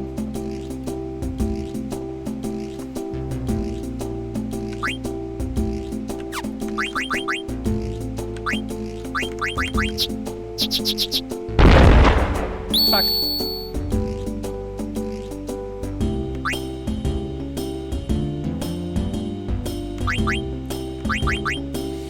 Yeah.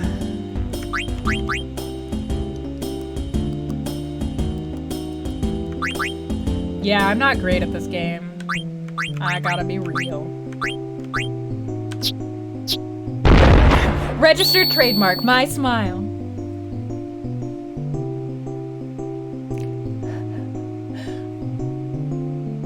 Alright, hang on, I'm catching up on the chat. Having a feeling she has to bend over backwards to make people happy to take her seriously. Yeah. I can get that, yeah. Not exactly, like mine was the opposite journey. Well, I guess I used to feel like kind of something like that, and I do not any longer. Why would you? Okay. So yeah, I can see that. I'm glad that she's made a lot of progress with it, Arimas, because that's definitely a journey I've seen people take. My smile is wide and pretty. Oh, heck yeah. Thanks, SPC. I mean, and like, I mean, it's true. Like, me being pretty helps. Like, definitely people are gonna click on my stream because I'm like, oh, like, you know, if you see a bunch of different... If you're a heterosexual man and you see a bunch of different men playing a game and then you see a pretty girl, you might be tempted to click on the pretty girl. Like, that's a thing. So, like, yeah, that's a way, like, pretty privilege helps me. It is true. I mean, yeah. But then, yeah, exactly, SPC. You show up and it's like, hey, I'm a whole human! Don't forget! Ooh, NPC, yeah, right? Yeah. It's complicated and it's dumb. I mean, it's complicated and it's frustrating. I don't actually know how to play it. I loved Final Fantasy VIII's Triple Triad.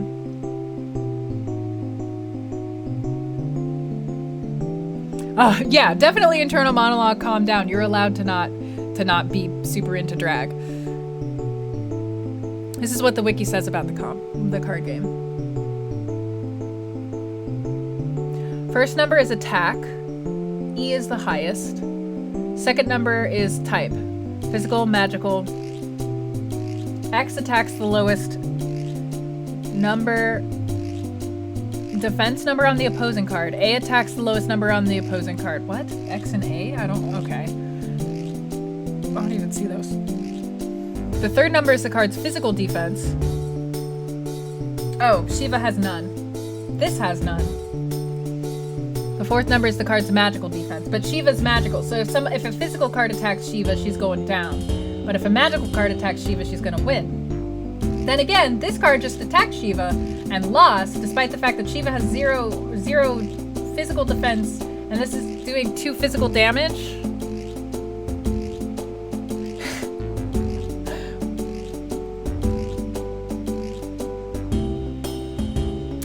I am pretty, it's true.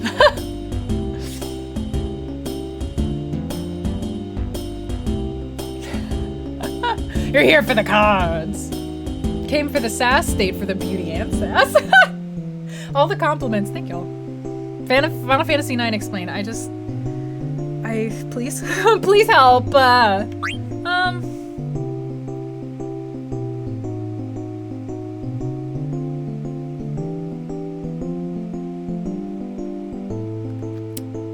I'm gonna defend Shiva, because she's all I got right now. And then, yeah, sure, I'll go with... Oh, that was a mistake. Okay, no, it wasn't that big of a mistake. Hopefully I'm gonna be able to, like, back out and save. No, it was a drop! I thought I did good.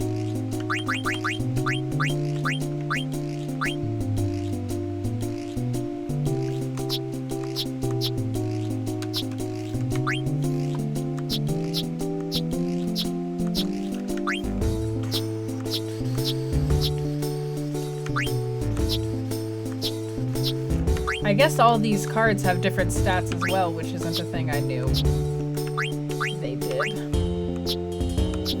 Oh, that thing's not strong at all. And neither are you. And neither are you! Y'all are the worst! Come on. I mean, you're not bad. I'll go with you again. I probably won't go with you. Ooh, X! I'll take you.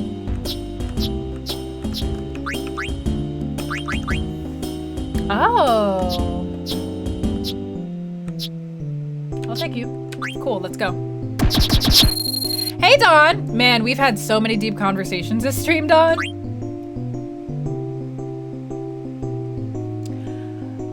I don't know, Jobin. I don't know. I don't know. I wish I could tell you.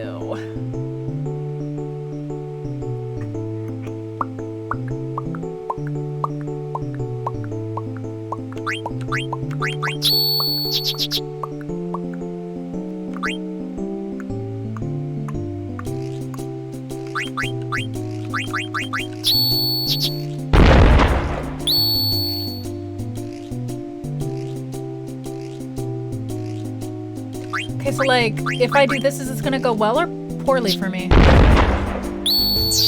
Well, okay. If I do this, is this gonna go well or poorly?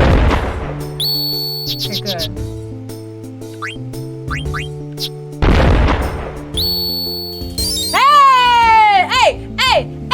Hey! I mean, we got one. Can I please back out and save? I get all of their cards? Wow, that seems a little mean.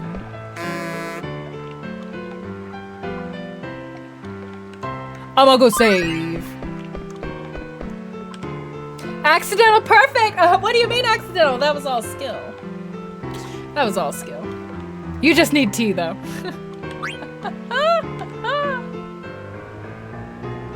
Oh yeah, we've been streaming for a little while.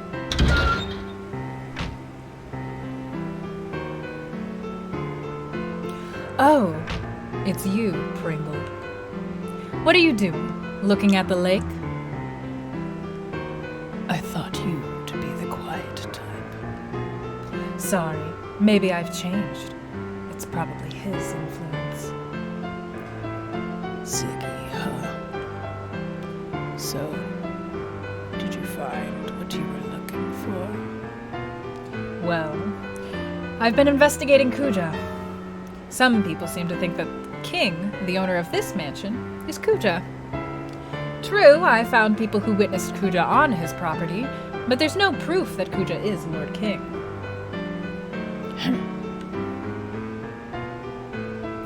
What do you know? Nothing, really. Maybe I can find out the truth from the mansion's auctioneer. Don't hold your breath. So, what's your story? You seem to know your way around. Are you also here for a reason? Who? Me? I'm only an unemployed security guard. Security guard? It was painfully dull until the day he showed up. You know, like, if you're gonna tell me about your past, then don't be so cryptic. I've said too much. Okay. Like, either say it, or don't say anything. Don't do this in-betweeny shit. Make up your mind. Hey, wait. What? You're interested in hearing about my past?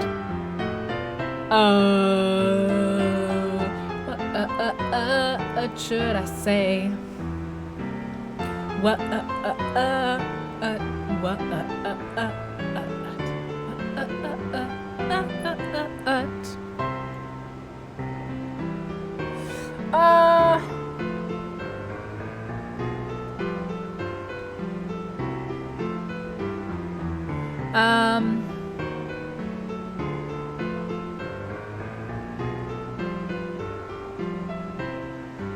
Hang on, wait for it.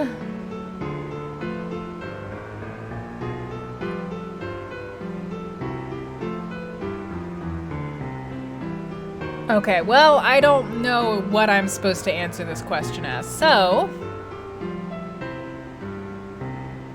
Yeah, I do think Remy would be like, no, I won't force it out of you. Ah, hell yeah, Damasan, representation. That's why we need a trans tag. That's fine.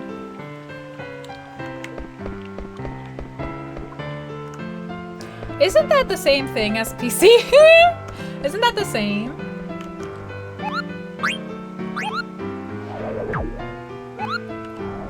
It's so nice of them to let me save before and after each of these fights. It's like they knew that trying to win all 3 of these in a row would be really frustrating. Yeah, sure, what's the difference? Oh. There we go. Thank you, Mysterio. Not all attention is good. That's fair. But I think in this case, if he's looking for an outlet to vent, then he is looking for attention. So I think he can be looking for attention, but not looking for an outlet, but I don't think he can be looking for an outlet and not looking for attention, you feel? This is me being like, I'm like, I'm gonna argue with you about that just because. Like, a thing about me.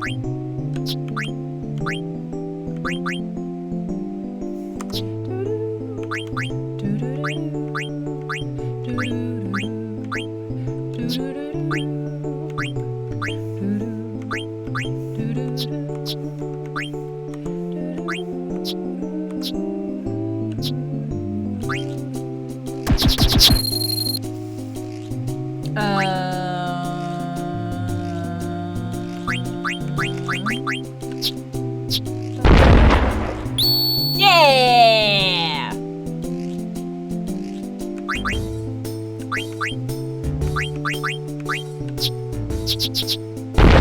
Well, holy shit, that's a powerful card.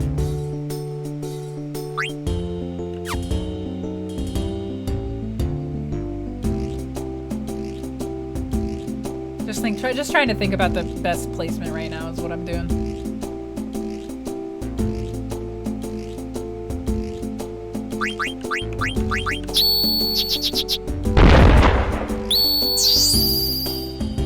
Fuck, I fell into their trap.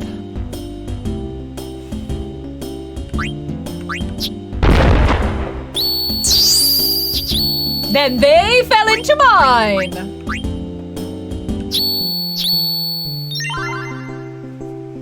Oh, we're crushing it now. Thanks for posting that explanation. Yes. Thanks. Gyoza! I got some gyoza.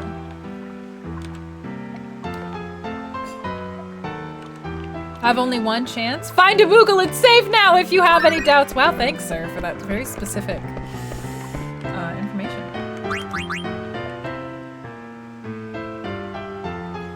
Hungry. I travel to eat many foods from different cities. But why you need Gil to eat anything? I cannot eat without Gil. Ah, light on water look like food. It's just illusion. But maybe real! I go jump in. No. I drown if I jump. But I hungry. Hungry! Suicide, eh? I've seen many people commit suicide because of gambling debts. Oh my god, game. What a shame. Rest in peace.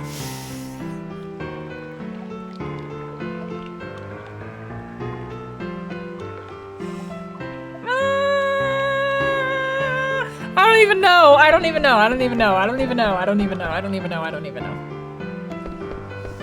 Woo! Let's watch a different one. Time to go rescue Quinoa. I'm back! Welcome back. How did you like Treno? It was okay. Do you prefer your own village? Yeah, but it's fun to meet different people. I've only had my Moogles till now. Just the Moogles? What about the others? They're gone. I'm all alone now. I see. So you are the sole survivor of the Summoner tribe. Why does everyone want to know about my horn and the Adolins? Oh, I'm a researcher of sorts. I'm just curious. I see. Oh, yeah, you were Razor's teacher, right?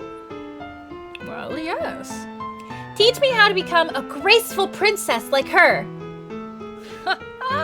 The princess used to be a rambunctious girl. Is rambust? Hey Siri, what does the word rambunctious mean?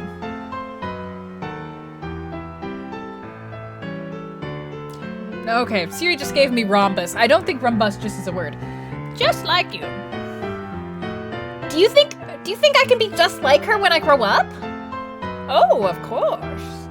I'm glad to hear that. You see, Razor gave me her mark of the princess. The mark of the princess?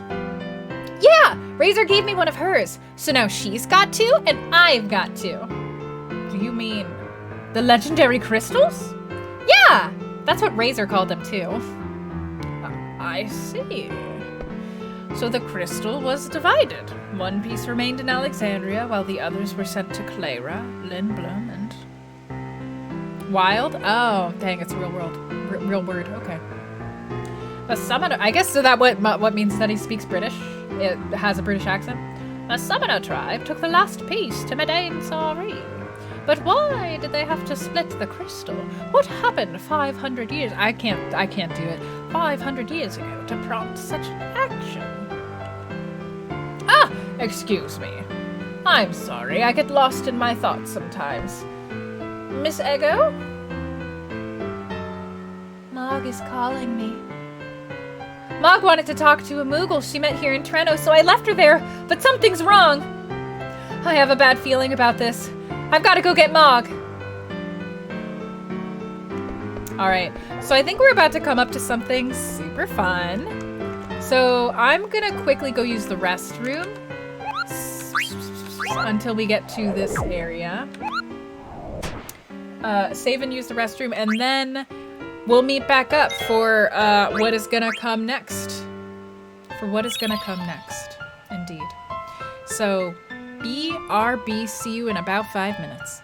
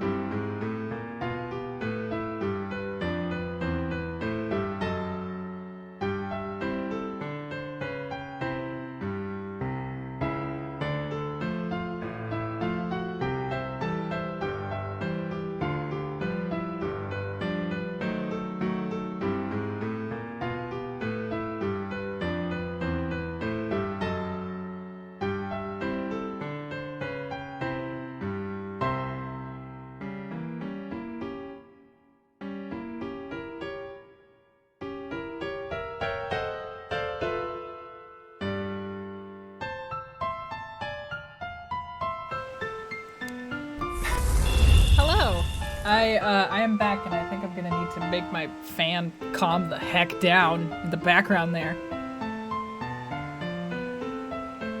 Of course, I'm like, I'm gonna go live and come back, and then I was like, I'm gonna fix my fan after that. Like, I'm a professional. Hello. Can't really hear it. Oh, well, I can. Okay, let's go. Let's try to solve this. Let's go to. Let's try.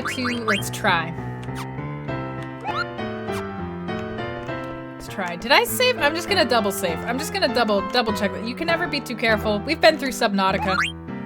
You know, I just want to be careful. Thank you.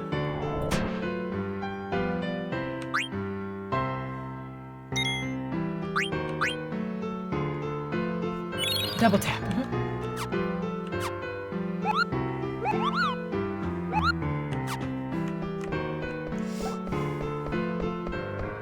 Rip your fandom. Yeah. For this.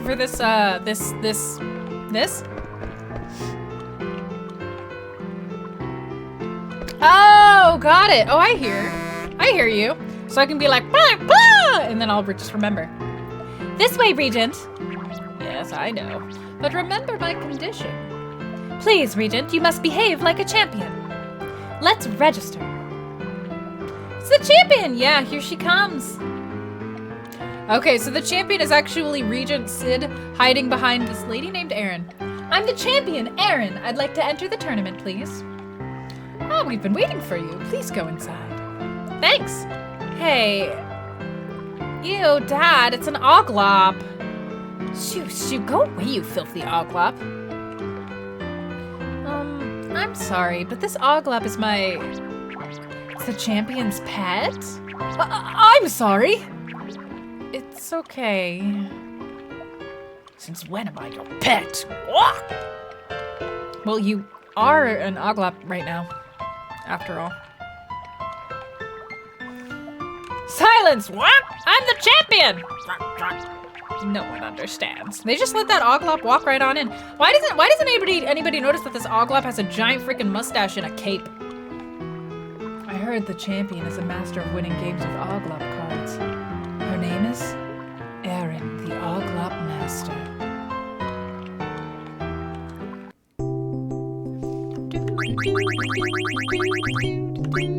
Yeah, we're using that one. That one's just way too good. Using that one again. Using that one. This one. You. Let's go! Good luck us! Good luck us!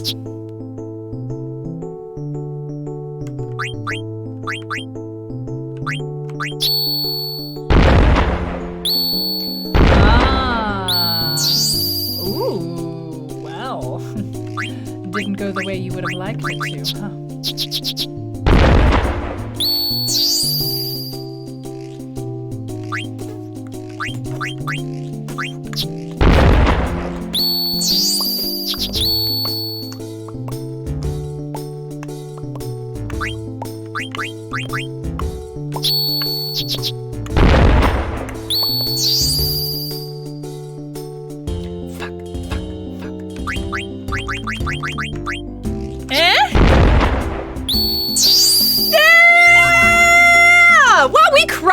I thought that was gonna maybe take us like another try or something.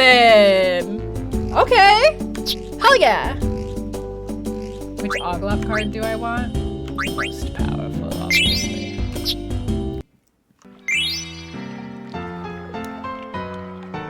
That's the doorbell.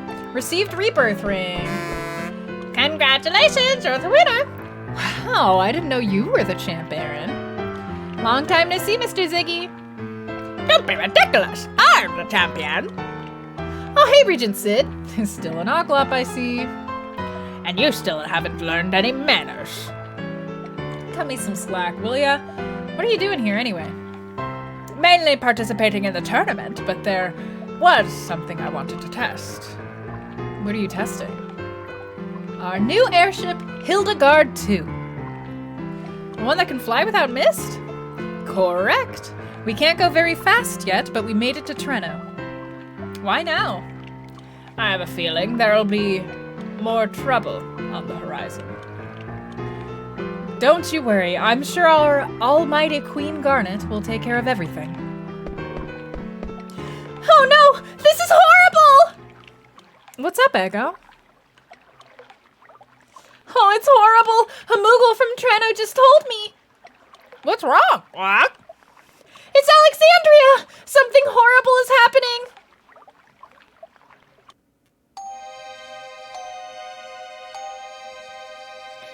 Peace is but a shadow of death, desperate to forget its painful past. Though we hope for promising years after shedding 1,000 tears, yesterday's sorrow constantly nears. And while the moon still shines blue, by dawn it will turn to scarlet hue. What an auspicious day for Alexandria. Garnet's ascension to the throne has brought hope and peace to this kingdom. The people are overjoyed. They believe a wonderful future is ahead of them. But the celebration isn't over yet. It's time to really light things up. Your former master's here, Bahamut. Play a requiem for her and all of Alexandria.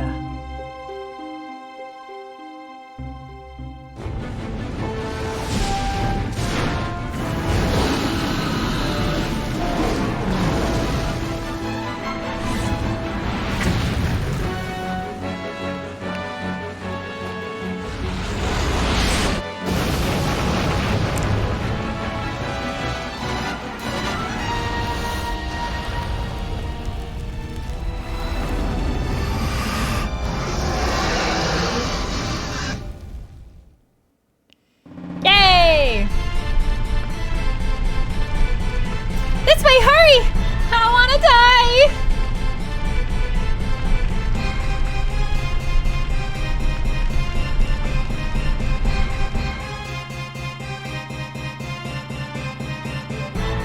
Your Highness! That's Bahamut, isn't it?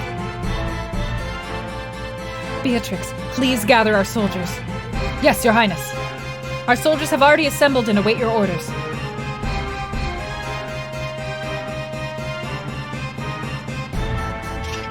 Hurry up, you fools! This is an emergency. Get your act together before the princess arrives. Line up!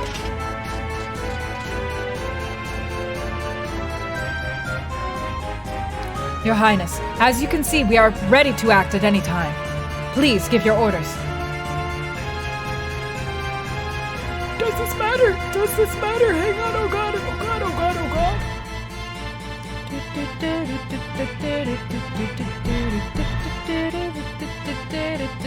Okay, there's a correct answer to this.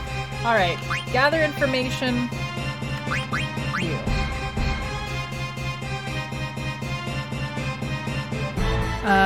Protects the townspeople. Huh? Contact Lindblom to request reinforcements. You. Begin preparations to fire the cannons. Okay. How were you supposed to...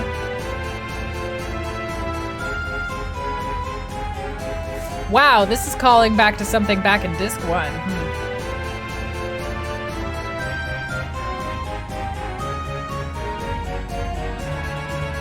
You were splendid, Your Highness.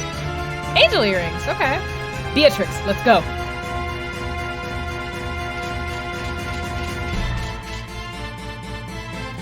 Everyone's gone. I don't know what to do. Mother, I need your help.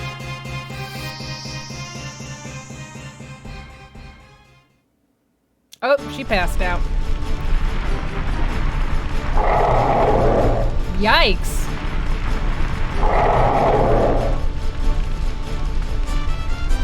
This is it, Beatrix. I will give my all for Alexandria. Well said. Let us march on to victory. I love you. Okay, hang on. Just give me a second.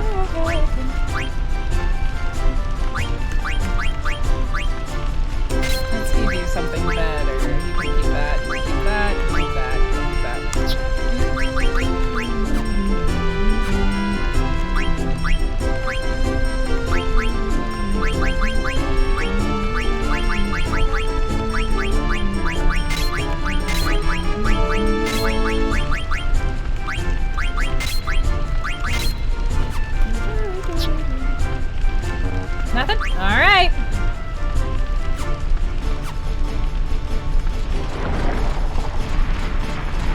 Damn, she just ran right past that. All right. It's whatever.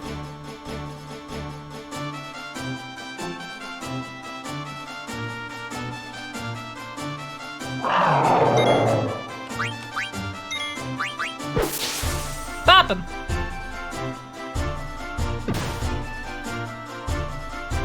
Twist it.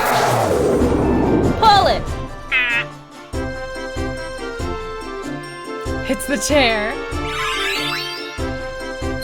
You're not wrong.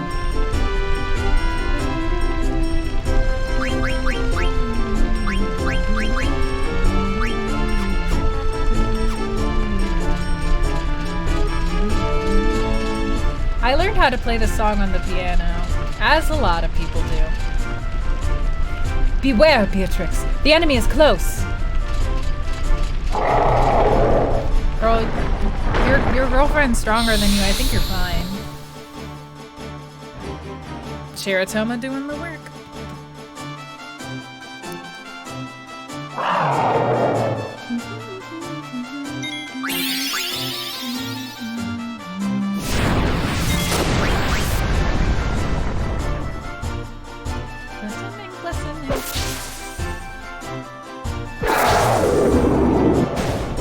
Damn, Bucket. Okay. I love how these animals give a lot of experience because these characters are behind.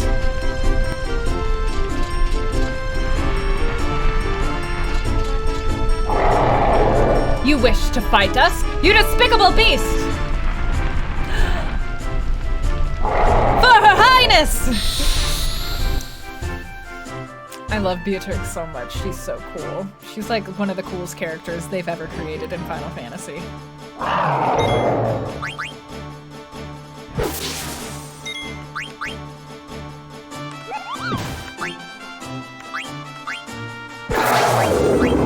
Oh, damn. Well.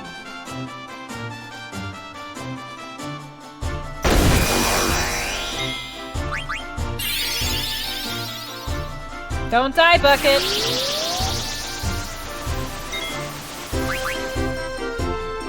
Avenge Bucket! As she should be.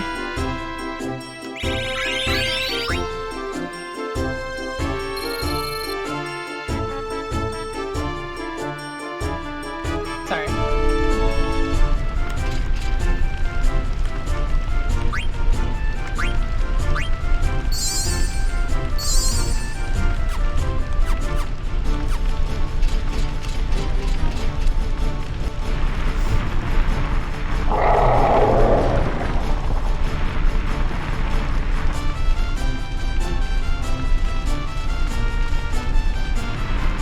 Prepare to die!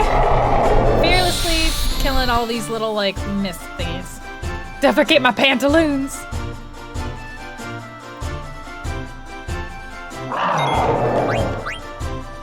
It's true, I also would. Like, I just wouldn't go outside. I'd be like, I'm gonna take my chances in here.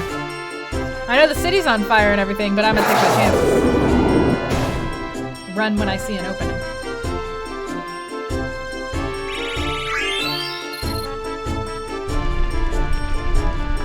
Beatrix, are you alright? I'm fine. What about you? You're wounded. It's just a scratch. Persistent bastards.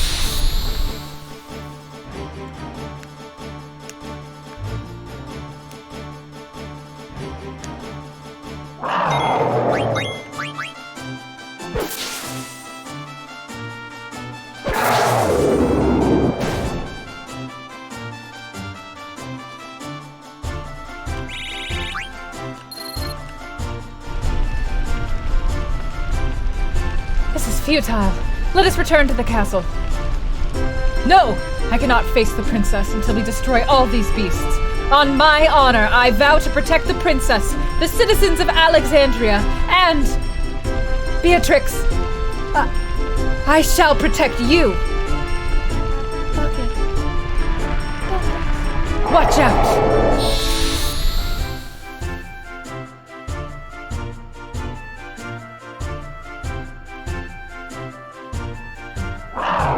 These two.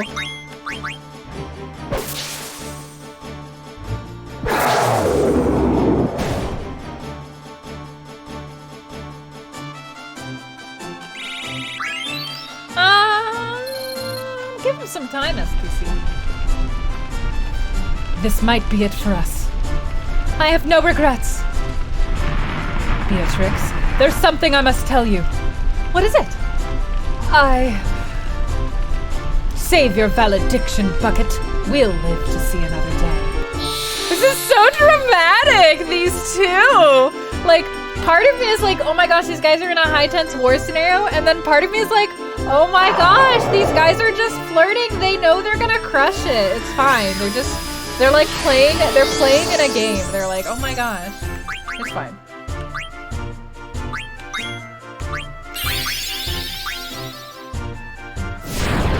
And he tranced because of high emotion. I know, it's so cute.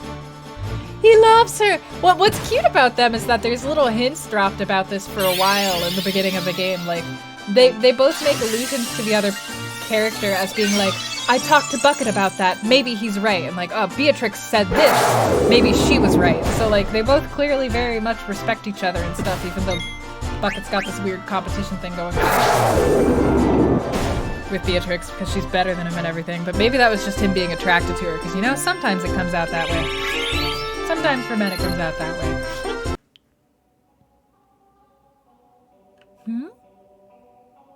I hear music. Where is it coming from? Is it coming from upstairs?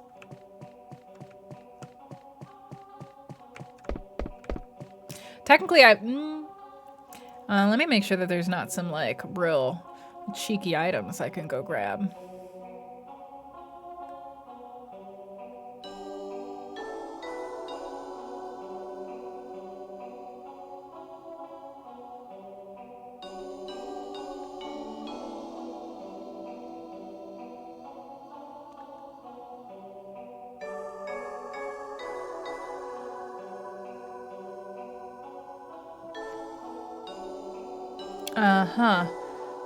What is...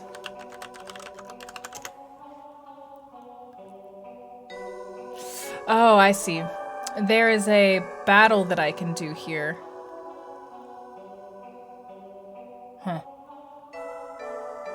That's fine. She hears the game's background music! She's not breaking the fourth wall. It's, what's the word? Diegetic. Is it coming from your room? Because it probably is. Is it not? It'd be nice if they had surround sound back in the... Ah! Ah! Okay, girl, not there. Not there. Stop going. Not there. Ah! Okay, not there. Okay, so then is it here? Oh, it is on Captain.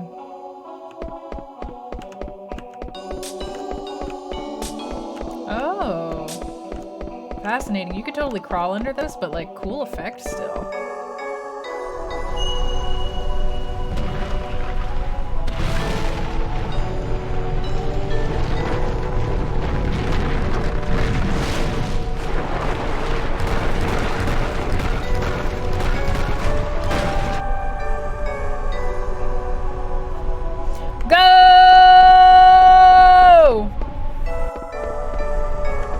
Lindsay Ellis, probably.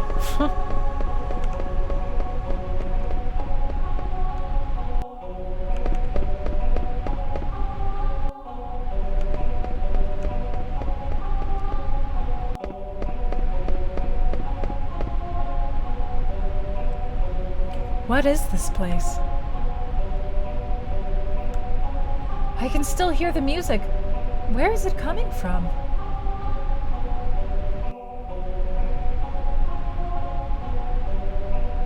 What am I doing here? Mother. Ziggy. No, I can't depend on them anymore. As the Queen of Alexandria, I must protect my kingdom. Man, that must be so stressful. The ship is rocking pretty bad. It can't be helped. I designed this ship as an oglop after all, so I have no idea what could happen. Sounds like it might crash any minute. Perhaps. think we can at least make it to Alexandria. Oh, man. I guess we better cross our fingers. Ziggy? I'm starting to feel sick. It's probably from the flight. Go inside and get some rest. Try to stay in the middle of the ship. You'll feel less movement. Go on, BB. Okay, thanks. Ego? What? I saw something sparkle. Huh?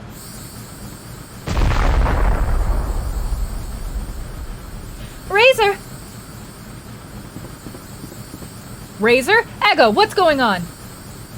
I thought I just heard Razor's voice. What? Jeez, something's wrong with this ship. This light! Maybe it's the Holy Judgment! Holy Judgment? Hey, what are you doing? The summoner is being called. Alexander's judgment has come.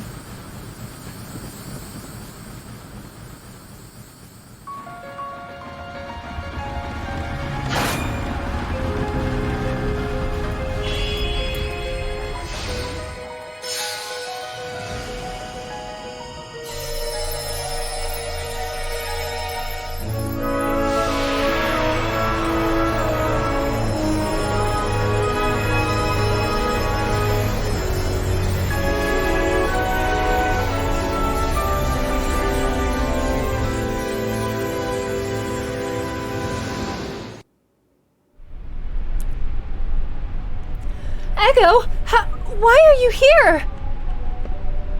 I heard your voice on the airship. No wonder. I felt your presence too, and all of a sudden I was covered in light. It's happening again. Razor, this is the light of destiny. The light of destiny? A summoner's light of destiny brought on by the hidden powers of the Four Jewels. This light appears when a holy Eidolon calls for its summoner.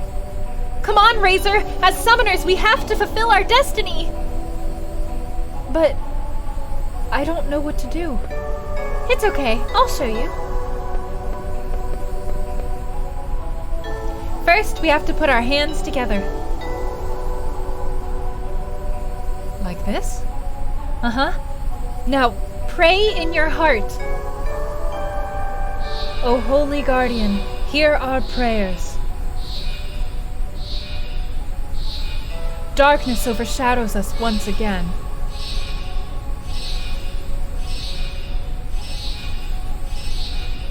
O holy guardian, hear our prayers. Deliver us out of darkness into light.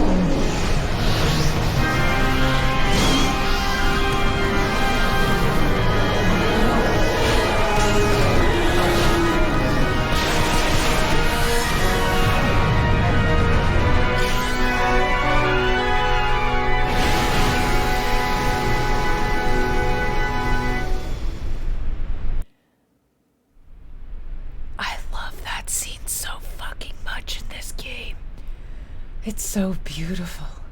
Alexander, the legendary Eidolon. So, you wish to defend the castle with your brilliant wings? How admirable. Your powers even transcend Bahamut's.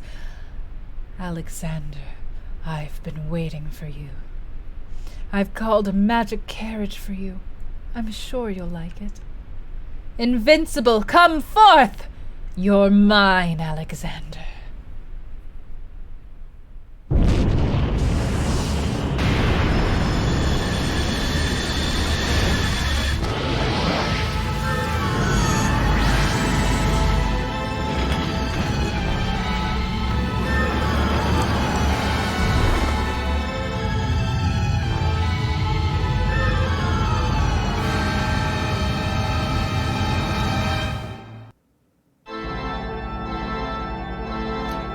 Gone too far, Kuja. I granted you the freedom to do as you wish in Gaia for one purpose alone. Now that you have lost sight of your mission, I will no longer tolerate your actions. You have not the slightest idea whom you are defying. I will show you soon enough. You two will see.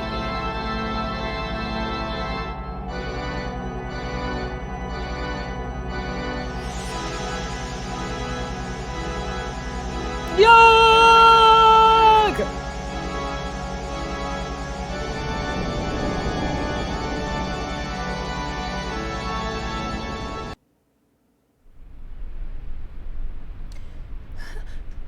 What happened to the Invincible?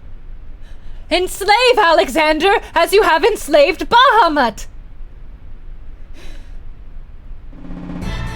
Could it be Garland? Impossible! Why would he come to Gaia? If it is indeed Garland, he must know my plan. But why has he assumed control of the Invincible? No, he can't be.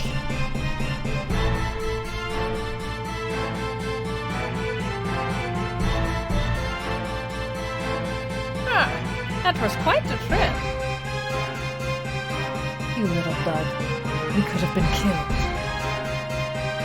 Pringle's right. It was a mistake to come here on that airship. Well, we had to get here somehow. Come on, guys. We made it here in one piece. That's all that matters. Hang on, I'm gonna check really quickly whether... Oh... That's a pretty fucking cool ability. Alright, what do I have to do?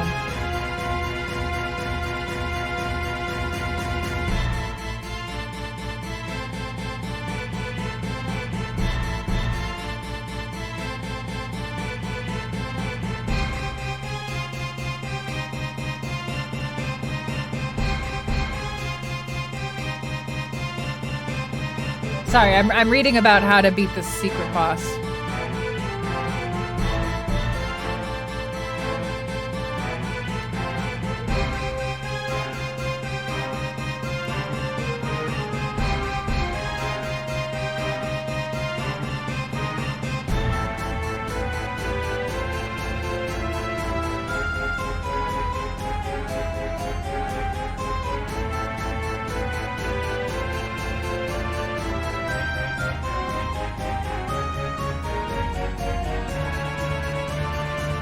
Okay.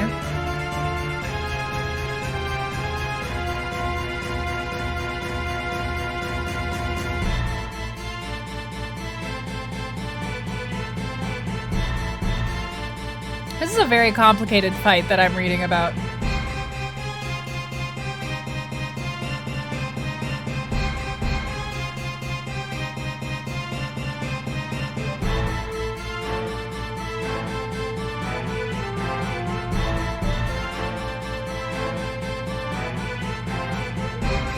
Alright, we'll try to beat this side boss. We'll try to beat this side boss real quick. Cheers, Damasan. And cheers, Zek. We're always thirsty. Damn, everybody is fighting about who's hottest. F and Kura, I'll answer your questions probably during this fight. That's right. Meow, that's right. I'm never gonna ride on an airship again. Never, ever. Sorry, baby. Captain! Where is Her Highness? I don't know. We're looking for her too. Shoot. I must find the captain.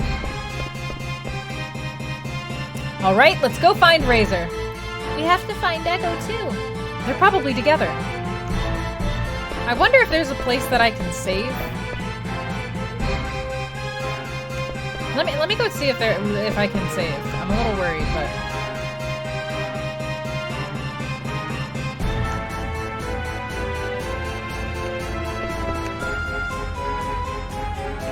I can't.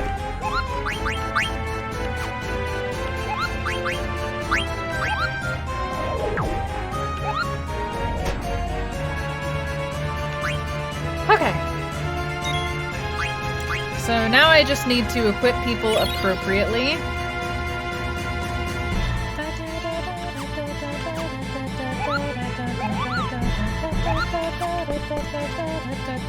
You know, the mod might have actually changed the fight that we're about to do and made it a little harder. Okay, we're good there. And I think you have that. I'm hoping you have that.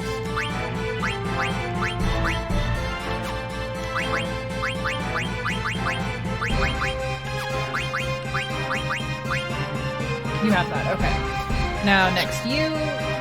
He already has it. Vivi, you already have those. You need... Got that. I don't know that I even have the ability to teach you one of the skills that they're asking for.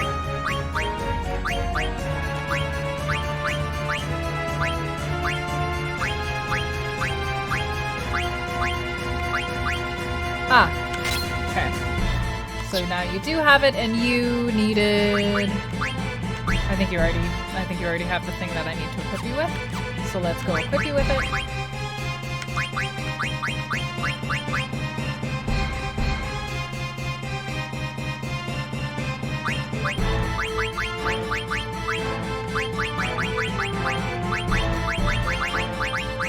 Gosh, what can I...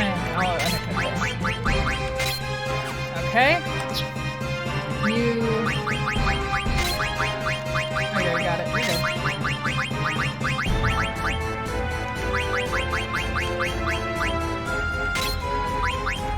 Apparently counter can mess up this fight, so I'll unequip everybody who has counter.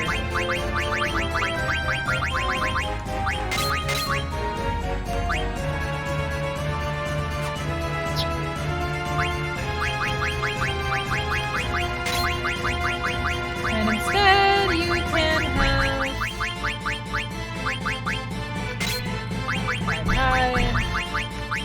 Let's distract you. Oh, that's pretty good. Who cares about high tide? You get that, okay? And then I think the rest of you are good as long as Amaranth doesn't have counter on him. And he does. Take it off! Auto life? Sure. Okay, we should be good to do this next fight.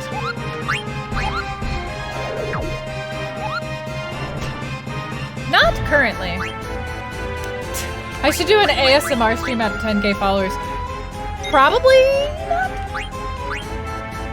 Probably not. How active am I on Discord, be honest? I'm pretty active within, well, I guess it depends on what you think is active, but I think I'm pretty active within the full Discord. It's definitely the Discord that I'm the most active in, but I am also an introvert, so I'm not an extrovert out there talking all the time. And what got me into streaming? I used to do a podcast with a friend of mine named Todd, and he suggested that I try streaming because he thought that I would be good at it. And so I gave it a shot, and I ended up really liking it. I'm active. Cool.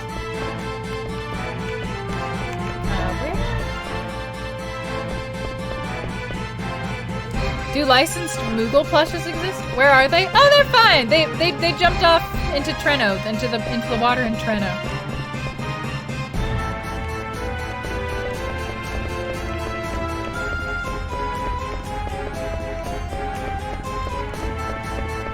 Oh, is that what it is?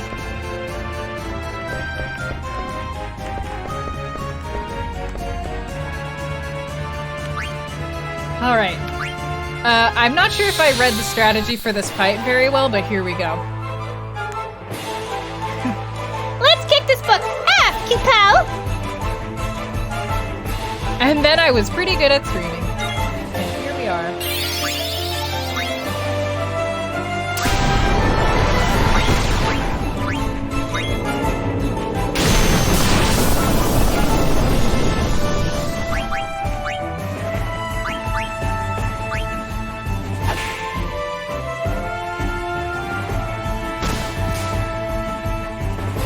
I think I need to, I don't know, how much damage do I need to do to it to get it to open?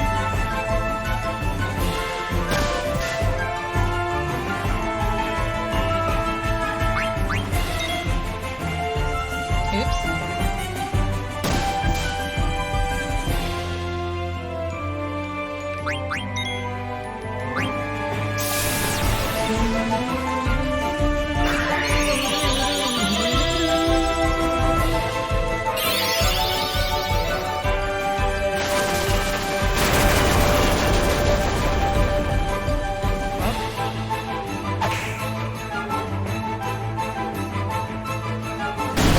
Hell yeah. Okay, hang on.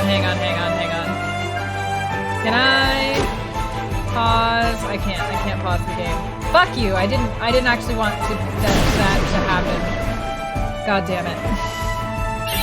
Alright, back to the beginning.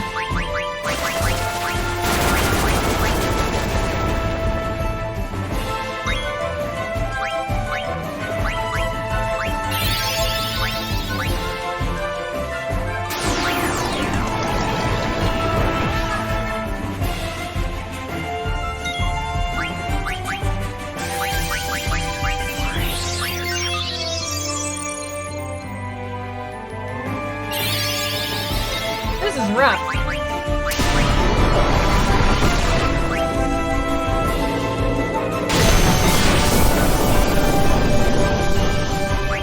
I was about to say, it's fine, he's got auto life on him.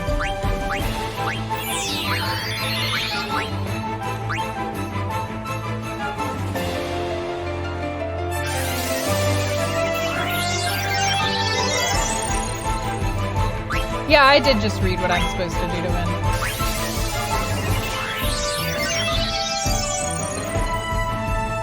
But that doesn't mean that I fully understood it.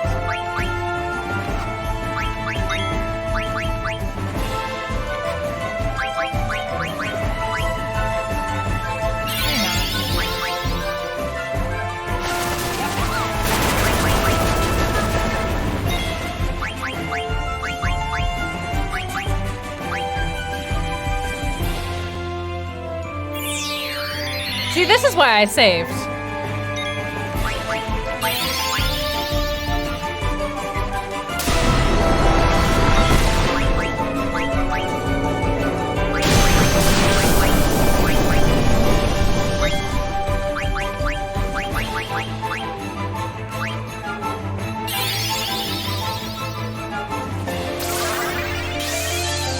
Wow, that could have healed better.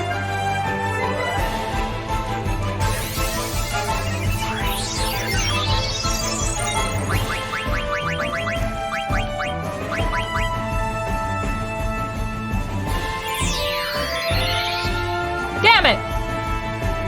Oh, fuck me. Well, never mind, you're dead.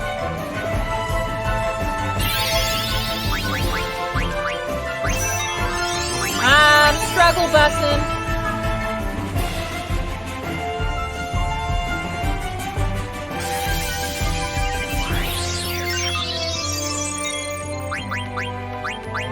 We don't have any healers in the party. That's what makes this rough.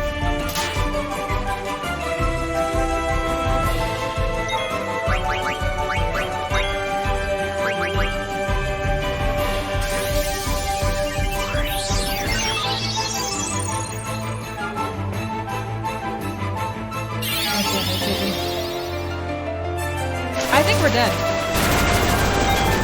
Nope, we're not dead yet.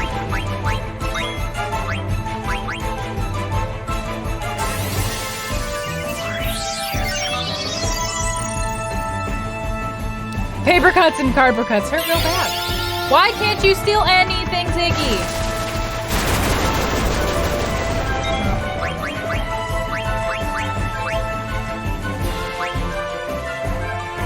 going great. I have a party-wide regen, currently. Freya has a party-wide regen, it's White Wind. The thing that's different about this, because it's got a mod on it, is that White Wind doesn't heal.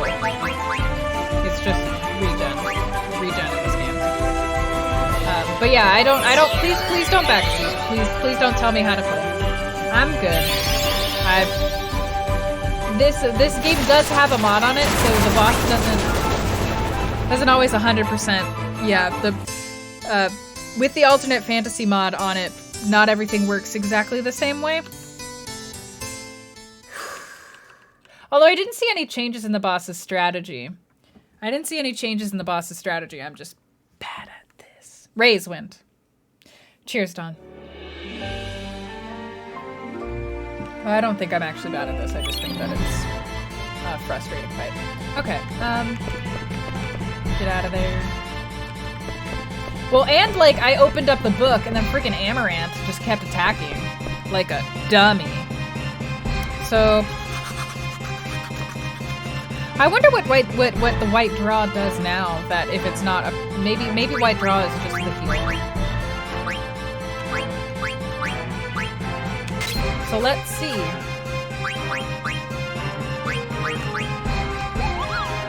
Restores NP. Damn. I mean, might as well.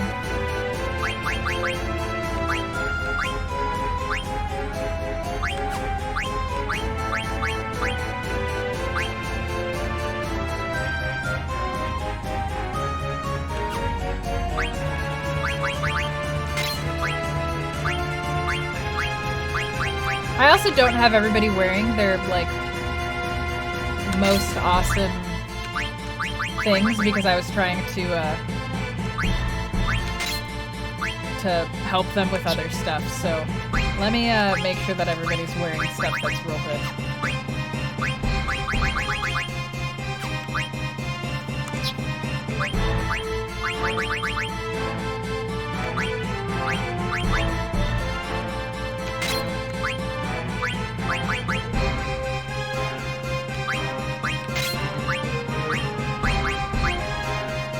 Because that's probably going to help a little bit.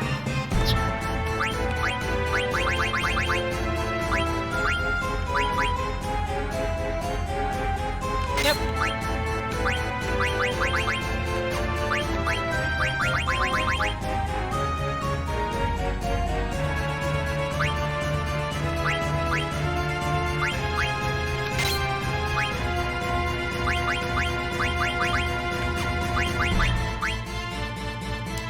Okay, seems good enough for me. It's doing things by the book. Boo! Okay, so let me, like, leave the room. I'll go save again just in case. And pages are numbered. So I think I need to get it up to page 150 to page 200. Then it opens. Then you're not supposed to attack it again, Amaranth. I say, as though it's his fault and not mine. Then you're not supposed to attack it again. And then you cast magic on it. That's where BB comes in. That's where BB baby comes in.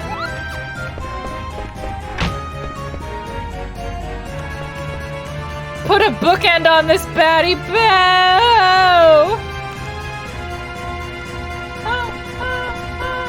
Oh no. That's a pretty smart pun. Alright, let's go, let's fight! Shots, shots, shots. Whoa!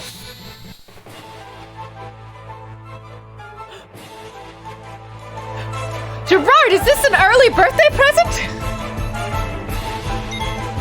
Hello, Gerard. Thank you for gifting those 10 subs to the community. Welcome to the Gold Ray, the Lemon Ant, Dren's Fatality Shots, Octopus, Kensep, Sega, Mr. Blackswell, Husker Fang Xavier, and Kryptonus. Welcome to the fold, everybody. Also, thank you for the 100 biddies choice. Okay, focusing. Aw,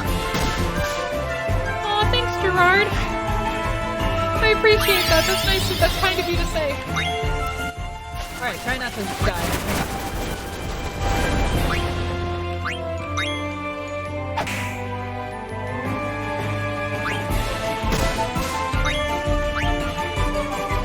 You can't hear the oh, right, you're right, the notification is... Oh my goodness. Y'all need to tell me when the alerts are muted. Thank you, sorry, the alerts weren't... Pringle's dead. The alerts were indeed muted. I think we're good. I think you can go. I think you can also... Just, you know what, fucking use an elixir, forget it. Don't... Oh!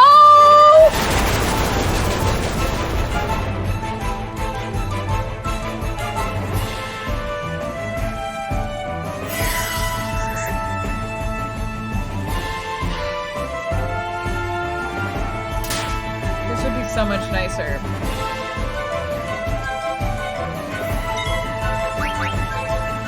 Go ahead.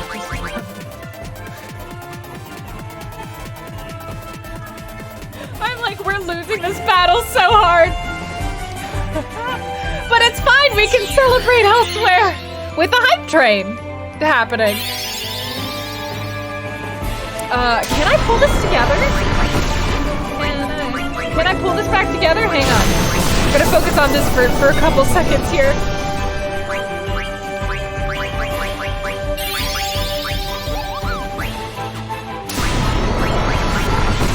Gerard has gifted 10 more subs to the community. Someone... Return magic. Welcome to the fold. Catfish, Silver 9 Wolf, Squid for Brains, Cake Core Live. Silver Player Hero, Chegko, Harmless, Hunter Levi Rothstein, Bulbasidon, and Lucille. Alert test. I think it's fixed. I hope it's fixed. Go ahead and just like steal from it. Try to get it to not be alive, please.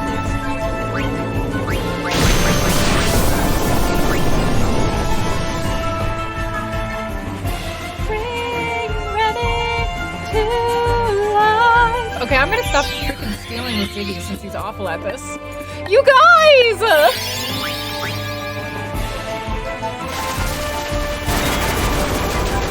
All right, let me see if I can just get it to open. Chad, I don't think, can you not hear it still? Wait, did I hit the wrong?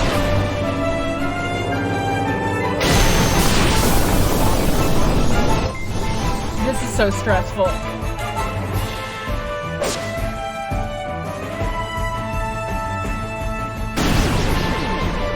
Okay, please just stay there and don't attack me for like a couple seconds. Thank you. I don't know how to pause with a keyboard.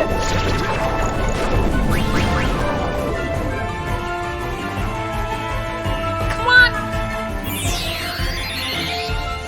Wow, this is so stressful.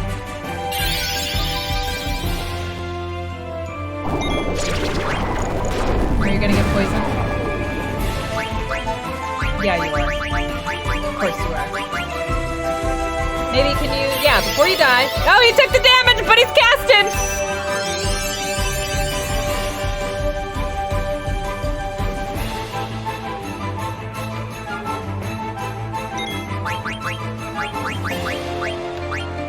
Wow, why is this so stressful? You heard it, but it's super faint. I will turn it up louder for you all. I hope that's not too loud. Oh my god. You know, they didn't tell me to put anti-poison on my people, but I have it, so I could have.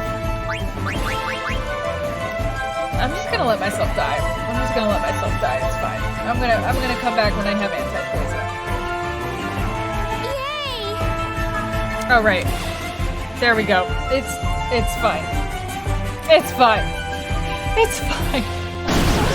Soft Sheep, thank you for the 300 biddies. Don, thank you for the 1,000 biddies. It's not even my birthday yet, y'all. You're trying to... Okay. Got it, Gerard. Sorry. Can I run? No.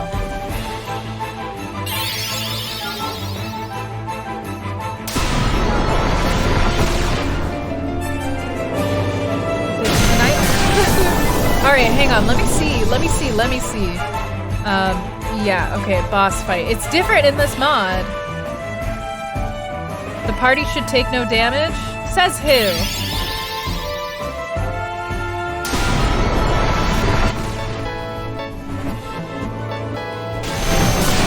Hey, thank you for the 200 biddies, soft sheep! This boss is hard, period. I mean... Just let me go. There we go. Death. Do you think that, okay, if I don't kill him on like this next try, I'm probably gonna give up because I don't think I care that much about auto haste. I mean, auto haste is cool. Is there only one object in the game that gives you auto haste? Cause that's not cool. Damasan!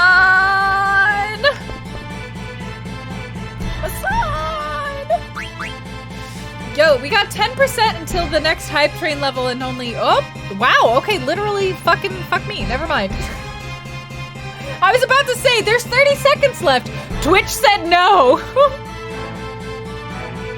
Oh, I got the heart. Oh, I got like the card that is the 3 of hearts for the tarot. The 3 of swords. Thank you all for that extremely chaotic hype train. I'll take this as an early birthday present. Goodness, I did not anticipate that this fight was going to be so obnoxious. Now let's go with antibody then. Let's go give everybody antibody. You have bandit. I'm going to turn off mug. You have antibody already. Good. Is it because of the mod? I don't know. I think this boss is really hard even without the mod, but... Antibody. Jelly. Locomotion. Clear-headed. Why not? All the things. Healer I'm not gonna equip. Loudmouth, return magic. We don't need return magic. You can have antibody. And auto potion. That'll be fine. That won't get really annoying. Boss's pain! Can't confirm, Kupo! B-Day is this Sunday. My birthday's on Sunday. You're all invited. Kupo? Kupo! Let's kick this book's fucking ass! Throw it in the fire! Forget this. Forget this. Attack. Attack.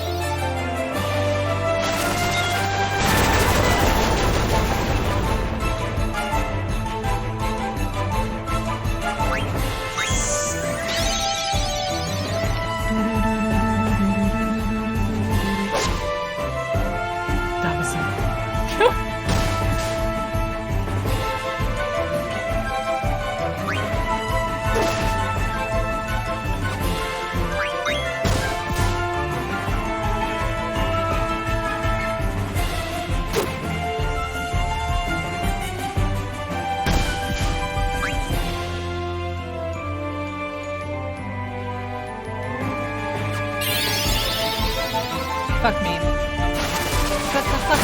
Fuck me. I did what the game told. I did what the strategy guide told me to do, and it didn't work.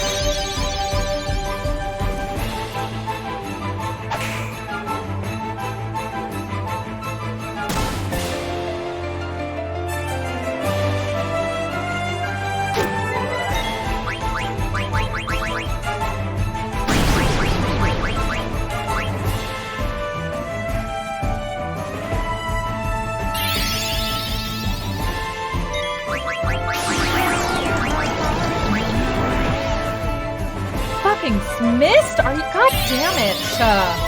I think the mod messed with how quickly this happens, and it's very frustrating.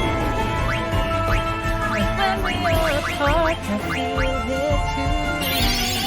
And no matter what, I feel the pain.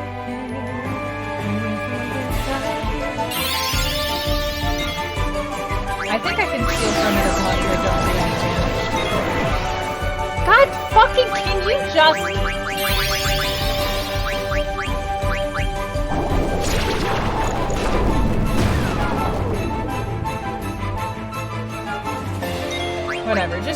lot of damage, okay?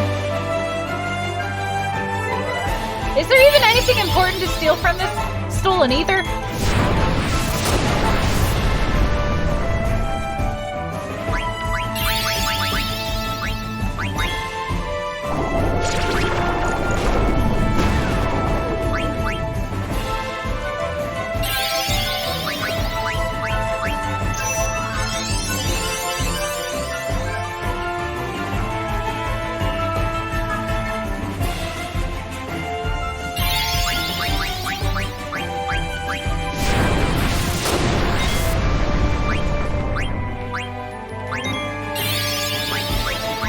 Okay, well this is going a lot better than last time.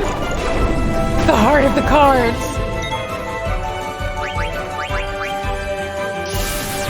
Ah, Pringa's dead. That's fine.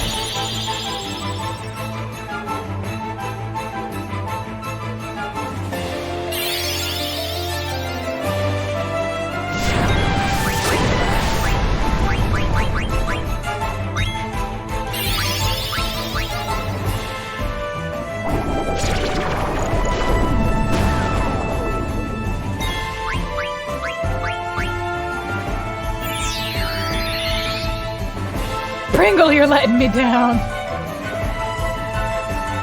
He is a little bit. He is a little bit.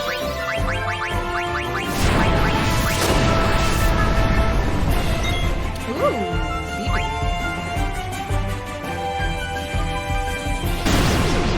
Fuck.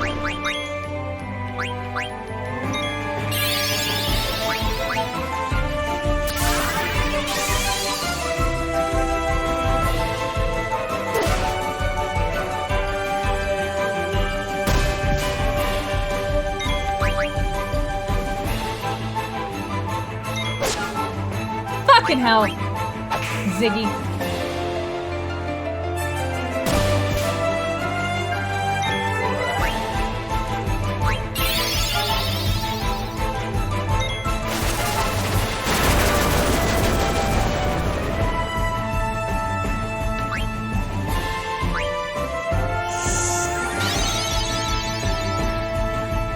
I'm so stressed.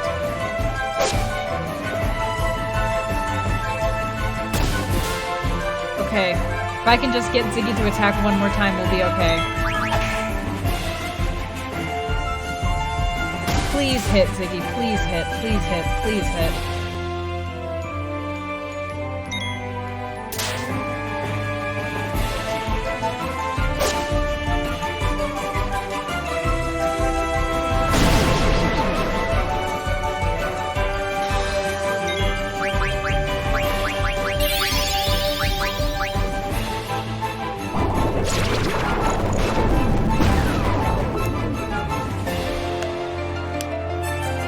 It's meant to be a hidden boss. It's meant to be super hard.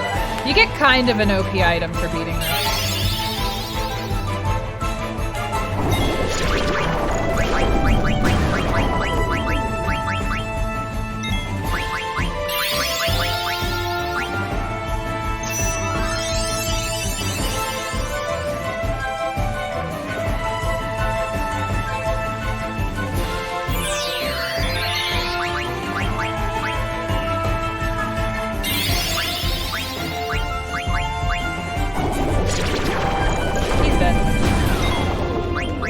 Forget him. Let him go.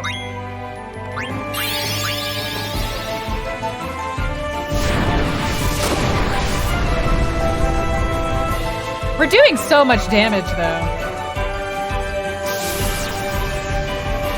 I do not know that. As far as I'm aware, the Moguri mod, like, they explicitly tell you to use the Moguri mod with the Steam version. So, I'm not sure that it's compatible elsewhere.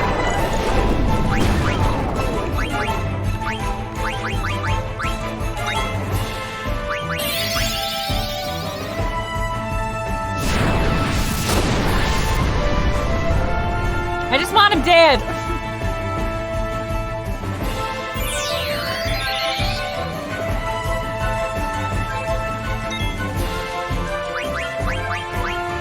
No! Oh god, oh god, oh god, we don't have enough HP!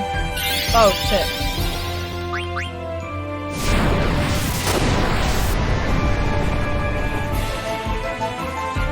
Okay, that worked.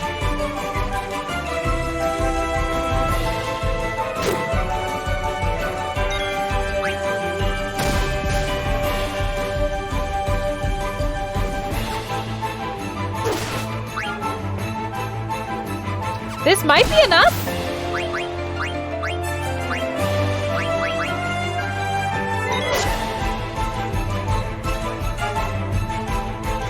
Fuck yeah, fuck yeah.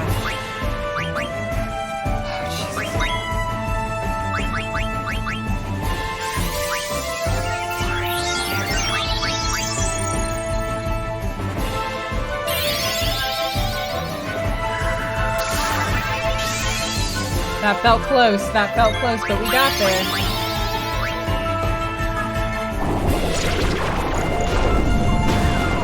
Is this so much easier now that I have antibody on? Not that they warned me.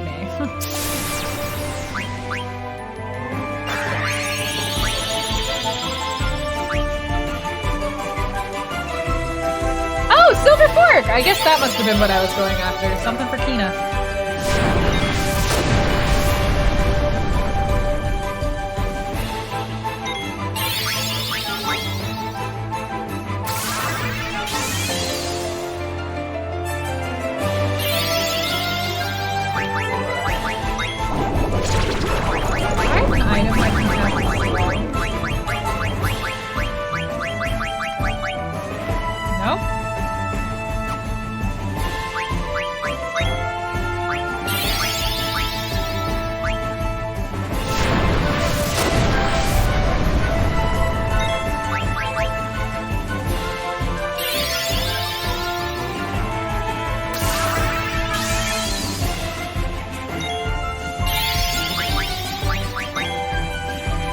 How much HP does this thing have?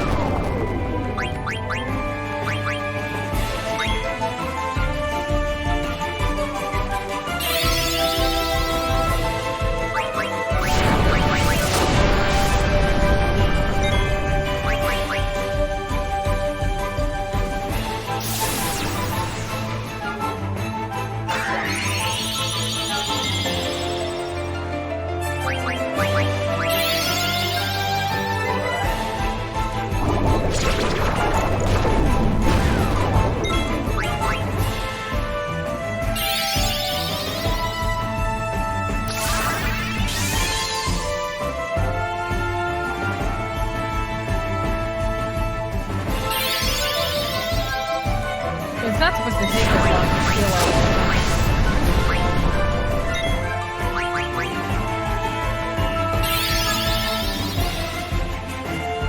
It's going in the unhaul. How much HP does it have?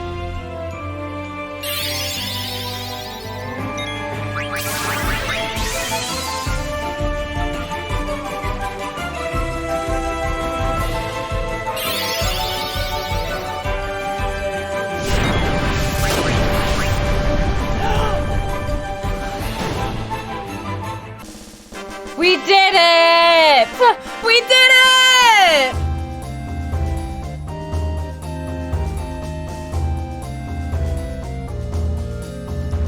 And that's all she wrote!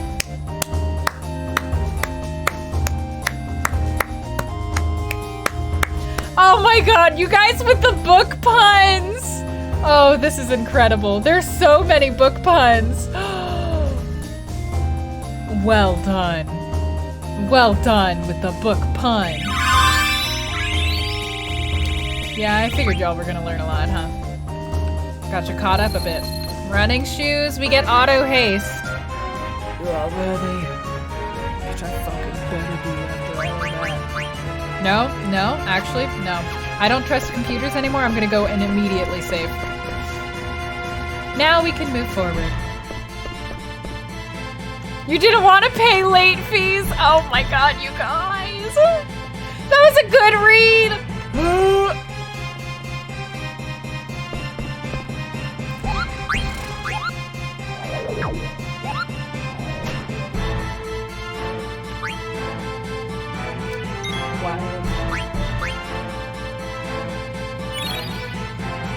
thank God we're safe. Okay.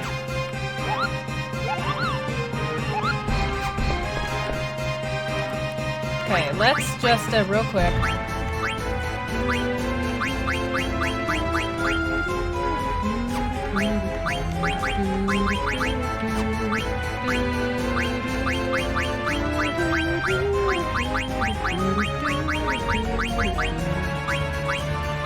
I'll give you auto haste, because guess who's a thief who needs a haste? Nope, not you.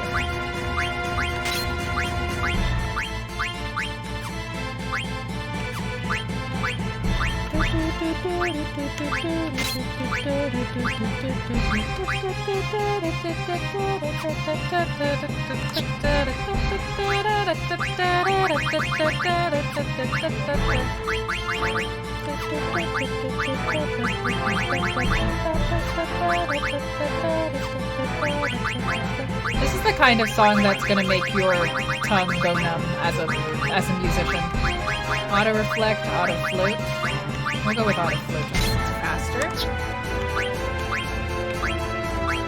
Oh, look, Mon, he learned to add status.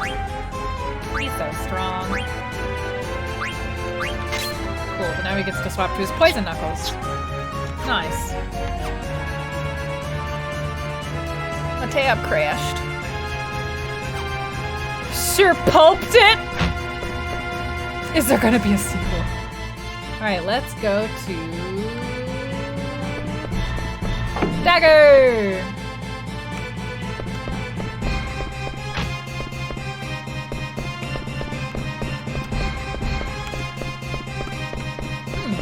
Weird how they just let me up. The Necronomicon. It sure was cute on the inside, but also such a bitch. Gee, what is this? So this is the secret of Alexandria Castle. A Razor and Echo up there? Maybe. Let's go see. No. What are you doing? There's no point in all of us going. I'll take it from here. I love Razor the most. But why? I want to go with you. I want to help Razor and Echo too. Kuja might destroy this castle at any minute. Get out of here while you're still here. Go on, Bibi. Someday, I'll probably do the same thing for someone who's really important to you. Razor is more important to me than anything else. You make me sick. I'm out of here. Next time you want to play hero, don't even bother calling me. Later. Wow, you're so cool, Pringle. I guess there's no way to stop you. Just remember, this is not just your war, so don't even think about fighting Kuja now. As soon as you find Razor, leave. I'm glad that nobody's worried about Echo. Alright. Come on, Bibi, let's go. Remy, wait. Let him go, Bibi. He'll be alright. He'll be alright. Sorry I can't take you with me. But I have to go with my instincts on this one. I don't know what else to say. Okay, Ziggy. Good luck. Man, you dragged them all the way here, though.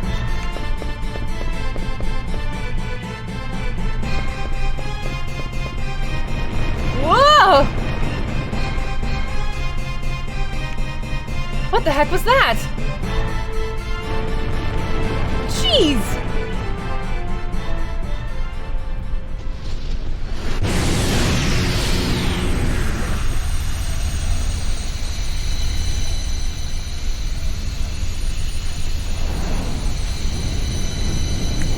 Oh, it pains me to see.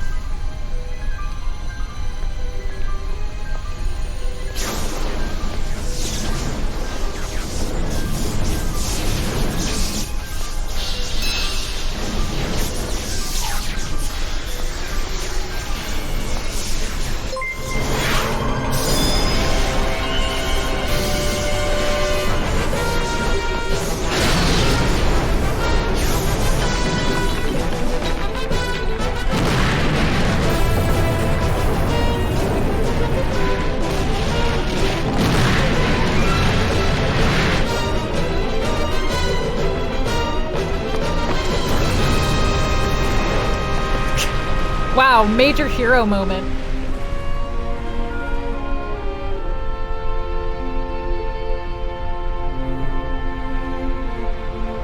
Also, Ego's there. She's fine. Aww. She's pissed. Ego's like, fuck you guys.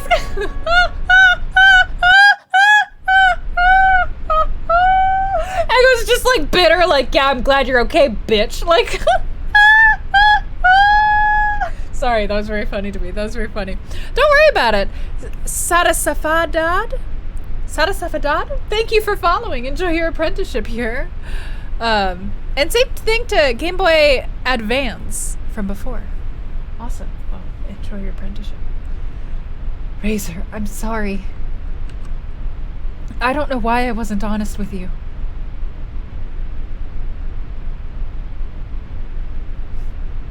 Ziggy, we really made a big mess, didn't we?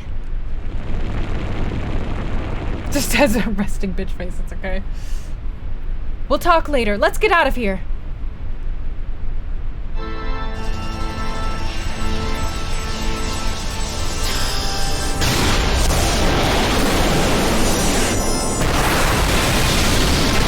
Oh, they definitely got far enough away to worry.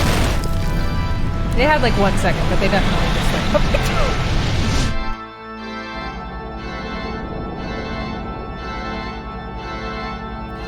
More souls have returned. In microscopic proportions, the process still continues after thousands of years. Eventually, these circulating souls will no longer belong to God. They must never be circulated back. Kuja did well. If only he had lasted longer. I never imagined he would choose to end his remaining days on Gaia. Perhaps this was his fate, set in the ages past. I, too, cannot escape my fate. Someday, I must face your counterpart.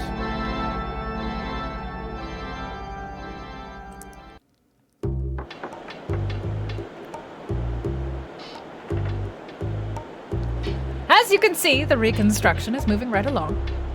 Good. We've started building airship number 3. It's going well too, Glock. Many engineers from the industrial district have volunteered. Our people are so strong. I never realized it until now. They have faith in you, Regent. That is why they can be strong. They are proud to be citizens of Lindblom.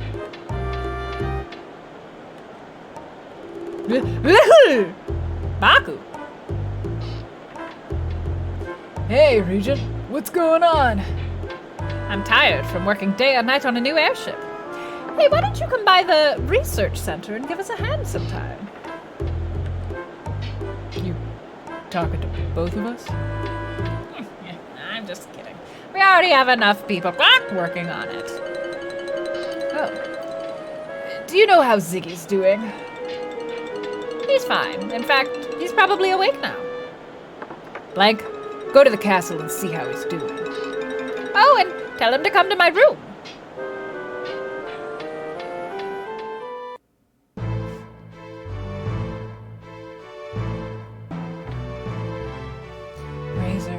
Echo, how did I get here? I don't know, but we gon' loot! Alright, so actually, yep, you're still here.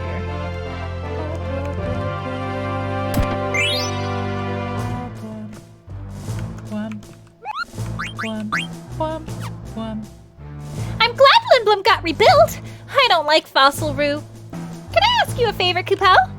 I want you to deliver a letter to Mudon. Thanks, Kupel. All right. So, this is where we're going to be ending the stream for today on a wonderful, wonderful cliffhanger, maybe? Maybe? We'll call it that. Maybe a kind of cliffhanger. I don't know if we'll call it that. We'll see. But here, let me back out.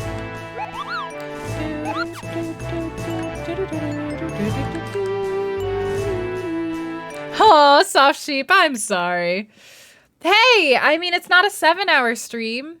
I just, you know, whenever a game's story is building up to a big scene, like I like as a writer, I feel terrible just being like, all right, we're gonna stop here in the middle of the tension and like try to build from this that like nah, I can't do it. I gotta see the arc complete.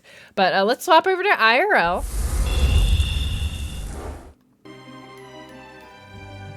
And we're right back into Crossing Those Hills music. Right back into it. Yeah, thank you guys for coming to the stream. Oh, I'm getting really nervous because like my birthday stream's on Sunday and I hope people are gonna come. So I'm all nervous now. I'm like, oh no, please come have my birthday with me. I'm a little nervous, but it's okay. It'll be fine. So we have a tradition here. Before we rate somebody else, would you all like to share one good thing that happened to you today or one good thing you're looking forward to tomorrow?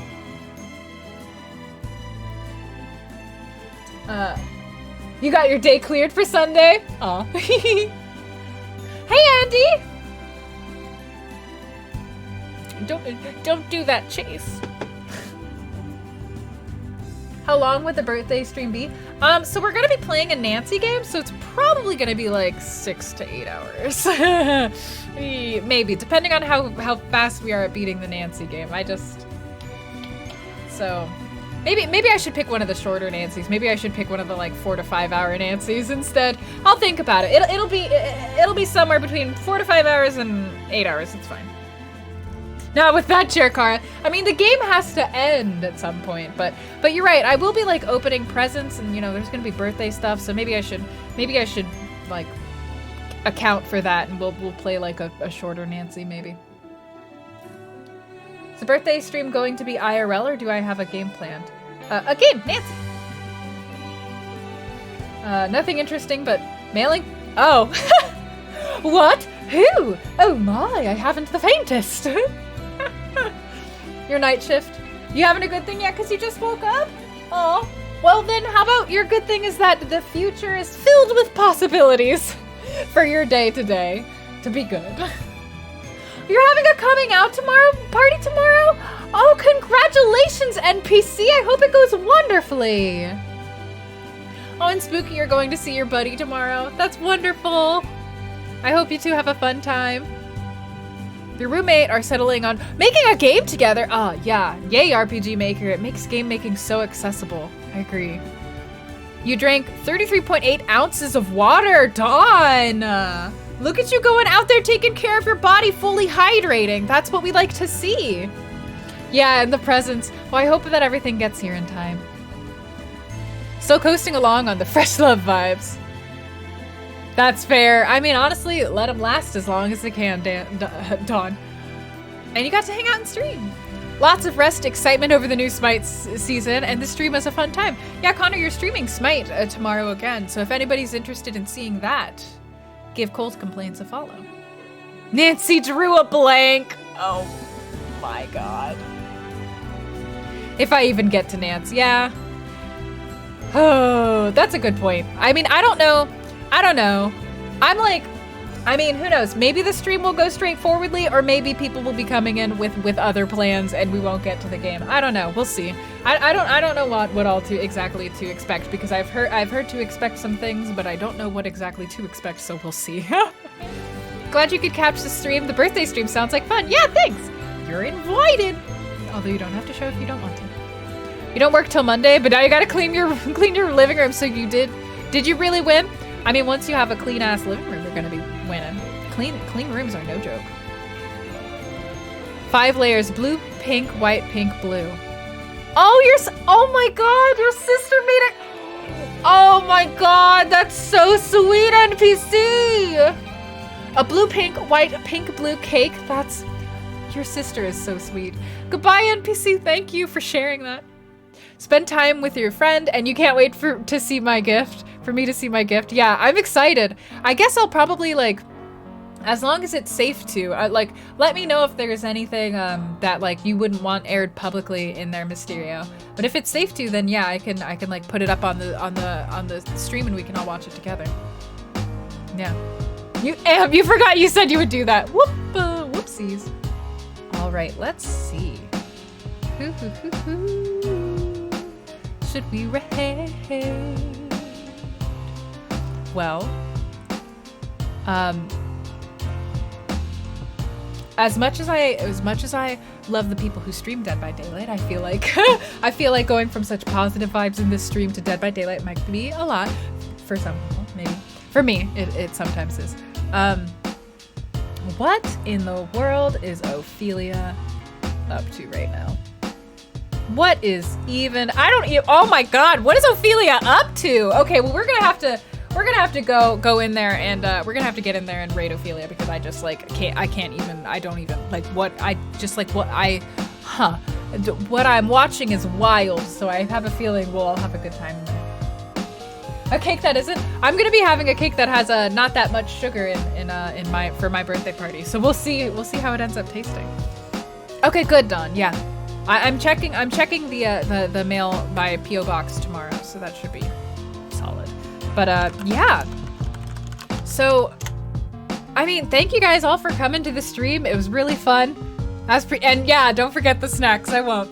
It was really fun and exciting. I will see you guys on Sunday for my birthday. Not that I'm nervous. I'm not nervous. You're nervous. I'll see you on Sunday for my birthday. It's okay. I'm cool. I'm chill. Profesh. Yeah, stream's over. I'm sorry, Lance. Ophelia Up.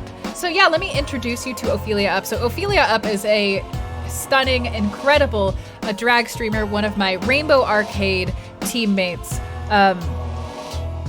who streams every Tuesday, Thursday, and Saturday. I'm gonna read out her bio. She brings you cheeky humor, fierce looks, and a true variety of game content. What she lacks in brain cells, she makes up for in cup size. So like there, you get the tone of the just very fun drag streamer to follow. So it looks like she's playing Spellbreak right now, and she's she came in earlier, like last stream. She's the like goth drag streamer. So it's very cool. I love it. Oh, hey, so Brandon. All right, yeah. So anyways, bye. Thank you guys for coming. We're gonna raid Ophelia, share it, dance, and say positive things. I'll see you guys on Sunday then. Goodbye.